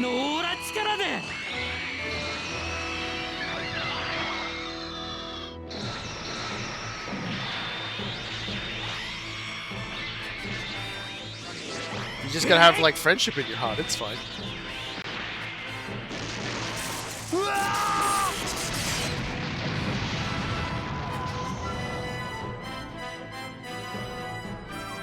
I just love the crossover they did with the Sentai series at the time, which was like the Pirates. And he's like, I've come to take your friendship power. And he's like, he's like, I've come to take your special power from you. And he's just like, my special power is friendship. So if you want it, you got it. We're friends. It's like, alright. But in Punch was Uchikita. Honestly, you don't really need to know much else. Pretty much just all flows on from there.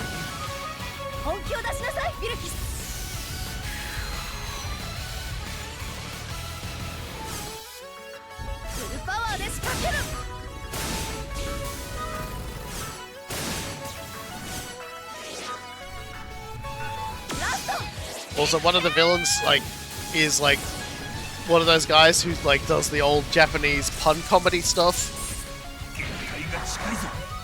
That's terrifying. he's scary. あんなのに当たったら笑い物になるわ。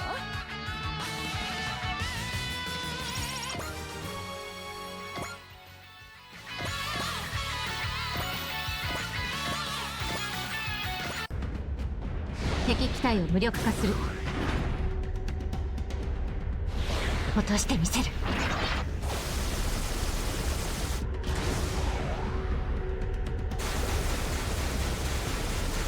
Yeah, you can tell we're starting to get towards the end game now because we're we're starting to pick up some extra characters, you know, some secret characters and things like that.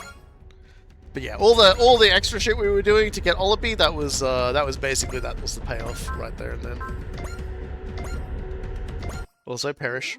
どうする翔太郎見せてやろうぜ切り札ってやつをよこれがダブルの 必殺技だジョーカーマキシマムドライブとどめだジョーカーエクストリーム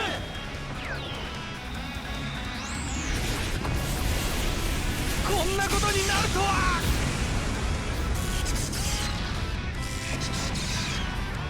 決まったぜ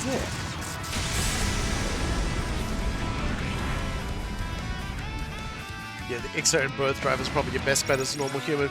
There's also the G armors. Don't forget the G armors from Agito. They're a thing.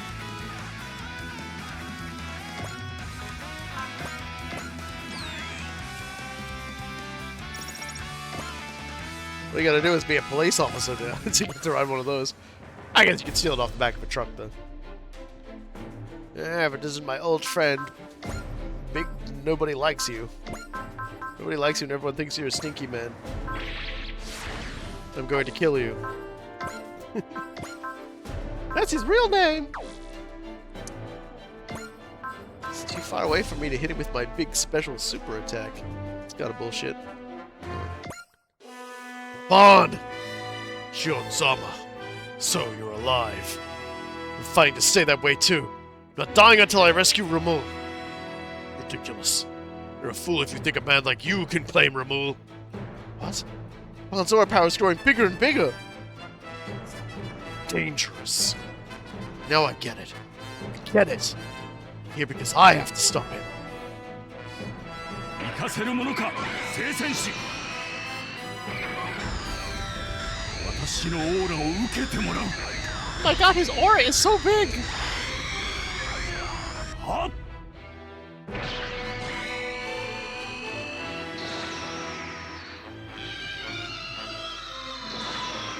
この一撃耐えられるものかしつこいやつだなこういう時には反撃よああ今度俺たちの番だ裏切りだ So we can restore his SP. And then beat him up. Not me. もらった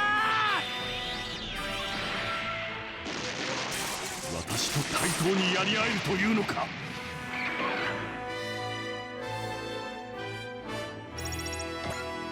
He's such a rude dude. Hey, he's going after Todd. Too bad for him. I accidentally parked a perfect defense character against him. ガードが甘い後ろから失 Damn, I didn't even think I was gonna do that.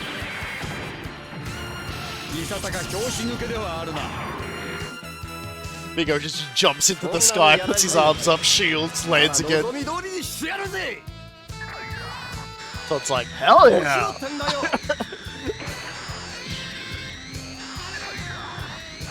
Todd's like, I'm just gonna fucking eat all of my energy up. I don't care. I'm crazy. これで終わりだ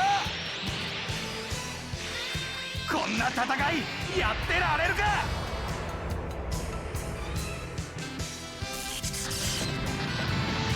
I This man has detonated. He is dead.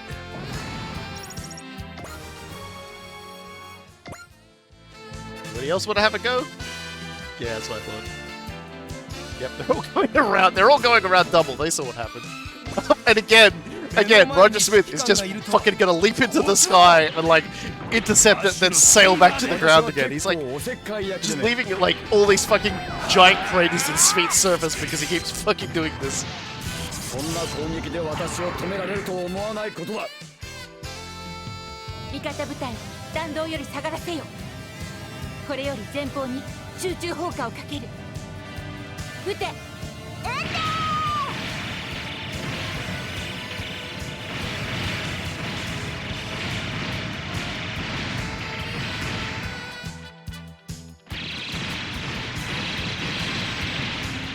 It's like, you know, of all the things I expected to kill me today, I was really not expecting. I was really not expecting jumping Roger. Anybody else want to have a go? So does anybody else want to have a go? Not does anybody else want to die in a crater? Oh, here I go. I'm gonna fight this guy who can kill me at any distance in the game. Who only gets stronger every time I hit him. ウイングゼロならば問題はない。惨めな戦争の歴史は繰り返させない。 Like hero takes damage and I go good. hero automatically sets himself to doing his strongest attack. I say yes. ターゲットロックオン。攻撃開始。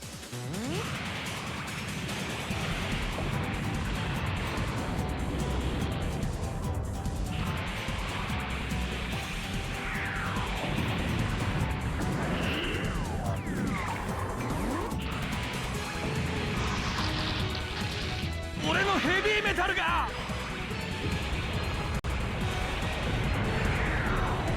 I want to believe that Roger used the big waist anchors to slingshot himself into the air. I can handle that. That sounds like fun. Anybody else?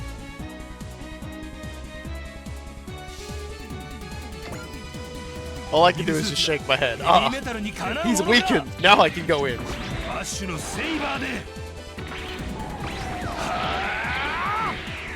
And he missed.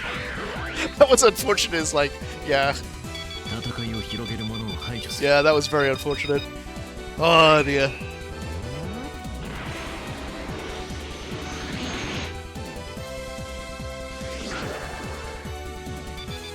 Target lock on. 排除開始。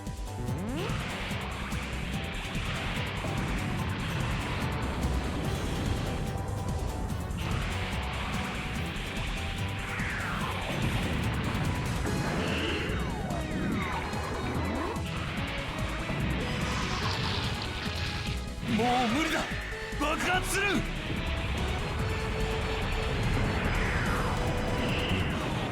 Kind of the point where I didn't click focus because I want Churiko to get hit. Whenever I get to Super Robot Wars 2, everyone's gonna get to enjoy a bit more Churiko takes damage action. Okay. Okay, this dude's going all in. We can take that. そのスピード、私でなければ手を焼くが、ランチャーで仕留める。そこか。 That wasn't offshoot either. If that was offshoot, I'm pretty sure he would have blinked out of the way. So he just did that on a 20% chance to not get hit.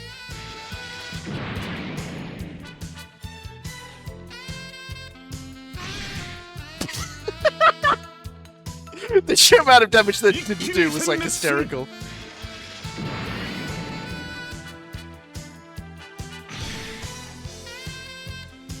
Oh my god, the sheer like 2 dodges and then just like Dinosaur just tanks it. That was the good shit. All right. Daba needs to get up into position, so I'm going to send Daba to kill this guy. 目立ちたがり屋っていう悪い癖もあってね。このまま突っ込む。遅い。この。 こ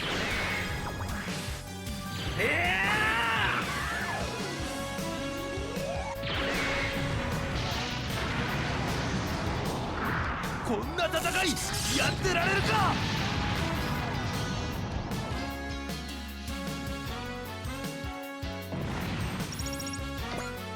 Yep, there we go. Press activates.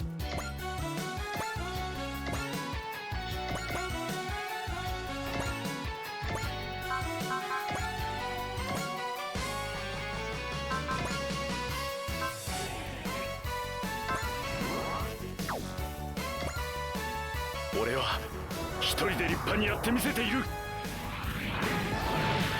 行くぞ勝負。こんなことになるとは。 You know what you did, and you know why you're getting killed for it.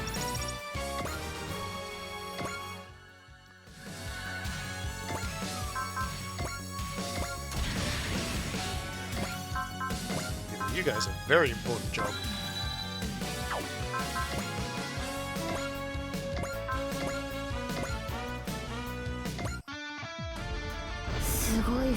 Kami. 別の星のファッションだからね。やったね、ヨモギ。フルチャージいきます。レックスドーファイ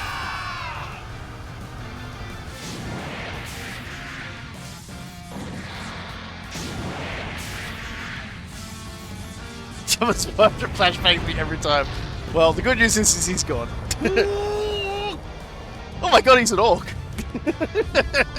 Oh no, wait, there's a U in there. Never mind. I made fun of his outfit and then proceeded to murder him. I absolutely selected him for exactly that reason. Well, it seems Giwaza's about to meet his end. Which means I need to think long and hard about what I should do next. Long and hard, long and hard.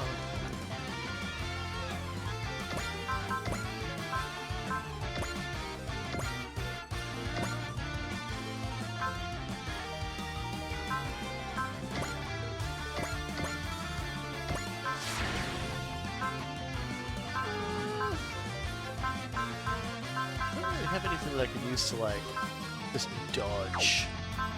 Unless...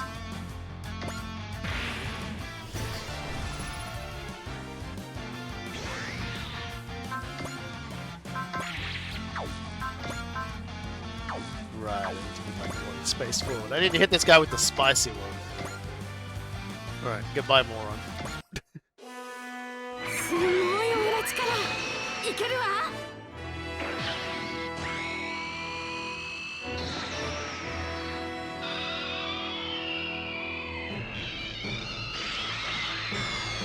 手加減なしだ。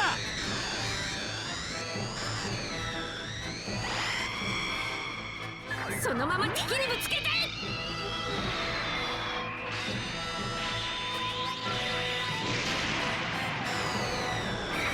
Please enjoy your one-way trip to buy some rolls. Which admittedly was a two-way trip. If you came from there, you're going back. Enjoy your half away to the two-way, one-way, sideways, doomways. I'm ruining the moment, I'm sorry.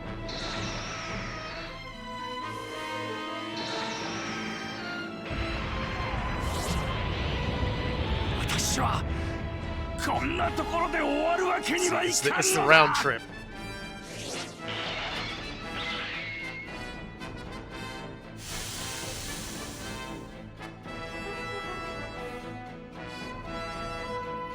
Bye-bye, Raban. See you next crime. So, this is the power of the Vaunted Wise next. I'm done for today. Next time I'll be able to show my true strength. Lies. Wait, Raban! Do you have Ramul with you? Don't, Shion. I'm not done fighting everyone else. Fine. Considering how obsessed Raban is with Ramul, surely she must be with him. Trust in that for now. Hope enough for now. Alright, well, look, everything else that's been going on, I think it's really important that we, I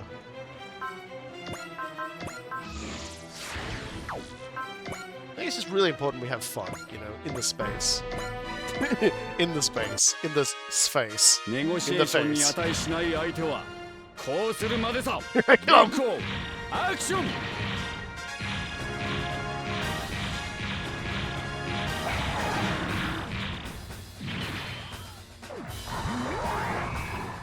バイバイ。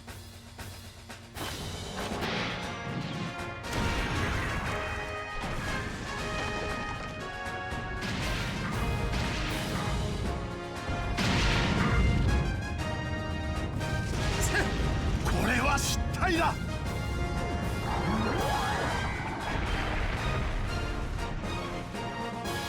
It's still one of my most favorite attacks. Yes, it's still really good. They're just on attacks like sudden impact. There's no point in fighting a battle where you're sure to die. I'll let Giwaza take responsibility for this failure.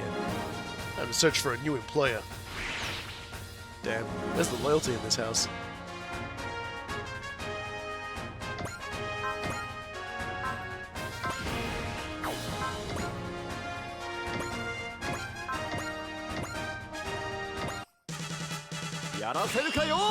Toad's on a roll today, actually. Toad's doing pretty good.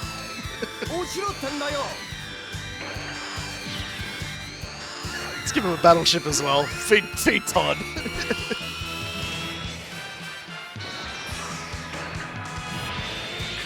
I think the loyalty left with the paycheck.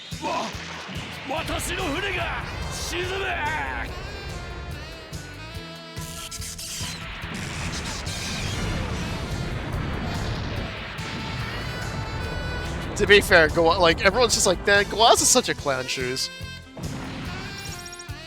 A man of such naked ambition that like his ambition is just hanging out and everyone can see it. It's embarrassing.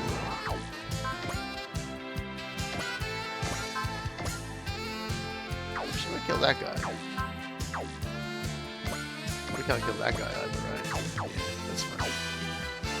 Might just get her to punch this guy then. Need to get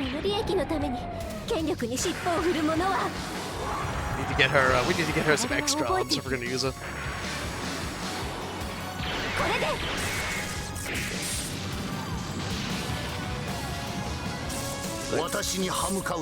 He's quite a healthy boy, this Giwaza.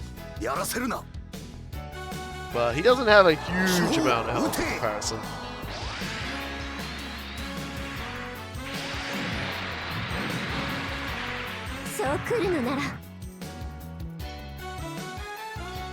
Mech has funky hair. Yeah. So it's by design.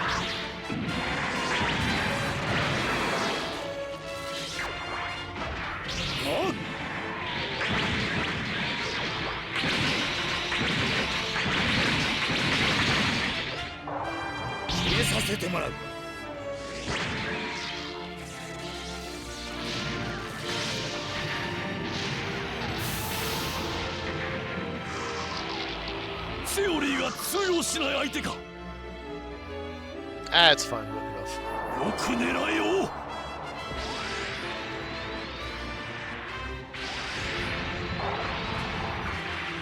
Everyone not named M in Pentagon has funky hair. This is true. Well, he does have pretty nice hair at some points, though.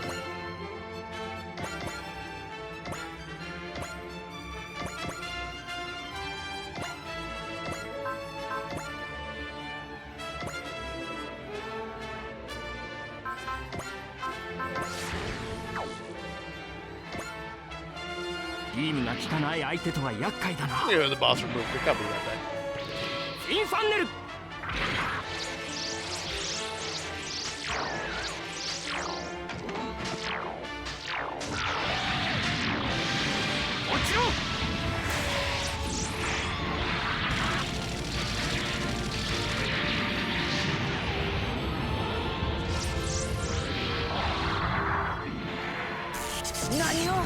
食材な。私は男は嫌いでね。邪魔な。どけ。遊んでいる余裕はない。まだやれるならインファンネル。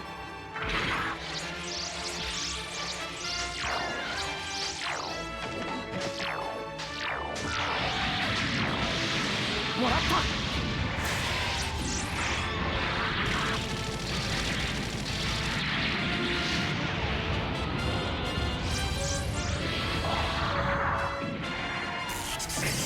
どうしたって言うんだい。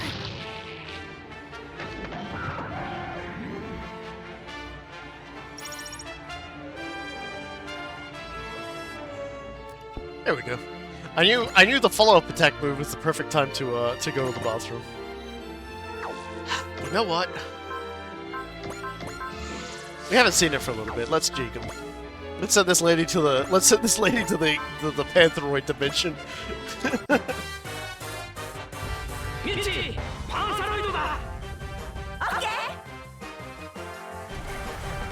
Raid his fridge while he's gone, but the Pepsi might get me. It's true, because the Pepsi I took out didn't kill me, which means that the actual mimic is the Pepsi that's still in there.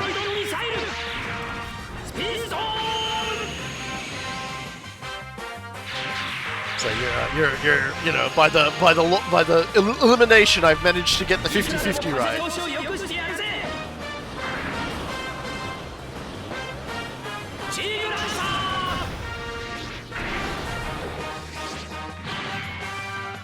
This is such a great attack. It's so extra.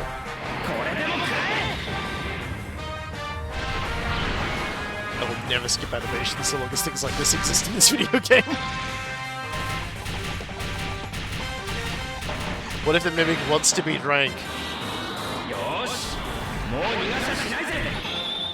I mean, whatever floats its boat, I guess. I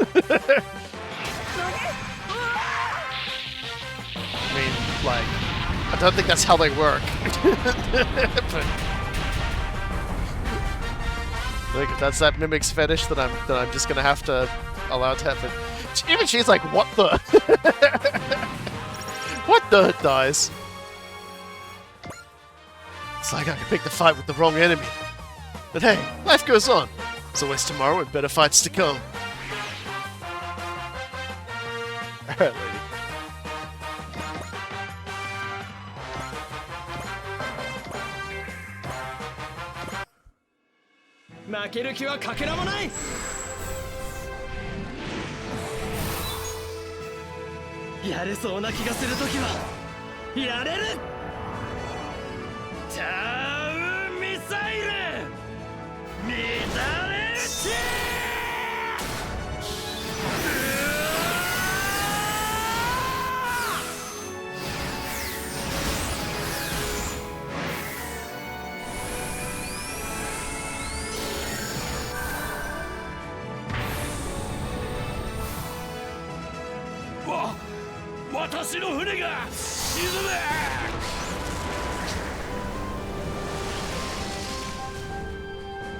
Just got absolutely lane waste too.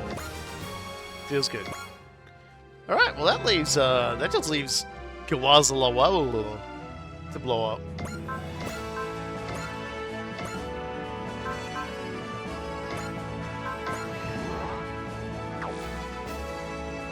Which means we gotta soften him up.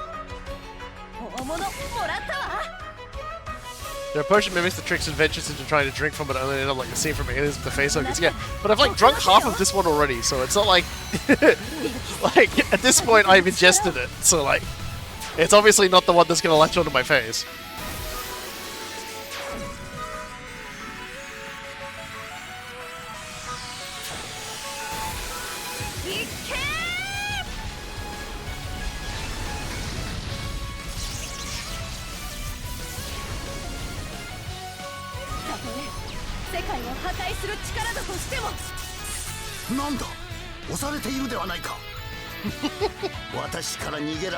What? They're actually fighting back? What? In this economy? どこ狙ってるのそれ。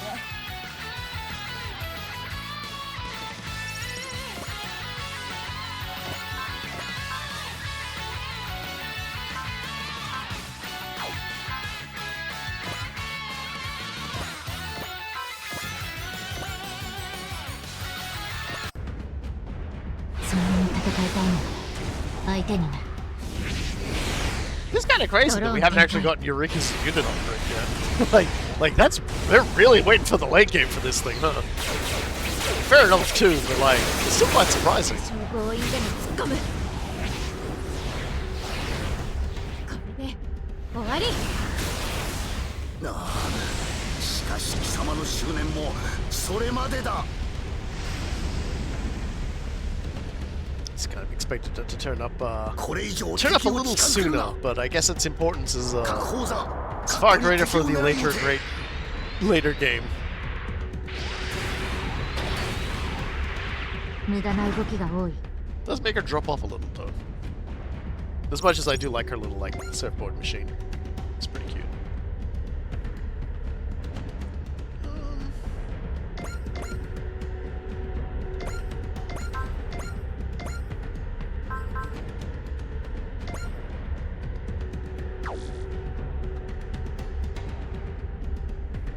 He's just activated literally all of his powers, alright. ジェットジャガー、アンギラスの槍だ。 Also, you might want to prepare a music replacement if you don't want Gideon and Eureka to have the same music. If you do, that's fine. Oh, really? Eureka's unit upgrade does have a song change? Huh. It doesn't have... Huh. That's weird. It's weird that they would then change from the music they've got to like... 私から逃げられると思うな。講座、かっこに敵を狙い撃て。 That's kind of weird. So I should go look for some music for Ideon. Well, I guess we'll cross that bridge when I get to it. What do you reckon? Time to get... Nope, still living.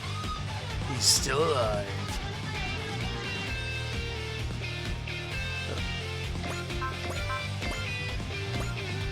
Do it again.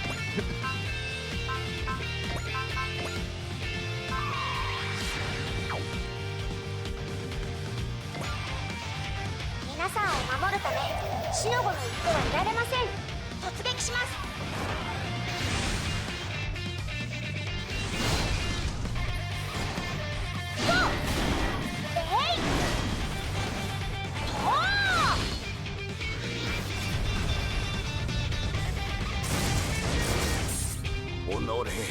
軍を立て直してくれば、ウゴウの衆などは叩きのめしてくれる。 He's just getting bodied by Jet Jago. Look at us just clowning. Dude's running along with like the spine of a monster, just like dragging it across him. この勝負、簡単にはいかないようです。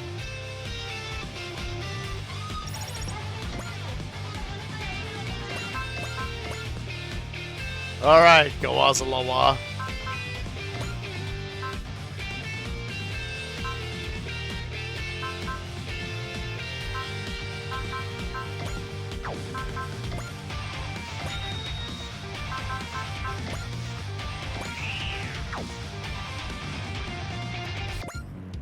This is the end, Giwaza. Surrender now! You're nothing but mindless cattle. How dare someone like you think you're fit to be a king? I'm no king. My friends and I will strike you down so you can't hurt people anymore. Go ahead and try, brat. My paws will go on, right over your corpse. Give up already. Time for you to learn that he who rules with power will fall to power. It's over, Giwaza Lawa. Giwaza Lawaの野心、放ってはおけない。まさにエネルギーを増す。Giwaza, get bunkled on. Welcome to Dr. Little's clinic. We're prescribing bunkling.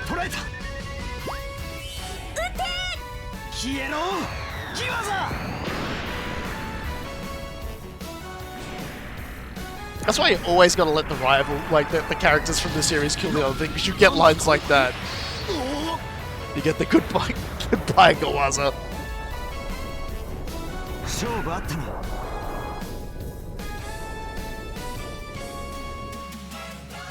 And so Giwaza was bonkled to the max. And we got like 50,000 gold out of that. Just straight up 50,000 gold. Alright, cool. He just paid us. Yeah, we won! It's not over yet, I think. What are you doing, Drake Luft? Aren't you fighting? The Rune Nexus. Why aren't you buying me time to escape? You're pathetic to the end. Watch out. Will Whips is approaching. What took you so long, Drake? Giwaza, time isn't the problem. Your fate would have been set in stone no matter when I arrived. Damn you. Are you betraying me too? I don't recall joining hands with a miserable ant like you. My duty here is to pick up old Poseidal. What? What in... That's the Op! You know what that is, Lassie? It's the Poseidal Force's flagship! It's the ship of old Poseidal himself! So that's... Giwaza Lawa. In the end, you accomplished little more than dooming yourself. Poseidal! Giwaza Lawa. I'm here to deliver a message to you on behalf of Rune Nexus. What? Who are you? I'm Paptimus Sirocco, the true representative of Earth and Noah's. Sirocco! He's alive? I'm here to reward you for your accomplishments, Giwaza Lawa. Celestial Emperor Ra Valbam, by his strength, was therefore willing to grant you a chance. Had your coup succeeded, all would have been well. Even in failure, well, you've helped us dispose of an annoyance. What? You're abandoning me? Might I suggest you file your complaints with the person who failed to accomplish anything with his golden opportunity? Paptimus Sirocco is basically the guy who becomes the main villain of Zeta Gundam. He is a genuine, bona fide, first-grade, absolute piece of shit. And he's from Jupiter, which doubles it. Damn you, Paptimus Sirocco. Oh, Camille Bidon. Not much to say to you, but that will have to wait. Your Majesty Poseidal, we brought everything needed for our research aboard. Then let us depart. And what about Giwaza and Olabi? I had my eyes on a new toy to fit the spot. Poseidal, you think you could make a fool of me? Amazing. Even in your last moments, you can't see much further than yourself. Hey, Mohan, give him a merciful ending. As you wish. Hey! Even you've betrayed me to side with Poseidal? You never believed in me, so you mean nothing to me anymore. Damn you! Ow. This is goodbye, Giwaza Lawa. Damn you, Poseidal! Damn you, Nay! And damn you most of all, Wise Next! Once I've rebuilt my army, I'll send all you pathetic cattle to the slaughter! Ah! Thanks for the 50,000 extra credits, bozo. Giwaza. What a pathetic way to go out. All remaining Poseidal forces on Sfeet also joined their flagship in retreat. So all the Poseidal's abandoning Sfeet. So wait, Sfeet's ours now? Yes. Yes, it is. Taba. Poseidal escaped, but we still won. And you got 3 new pilots. Brother. Taba. We're not done fighting, though. But still, now's the right time to tell you all what I've decided. I'm giving Sfeet to the Swedish. So everybody who's there can call themselves Swedish. It's like the easiest transition we could have made, really. Look, the sun's coming up. It's like a new dawn for Pentagona. I'll remind you all that Poseidal's still alive. Isn't it all a bit too early to celebrate? It's okay to enjoy the victory we earned anyway. Agreed. Poseidal gave up his palace and fortress. That means he's on the run. The entire city is a power source for Poseidal, right? Learned that in our infiltration. Wait, how does that work? Biorelation system was Poseidal's source of strength. That was Poseidal's source of strength used the bioenergy of the citizens of Sphere to function. Huh. That kind of sounds like... Yeah. It's a lot like the A-Advent system near Arcana I. Maybe that's why Poseidal was so interested in the A-Advent. So now that Poseidal's lost feet, he's only lost legs. I doubt it's that simple. Daba. Poseidal seems confident. I'm sure he hasn't totally lost access to biorelation. And Poseidal will be able to devote his full force to fighting us, now that he's rid himself of his parasites. So things are only going to get harder. Still, the fact is, we won today. I'd like to thank all of you for helping me defeat Poseidal. Oh, come on! Not like we would have left you to do it alone. The Poseidal forces wanted to conquer Earth, which makes them our enemy just as much as yours. You have my word that we'll keep fighting until Poseidal's gone for good. Thank you, everyone. Really. I have an oath to make for all of you in return. An oath? Top of my road is not my real name. Huh? My actual name is Common My Road. Common? That name belongs to the Yaman royal family. Once destroyed by Poseidal. Whoa, so... Daba is the Prince of Yaman?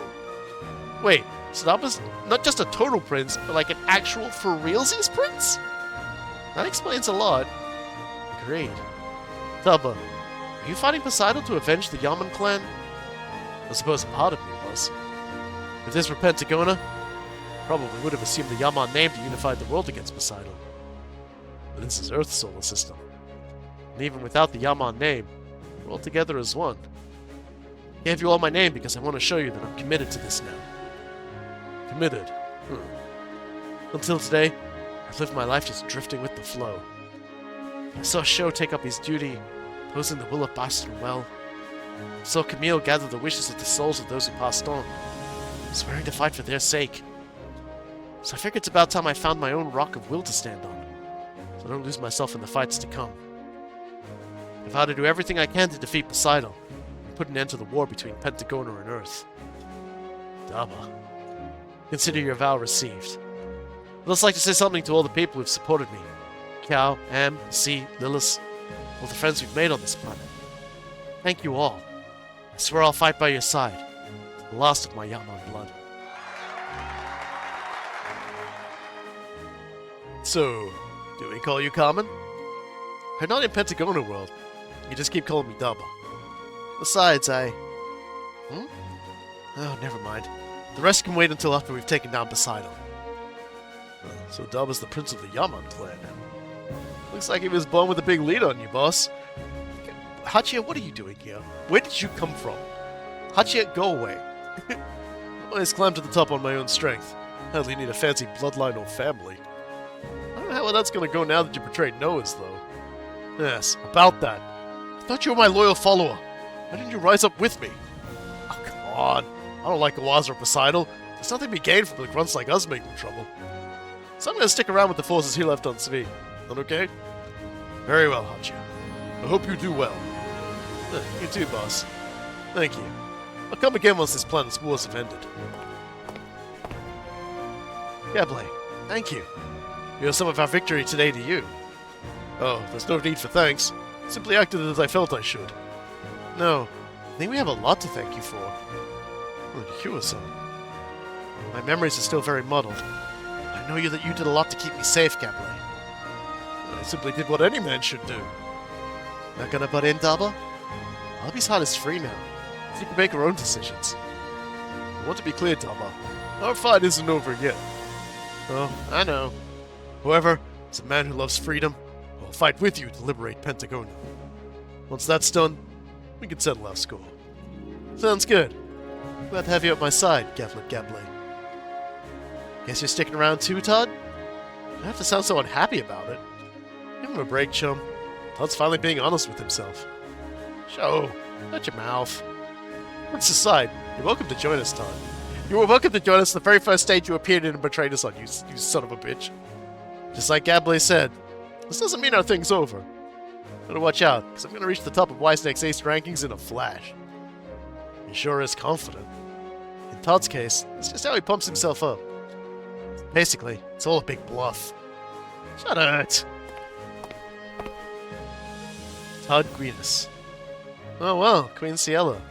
I'm ever so humbled to be in your majesty's presence. I'd like you to tell me everything you know about Shot Weapon.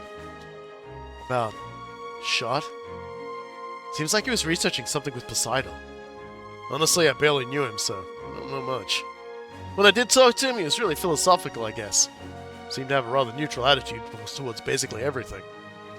Hold on, Shot was philosophical? I got the same impression from him, actually. The old Shot who was so devoted to his ambitions seems to be gone.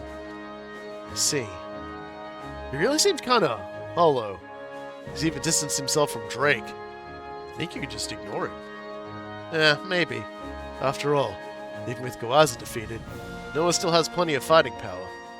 In fact, it might be more dangerous now that they've rid themselves of an internal threat. I don't know if it really works like that. What do you mean? The thing is, I think you're aware, this isn't really an organization built on beliefs or ideals as such. The ties between its members are very frail. The alliance is and has always been on very thin ice. If anything, Giwaza's uprising could become a catalyst.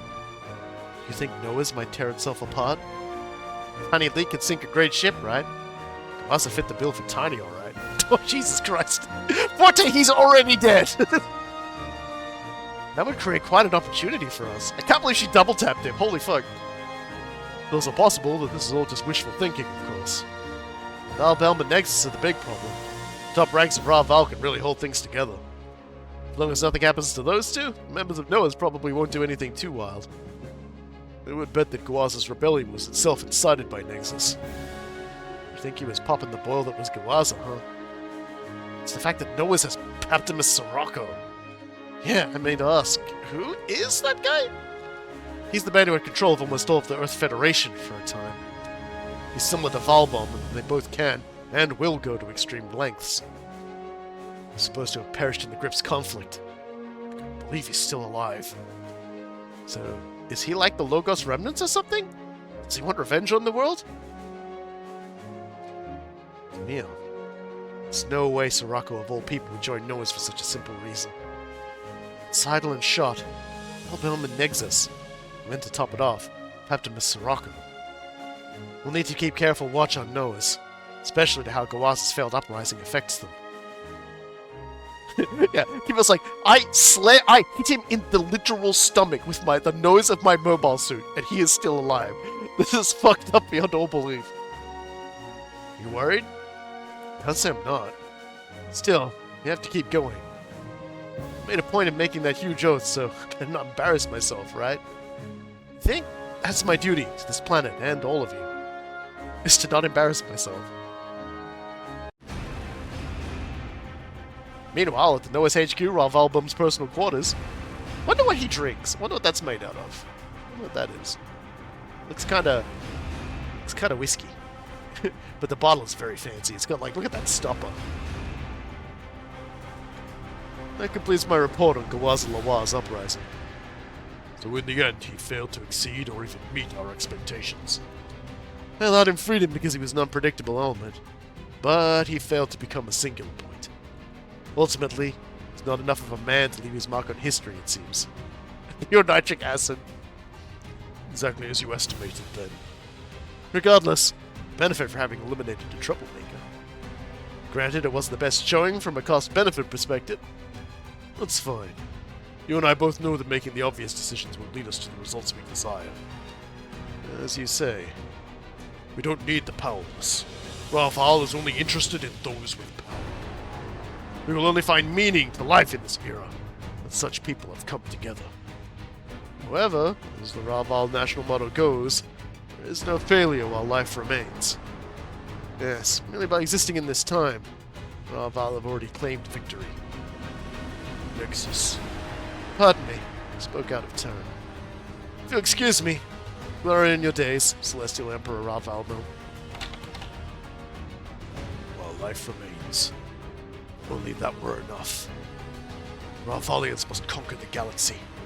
That is my true duty as Celestial Emperor. Giwaza Lawa.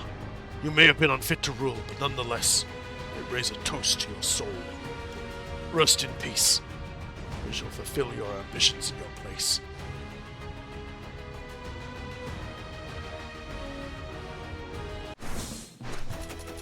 Well, you're already disappointing the woman that loves you, so it's like you're definitely getting there. Wow. So next time we have Noah's Grandstand, the one last Noah's fight, and all the fun that happens with that. But hey, we got some ace chats. Let's listen to some ace chats, shall we?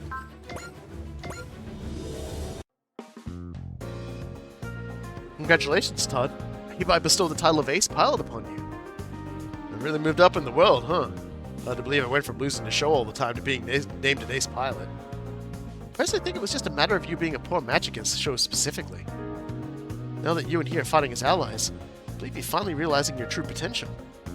Oh, that's certainly a nice thought, because a representative would have a gift for flattery. That wasn't meant as flatter... Don't sweat it, you're still a kid. Besides, I can't deny that show's got me beat. That's all changing now. I'll fight the way an ace should. Not even Show will be able to compare. Can I hold you to that? Of course. Once I've kept my word, I'd like you to give me the title of Battler too. Understood. I've been looking forward to that. Won't let you down. Show's very existence seems to compel Todd to greater heights. May not have been a good pairing as enemies, but I think they're perfect as allies. He's got a good sweater. It's a pretty nice sweater. It's kind of like a nice jacket. And now, Gablay. Here we go. Congratulations, Gablay. I hereby bestow the title of Ace Pilot upon you. Oh, much appreciated, Representative Etchika. However, a title like this is merely one step along my road of glory. So, what do you seek at the end of your road of glory, Gablay? Quite simple. My goal is to build a new age for Pentagona World. And, when I have Kyo-san Albi at my side to see it, I'd like to have a small but cozy home in my hometown, on the planet Ko. We would live with our darling son and daughter. A home that embraces both a simple warmth and a grand splendor. That would be a difficult road to walk, I think. Of course, building a new age is a hard task, which is what makes it the work of a man spending their life on it. Oh, that's not what I meant. I'm sure building a new age will be possible as long as you and Daba cooperate. I more meant the part of your dream with Wallaby. Oh dear, I'm sorry. I touched a sensitive spot. It is true. It resides yet higher and further than even the future of Pentagona World. I would hope of Kyo-san Wallaby. A woman worth dedicating my heart to. I'm glad you're so optimistic, Gablay. A lesson for you, Etchika. I'm optimistic because I have a goal, a happiness to strive for. And so I will claim my glorious future. You are very impressive, Gablay. Clearly a much better person than I thought when I first met you. Wait, what do you mean by that? You kind of seem like a bit of a dickbag, man. I'm gonna be sorry. And now, Wallaby. Congratulations, Wallaby. I hereby bestow the title of Ace Pilot upon you. Thank you very much, Representative Etchika. I'm simply happy to know I've been able to be helpful. If you don't mind me asking, how have you been? I'm doing well enough, occasional headache aside. My brother and Gablay have both been very supportive. Is something on your mind? I know that Daba and you were engaged for a time, Wallaby. Ah, yes, our parents forced that on us. Daba Myro is not a man who lets someone else decide his future without fighting them. I'm sure he'll marry someone of his own choice someday. I can certainly see Daba doing that. They're not blood relations, it's fine. And you'll be alright with that, Wallaby? Ideally, I also want to choose for myself who I spend my life with. I'll admit Daba is certainly a top contender, but... well, given my position, it would be inappropriate for me to meddle in this in any one person's favor, but... I wish you the best, Wallaby. Thank you. I'm just glad I can help and fight at Daba's side now. I want to live, free to make my own choices.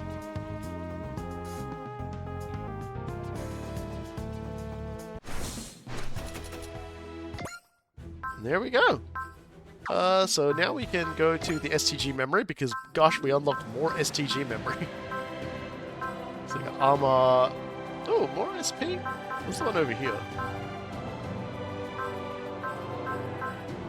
Okay, I think I might grab the mobility one. And then I'll grab this line here. Should I make my way up to the middle and then just work my way up around the sides? Because allies starting with more SP does sound kind of handy. Oh well, I can decide that later. We should go and upgrade Gablé and Gablé, you know, because at the very least we should show what their bonuses are when you get them to halfway.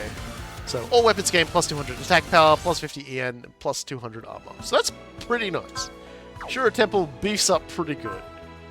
Where's Todd? Todd, on the other hand, all weapons gain plus 200 attack power, plus 1 movement, plus 20 side if the pilot has at least aura power level 5. Okay, so he's pretty good too. And then we've got Olive. And we've already he comes pretty fucking already upgraded. What does that... I didn't even see what her, like, 50% upgrade was. So, all weapons gain plus 200 attack power, plus 50 EN, and plus 200 armor. Okay, so that's pretty simple. Well, that was awful nice of him to basically give her loads and loads of power to start with. I was feeding stuff to somebody. I don't remember who. Oh, that's right, I was doing it to these clowns. So she definitely, yeah, they're all good now. And who is next? Who is next? Crazy that she's been doing that at only 3. Well, let's do Dagard next.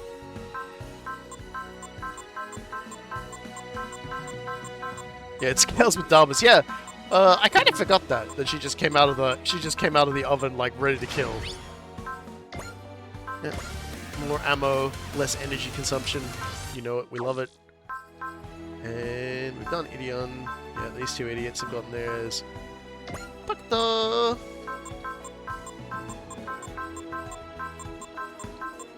Gosh, we might soon be looking at just like pushing everyone up to the absolute limits of the power. And again, honestly, I don't think we've ever been in concerns of running out of stuff for them. All right, and do we have it? Yeah, we do. Okay. So yeah, so this will boost her up. We'll also give her,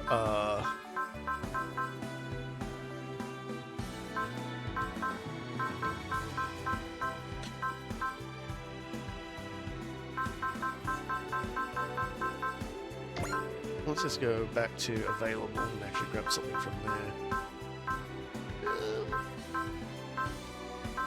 Let's look at all the things we've gotten. I'm thinking I might just give her the hybrid armor. Let's make her a little chunkier. And we'll worry about the rest of them later.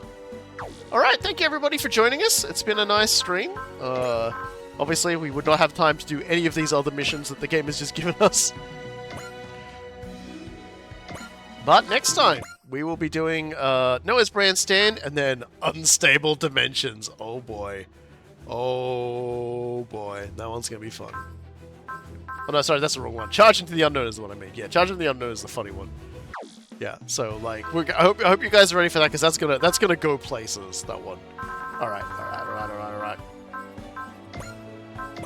See you all next time for more Super Robot Wars Y.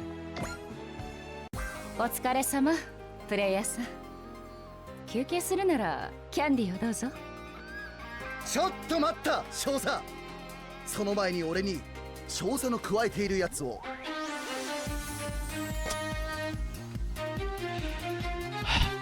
We were having a really good time, Randy. We were having a really good time, Randy, and you just fucked it up. 申し訳ありません、少佐。今のこいつの発言は取り消させてください。代わりにキャンディーは僕がいただきます。お前がもらうのかよ。